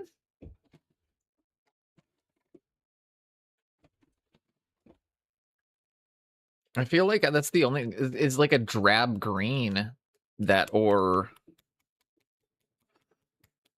We would have to do them solid yellow. I'll do a test with a drab green. Gross. I fucking hate this color. I'm using it because it's accessible. Yeah.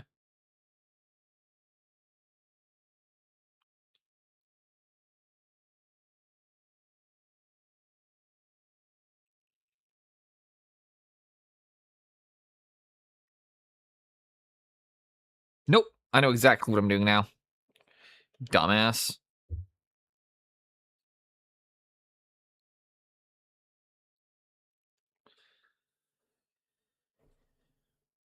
The trim is going to be yellow.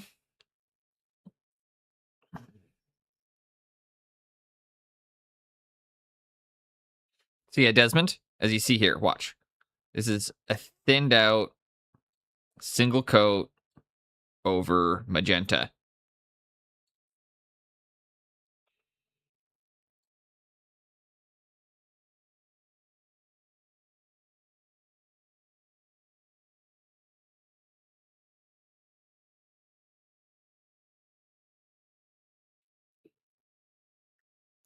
Look at how quickly and nice that established, right? And like it's interesting, it's smooth, it's got depth. It needs a bit of a bad and black.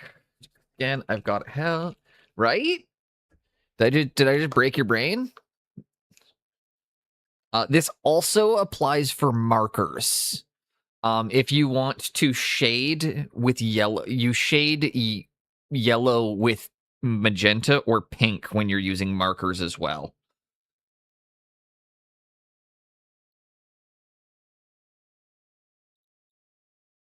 I learned that one from my tattoo artist.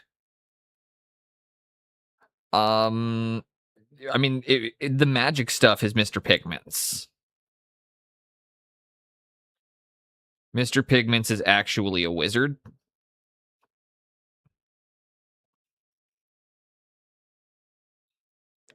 At least when it comes to color mixing.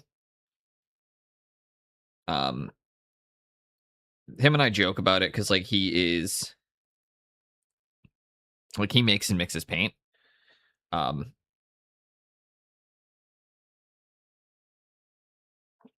he's a good artist. But he's got, like, some of the information that he was able to provide for me. He really, really helped with the troll. Like, when we were working on that one together. Yeah, no. That's why I'm trying to think of them off the top of my head. But applying that one down, so that's called pre-shading. Yeah, there is another one actually. If you're gonna paint green, put orange down first. So green over orange will apply really nicely. Oh, holy shit! Speak of the devil, and the devil shall appear. It's almost like the time I said I wasn't gonna paint a skull, and then Jinx popped up.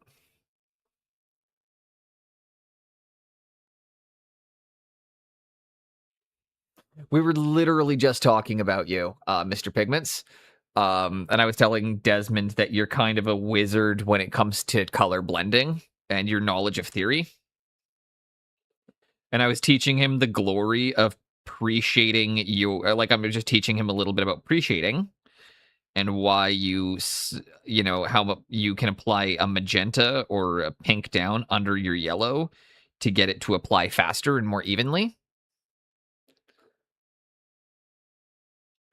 Green, so magenta is yellow, orange is green.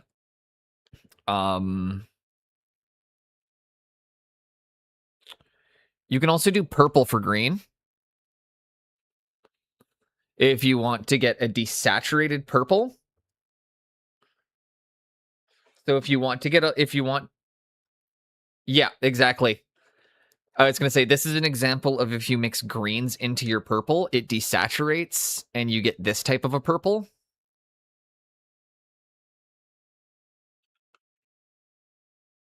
So this is from mixing green into purple.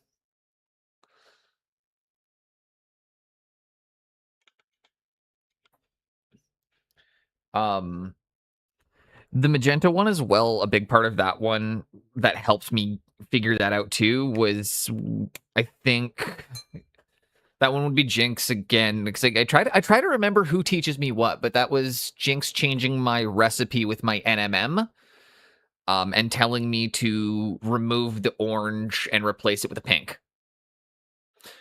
because it would give me a more unified finish. What's up, Jace?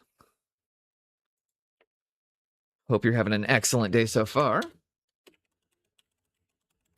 I just got an email saying 5 boxes of Warhammer are in my mailbox. So I'm all like, hell yeah, I want to go play with toys. But also, we're just working on some old Necromunda stuff. Doing a glow up today. And, you know what? I'm just gonna super lazy on these white shirts. I'm just gonna paint them ivory. Your rubbish football team won, so you're not bad. Excellent.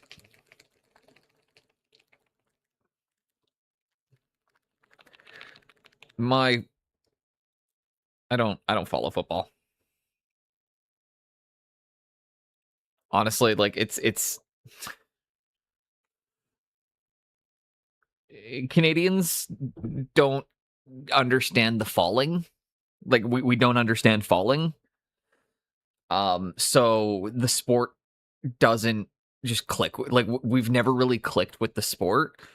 And it's why our teams have never actually been that successful or anything. Like even our local team, the Whitecaps, they're notorious for the fact that they'll take a lot of they get a lot of penalties because they don't go down and they play rough.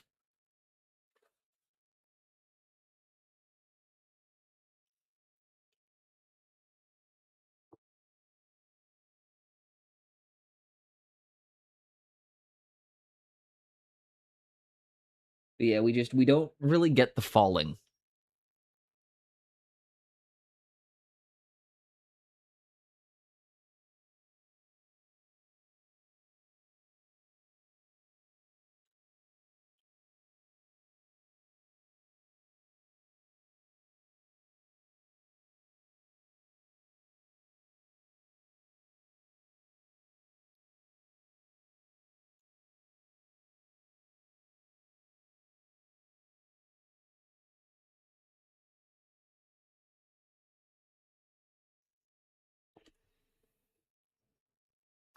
No, I'd fucking need a Herman Miller, honestly. The only person I know that has a Herman Miller is Pigments.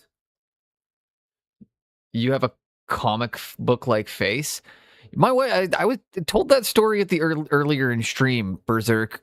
I think I told you this, but it was like when my wife and I went to the beach the first time, and like the first time she ever saw me without a shirt on, even, because I was boxing at this point, and no matter how much weight I lose, like even when I'm about 135 pounds, ripped, fucking, shredded abs, I still have a chubby baby face.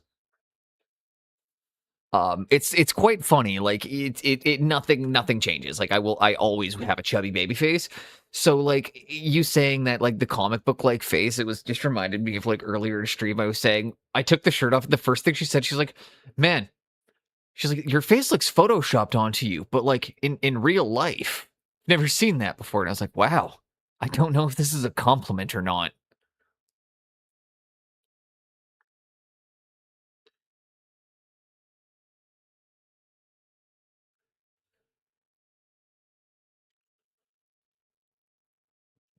There is a store near me that sells used Herman Millers.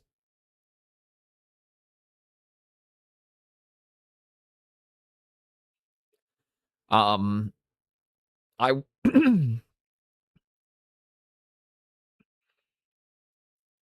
specifically though, everybody says it's the Aeron you need to get, right? Or the air. It's the, like, if you're gonna go with a Herman and Miller, don't mess with the other ones. Get the good one, and get the C. What's your suggestion if skin is pale? Okay, so that's actually a fun fact. You can't do blue if the model is pale, or they're gonna look hairy.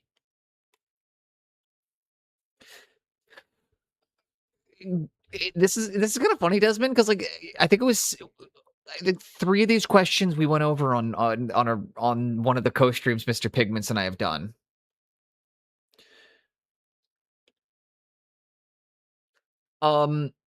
Yes and no, Jace, because like the lower lumbar. But the trick that I would recommend is practice, because like I'm not sure if you guys will see what I do, but I when I'm bending over, I shoot my chair out so I can keep like I sit like this.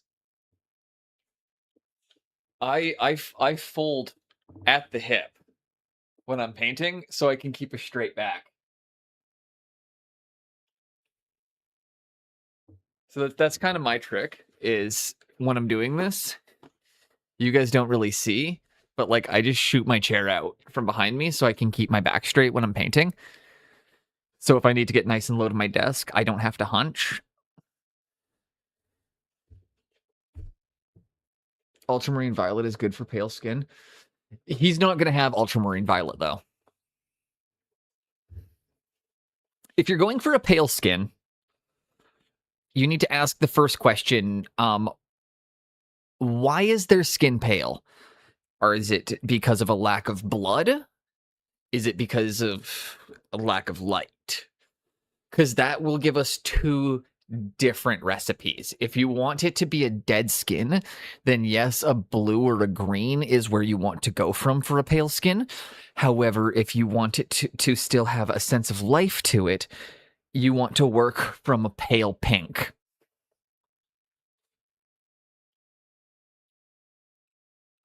Because you still want there to be blood under the skin. And pale skin, like really, really pale skin, tends to be fairly translucent, right? Like when I flip that, yeah, you guys can see pretty easily. Like I've got pretty translucent skin. My camera's not picking it up great. You can see almost all my veins. Like I have very translucent skin. So like when you're painting something like that, the blood under the skin shows a lot. So while the skin itself is going to be pale, you still need to work from warmth. So that's why I would typically say like a really pale pink. If it's a dead skin, you want to go from a blue or a green or a yellow. Or but it's the beauty of skin is it's actually really hard to do it wrong.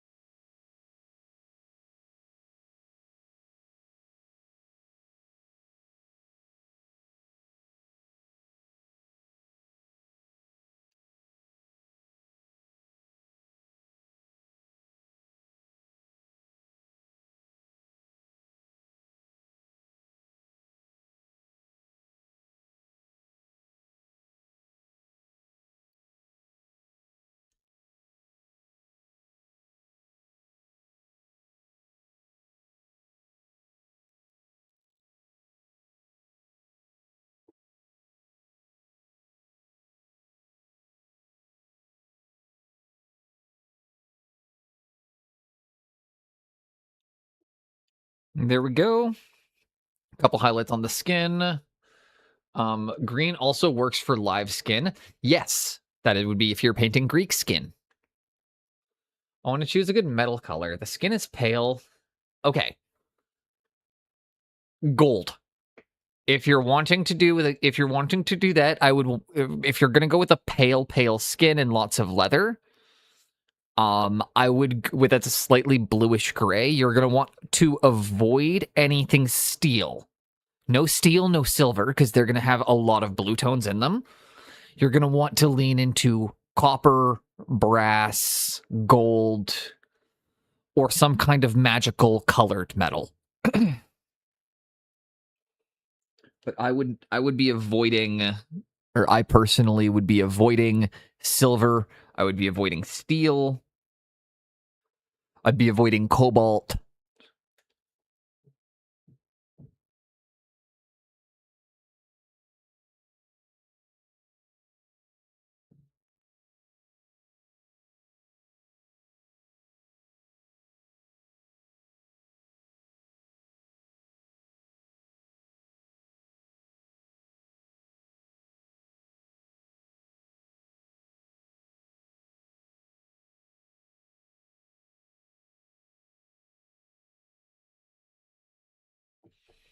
There we go. Got all the fingers highlighted in.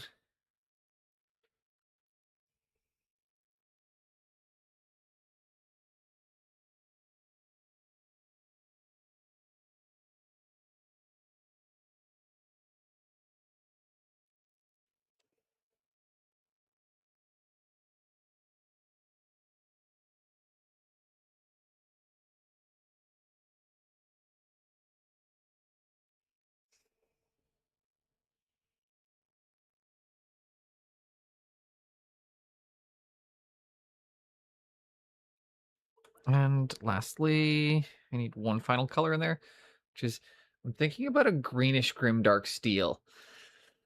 You could do dark iron, you could do blackened steel, or you could do a rusty iron. Rusty iron is one of my personal favorites go-tos when I don't know what metal to go for. Rusty iron is really easy to do, especially even if you're doing NMM, it's really easy.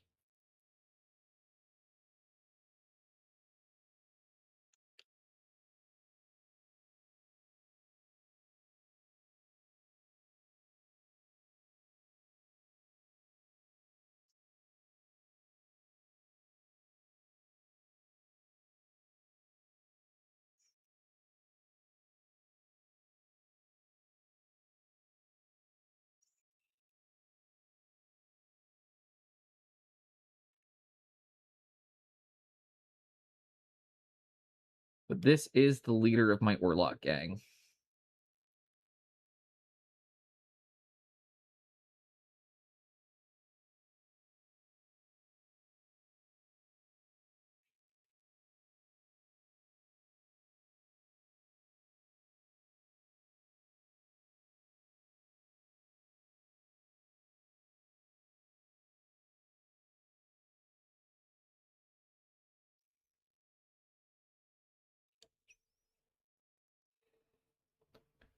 The yellow there, the black around.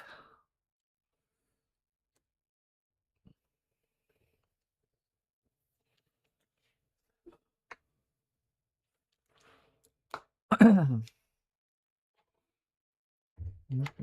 gonna see how this goes. Yep, that's the answer.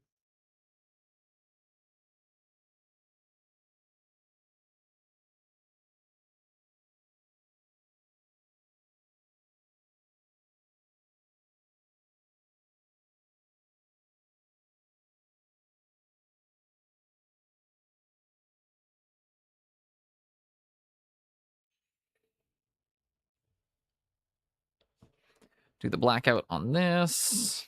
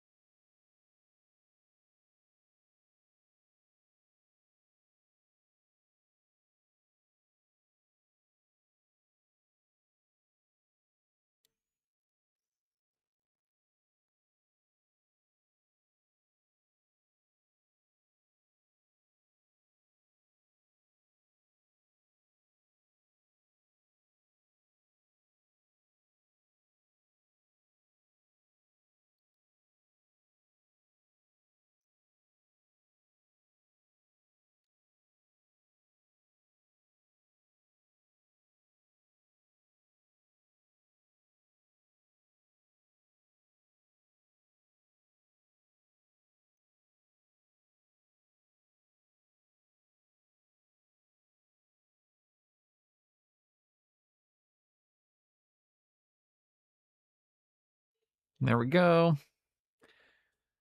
Yeah, that's gonna look really good once we get those in.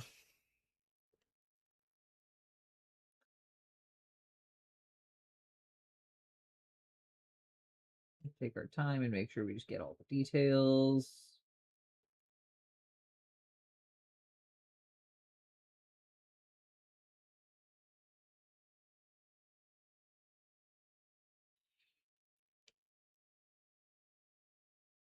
Got everything nicely hazard striped.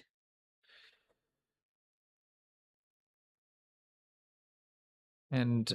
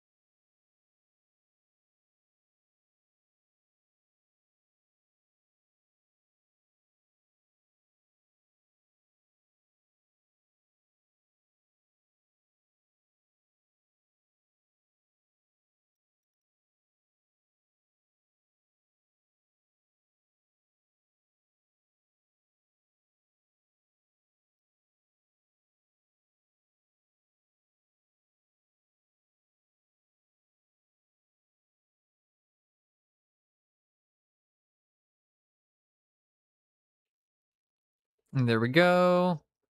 Hope you don't mind, but I used your face as practice painting. Do it!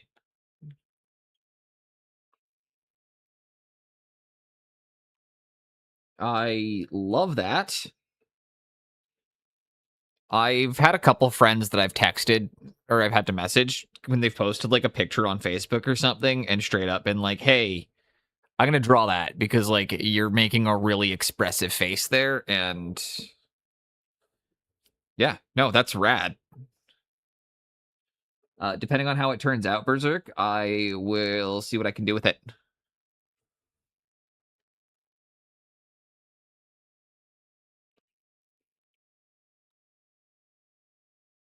If it ends up being like fun or silly, I'm certain we can either turn it into a Twitch emote or a sticker. But I'm certain we can do something fun with it as well.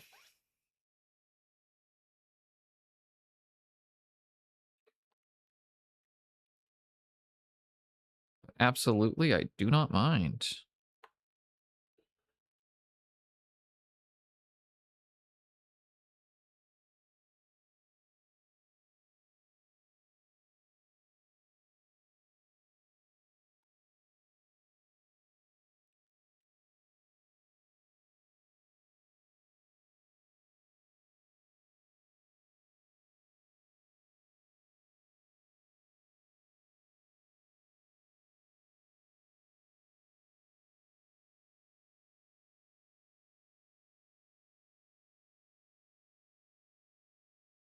Okay. I mean, oh, hell yeah. That's a good one to do too. 5-minute sketch exercises are phenomenal. If you're doing a 5-minute sketch on me, the key features are obviously going to be mustache, eyebrows. I was always told or taught when you like look at a face and you're trying to do a 5-minute sketch or anything like that, you're wanting to stick to what the simplest things to capture are. My head is really easy to draw. It's an upside down egg. Like I've my head's an upside down egg, and big eyebrows, big nose, or sorry, big eyebrows, big mustache, skinny nose. And the nice thing is my nose is kind of busted, so depending on which angle you're looking at it from, you probably got it right.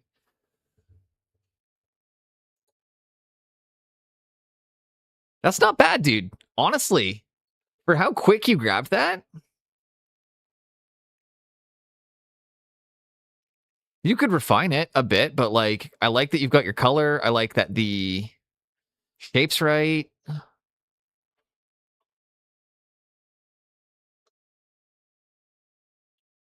I look a little bit like Captain Spaulding in that color palette, but I like that. And honestly, for a 5-minute sketch, that's really fantastic.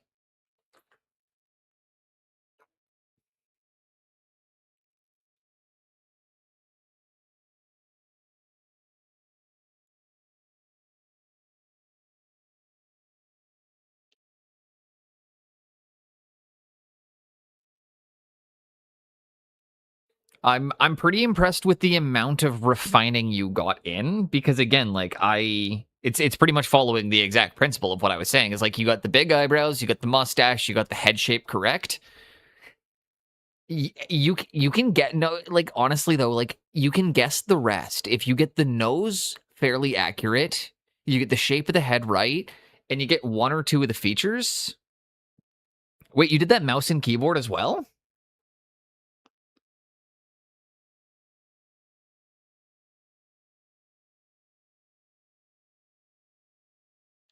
That's fucking legit. If you did that with a mouse, that takes it to another level, dude. Like that's fucking legit.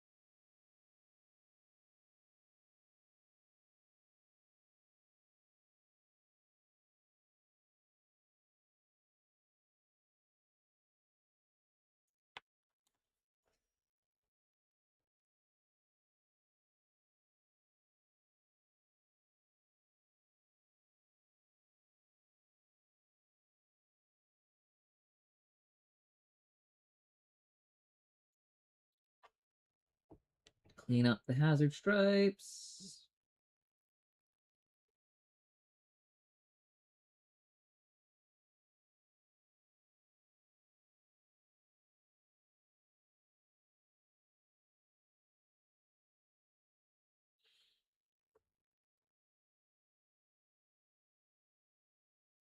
There we go. Been always more in traditional art. With the mouse. Dude, no, if that's what you can do with a mouse in 5 minutes, you are not giving yourself the credit. You are nowhere giving yourself the credit you deserve. If you can do that in 5 minutes with a mouse, you're already gonna be in the upper echelon of digital art. You know, like at least top 10 percentile.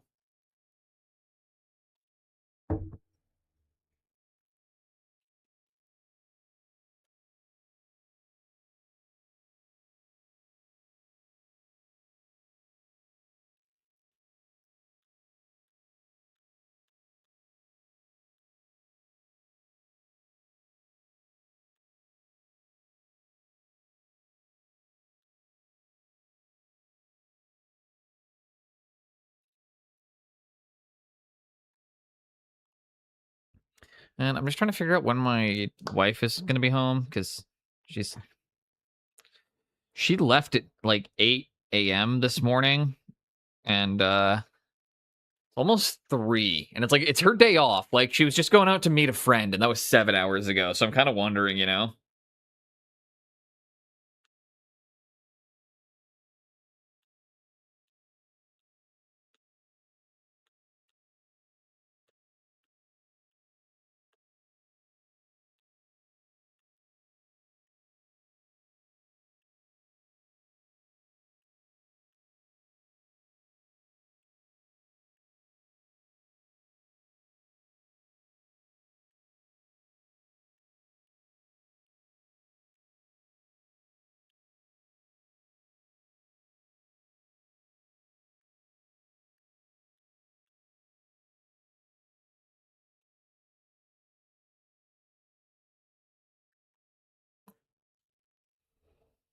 And it's one of those things where she completely forgot we had plans today. Again. I gotta remind her casually without picking a fight.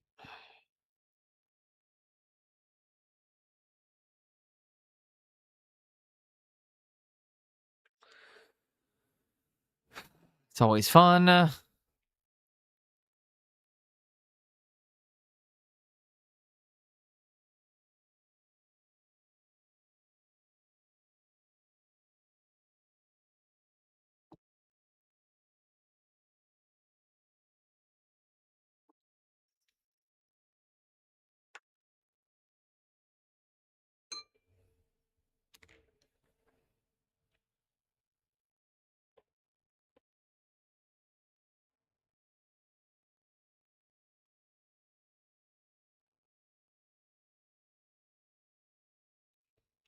Yeah.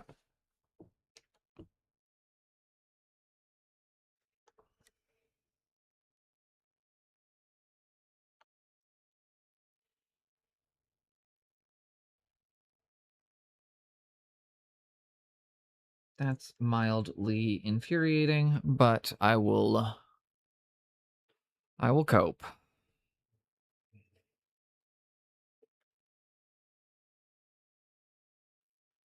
It would be less infuriating if it wasn't a regular occurrence.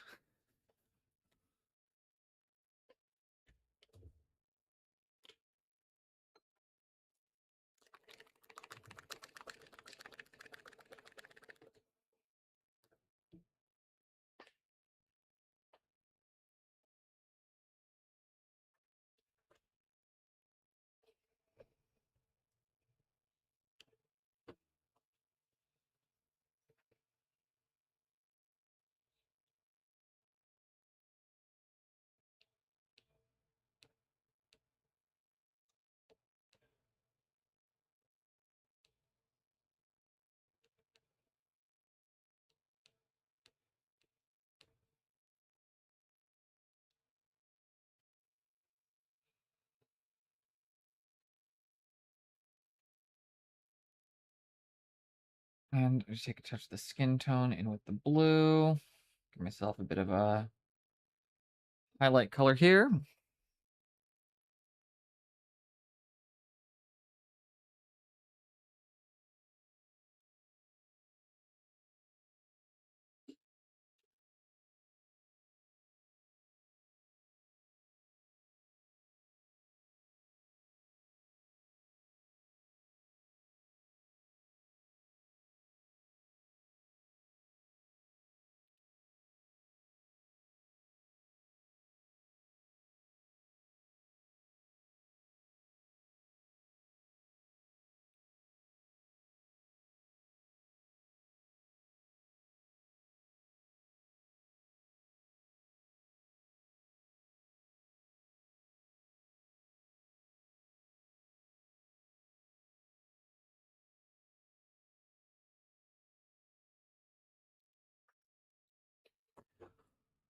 Okay, a little bit of the highlight there. Maybe I take just a touch more of the flesh tone into that. Go a little bit brighter. Just for a tiny, tiny little bit here.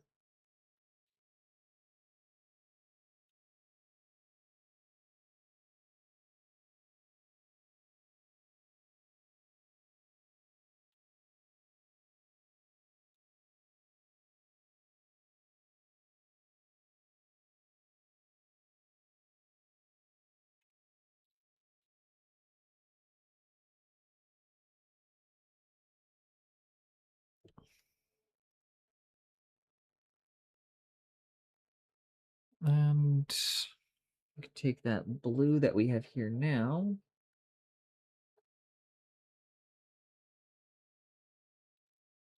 And just paint in those goggles on his head. Like such. And then honestly, guys, I think for a glow up, I'm pretty content with that. We could play with the hair a little bit at another point, but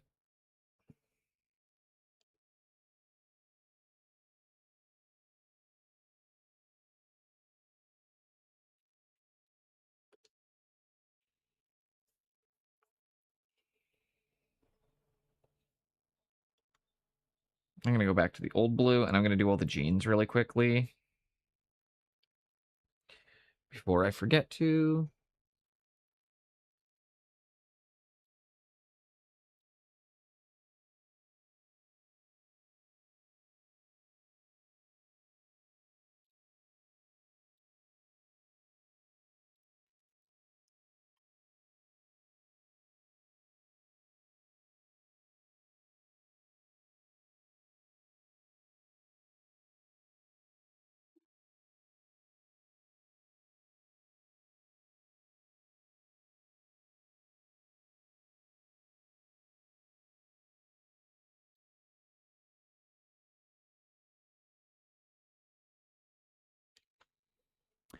Hey, I'm Tuna Fish from UNITY, do or die, anti-Illuminati. I do believe it from my vocals, leave the ghetto, start spinning, forever in it, I'm winning, look when Orlock's in it. I get goosebumps when the bassline jumps.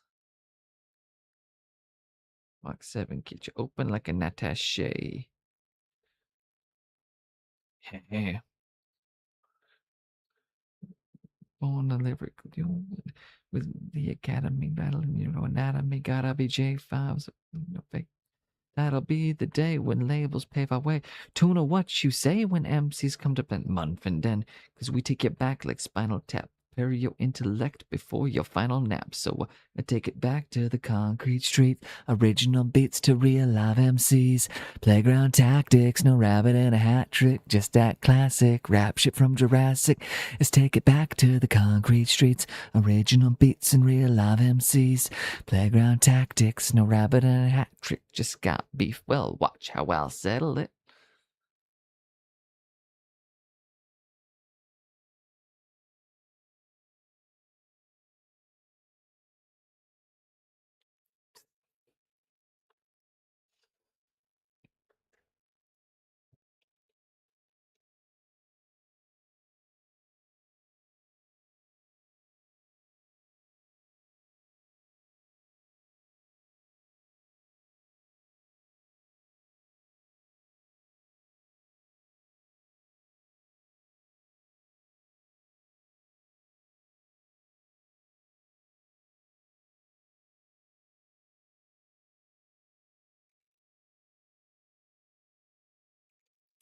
Hello, Tickage. Sprutang clan ain't nothing to fuck with. No, it is not. Guess who's back? Back again?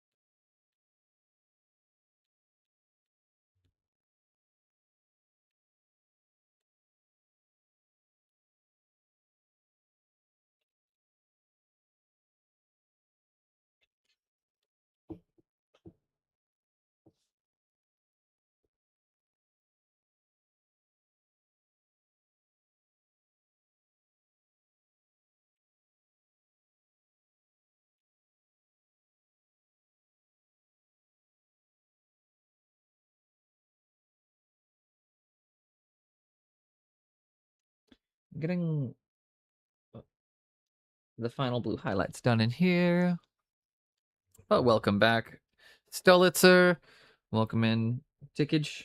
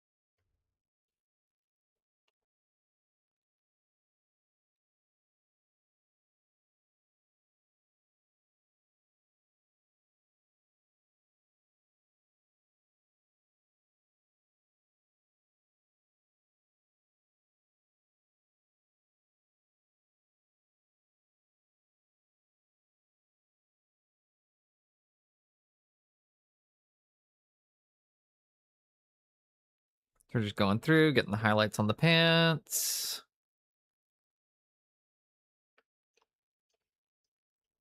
Maybe we'll go through at the very end. We'll get some skin highlights on all of them. Maybe we won't.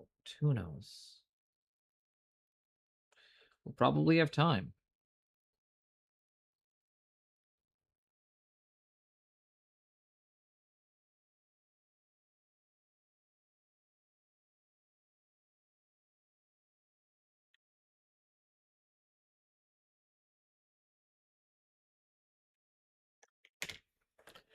What's up, Pascal? Just a quick hello. Well, I'll give you a quick shout out.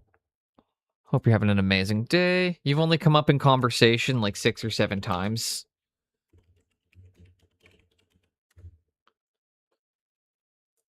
You know, we had a fun conversation about Nipplegate, and all I'm gonna say, dude, is like, so I hadn't seen the model up until that point, and you know, I'm gonna say I get Twitch's perspective. I didn't realize just quite how photorealistic that nipple was. You know, like if I was just a mod like scrolling past, I would have thought that was a human nipple at first glance. I would not have thought that was a miniature or painted. I would have thought that was just a close-up of a human nipple on the screen. So I mean that as a compliment, because you hit a level of photorealism there that I'm like, I 100% do understand how it could have happened. It's still silly, and I'm still going to make jokes about it nonstop.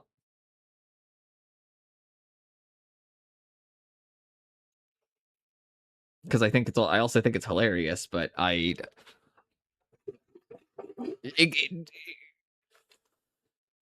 Pascal, before bed, if you want, do you want to throw a link to that?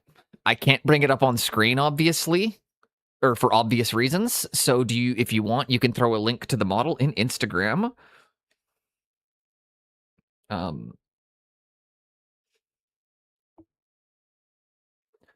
You're also free to post it in my Discord if you want, because again, like you can put a spoiler warning on it if you want, but there's nobody under the age of it. Like, there's no one under 18 in there.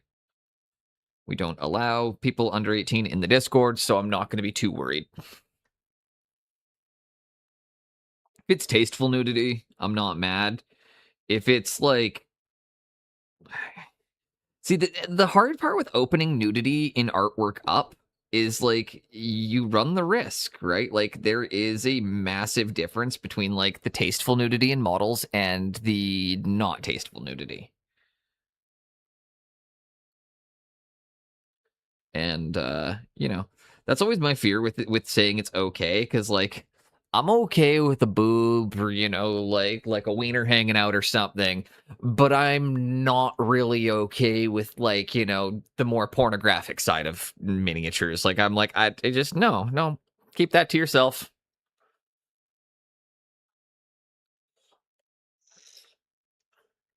I'm actually I actually wonder how much you, or how many followers you've gained from this. Because all of the streamers have been talking about it all weekend. And like the last time something like that happened to me, I got like 30 people found out about, like, when I got my feet ban, or I had like 30 people found out, like 30 people followed me over the weekend when they were joking about that one. I mean, Pascal's already Twitch famous, but it's even more Twitch famous now. Just got my name thrown around, which is fun.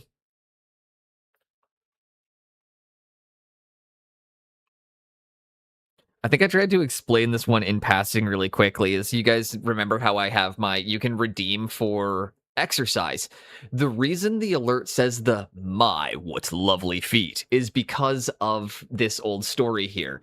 I used to do push-ups, and I used to just pull my camera forward to the front of my desk, and then I would drop down and I would do 20 push-ups. But my feet would be in the frame for about a half second before I went backwards. And I got a sexual content ban and then like literally the thing it showed was my feet being on the stream. And it's literally just like that. And I was just like, huh. So yeah, that's why that's the sound. Then we set that up to be the sound alert for exercise because of that. So yeah, no, I've gotten one too. I've gotten the 1 day. I've also gotten the 1 day suspension, Pascal. Don't worry. It's happened. I'm not going to say it happens to the best of us, but it happens to it happened to me. Take that for what you will. Doesn't happen to the best of us, but it happened to me, so take that for what it's worth.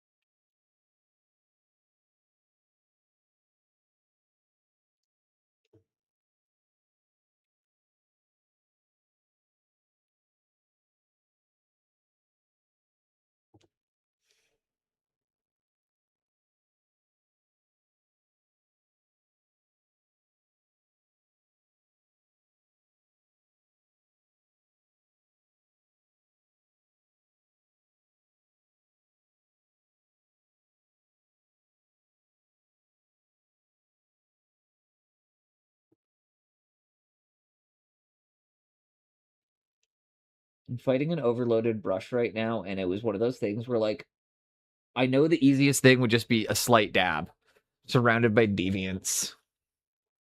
It's not a model, it's the real thing. Right?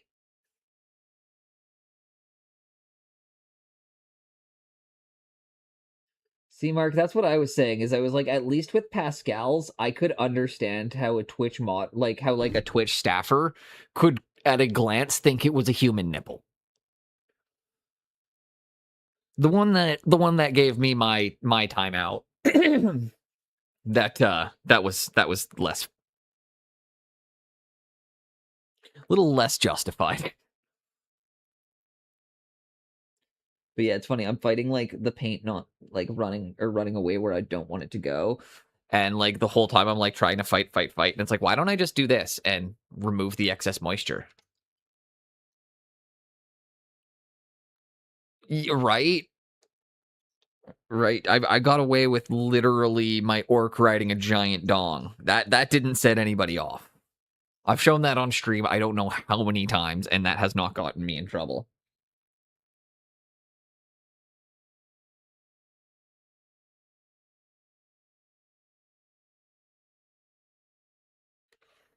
You giant cock and balls, perfectly acceptable. Half nipple, call the police.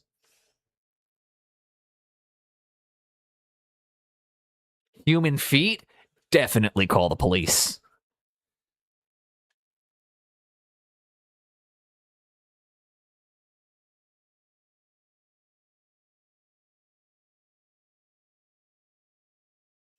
You need the police and the manager. You need the police manager.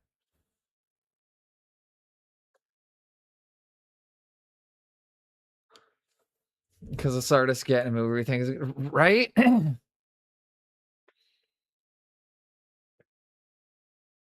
I'm literally want to know. Because yeah, literally, Desmond, because foot fetishism is such a thing on the platform that showing your feet on the platform, by even if it's by accident, technically can get you a ban. You're not allowed to you're technically not allowed to show your bare feet on Twitch.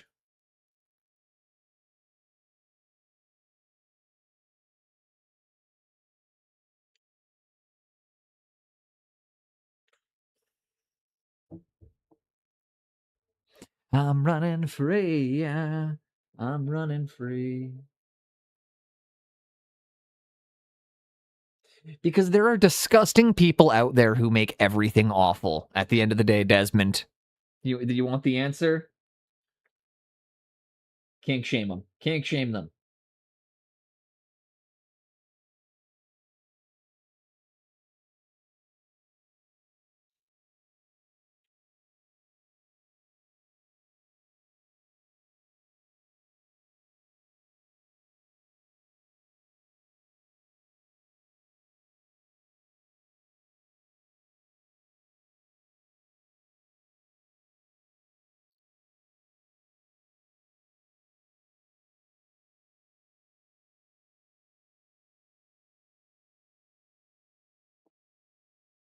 Here we go. It's a weird world we live in, right, Pascal? And honestly, like, again, I don't get it personally, because, like,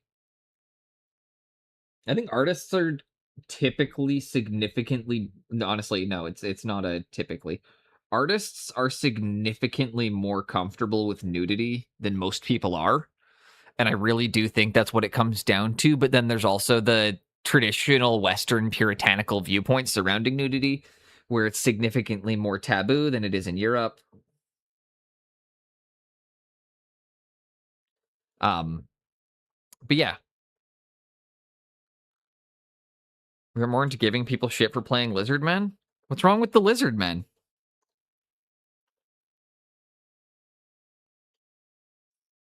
What's wrong with lizard men?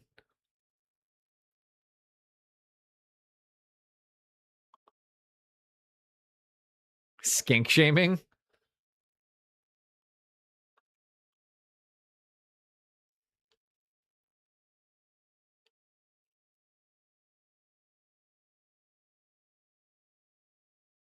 I got it. I got the joke. I was just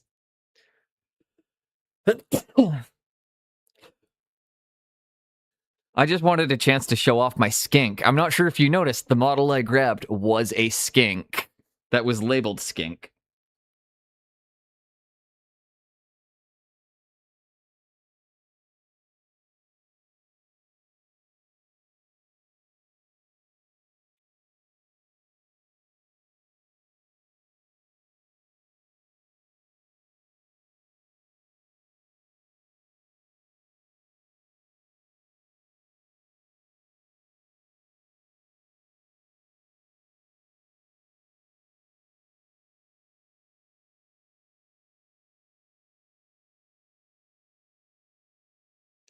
I'm running free. Yeah.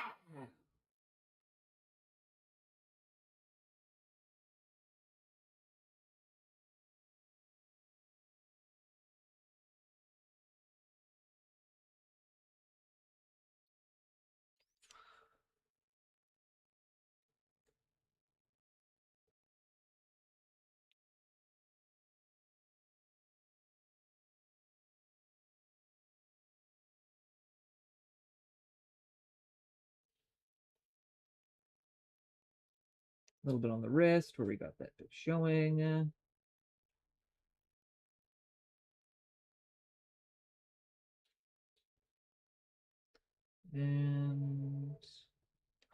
there we go. Heading out for the night, Pascal. All right. I hope you sleep well.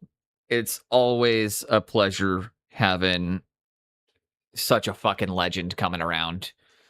Like, we are blessed to have you around here. And if you're not following Pascal, please make sure that you do. He is you will learn so much. And if you live in the Netherlands, take his courses whenever they're showing up.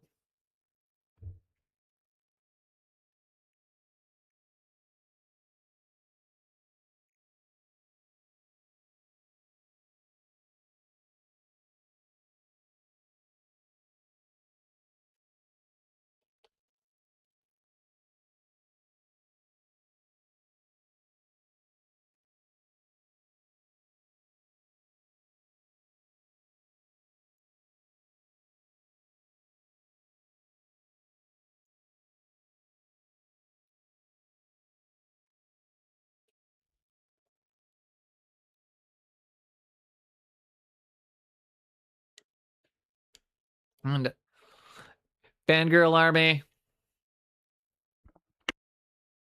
Just 1 second, guys.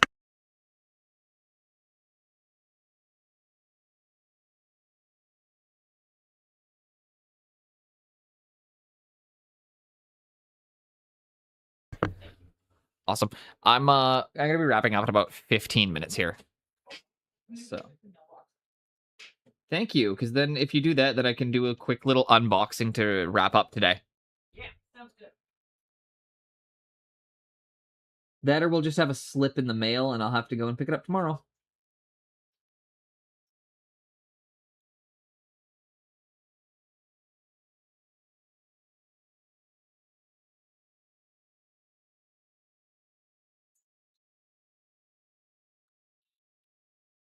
These are so much better.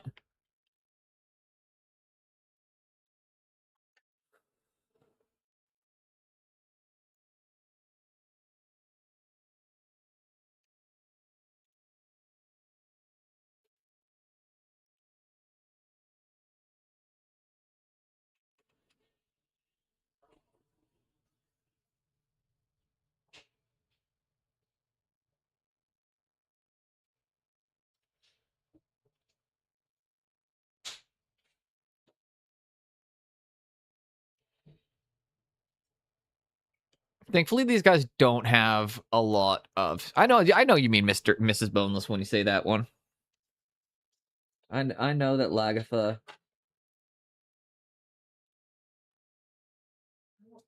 It's like I could always just out who she is in chat one of these days. Nobody's guessed correctly yet. The most common guess is the wrong one.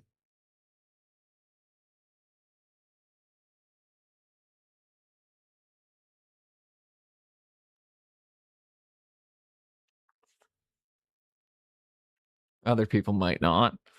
It's the funny one is a lot of we've played Guess Who in chat was my wife and nobody's gotten it yet. Nobody's guessed correctly yet.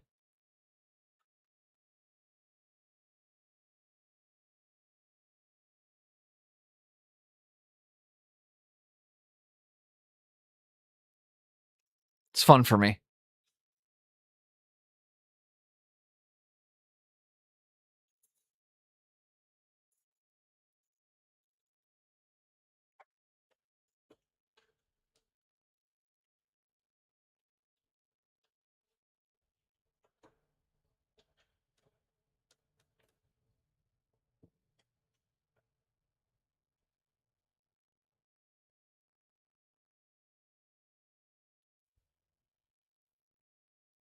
And there we go.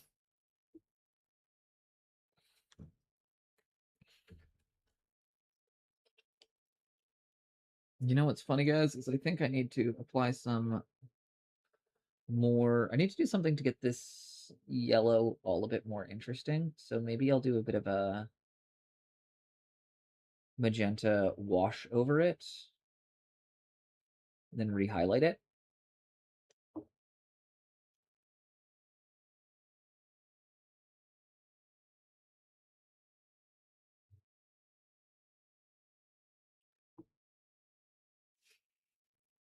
But these guys are just looking so much better.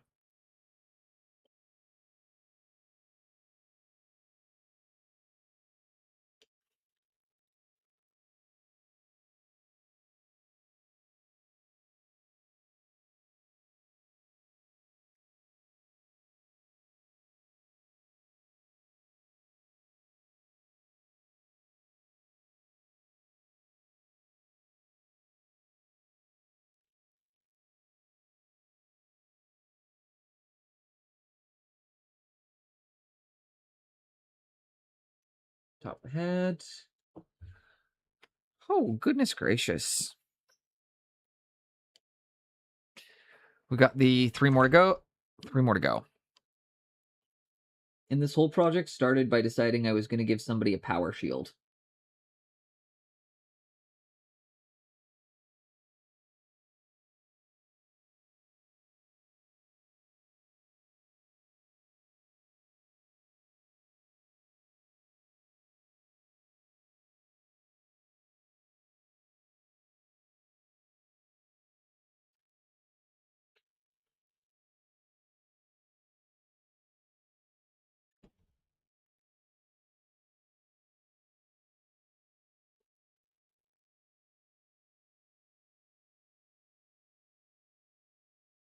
Okay, let's get the face.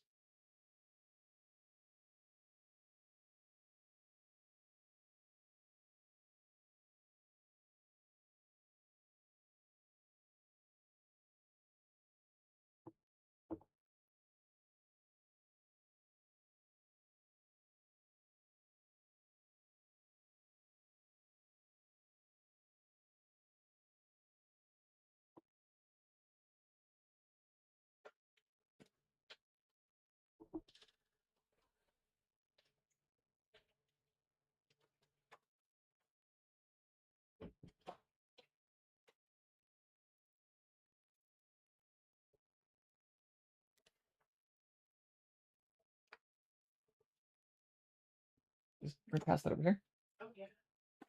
We're gonna open this on camera here.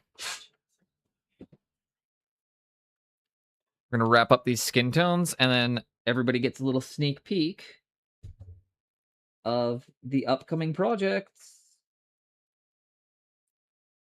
These are the personal projects this year. So, of course, we'll have commission, we have work, we have all the stuff that we do, but we've also got the personal projects, which we use to fill time between commissions, when we're feeling a bit burnt out, when we just need to do something for ourselves, and when we don't have the capacity to do display painting. Because sometimes you just want to be able to put some colors down, and not everybody wants, like, you don't always want to be display painting. Sometimes you just want to slap a color down.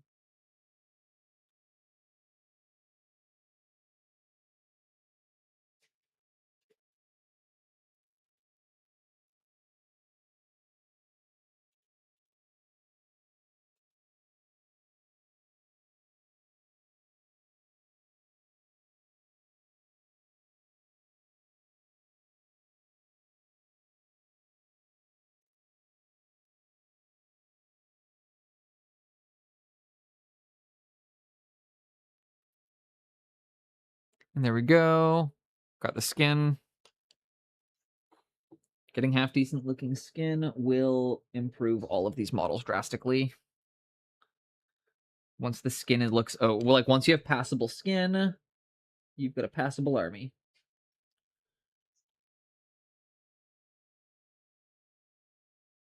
All right, we're going to continue the glow up on these guys. Like, they're obviously not done, but we are done for the day. So I might leave them on my desk to touch up over the next couple days, and then we'll get some final pictures of them up on Instagram.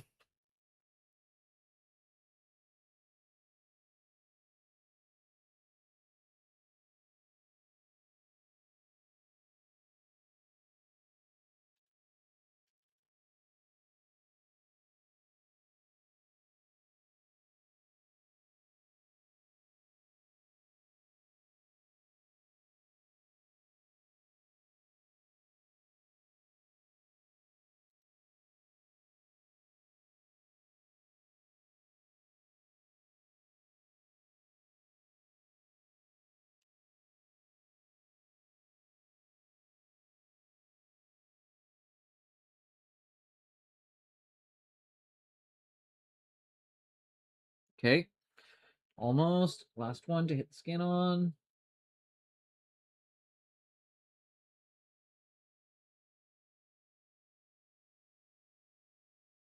Okay, there we go.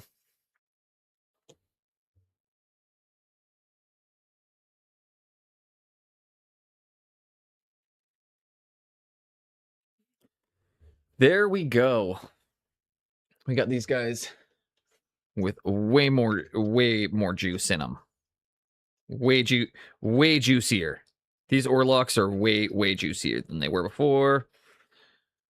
They all still have some more room to improve, obviously, but we've taken them quite far for the fact that we did, just a nice little 5-hour paint sesh. So I know I know the direction we're going to go when they're done. This is what we're aiming for.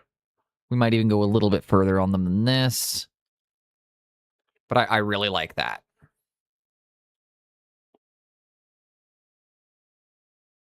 I think they look really fucking sharp. All right, now who's ready for a quick little sneak peek before we raid out?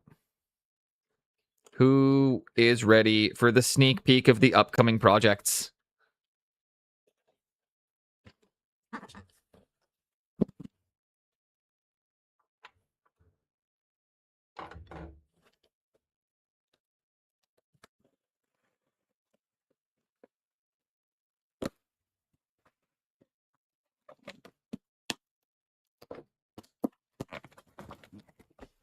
Smoke Cold hands up. Hell yeah.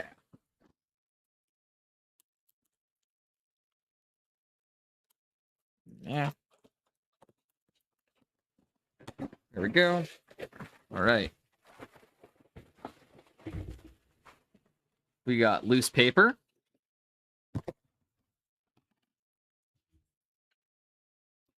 We've got our Skelly team.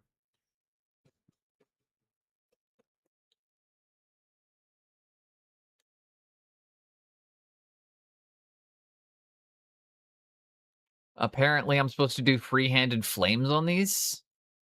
Didn't know that. But I know that you guys are all going to hold me to that. So, free-handed flames? Freehand flames, right? And we're going to do these guys in free-handed flames. Of course we are.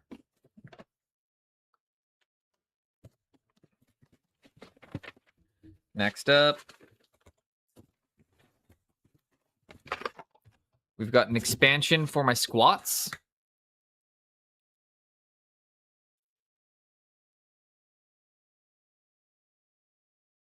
So we got some more squat prospectors.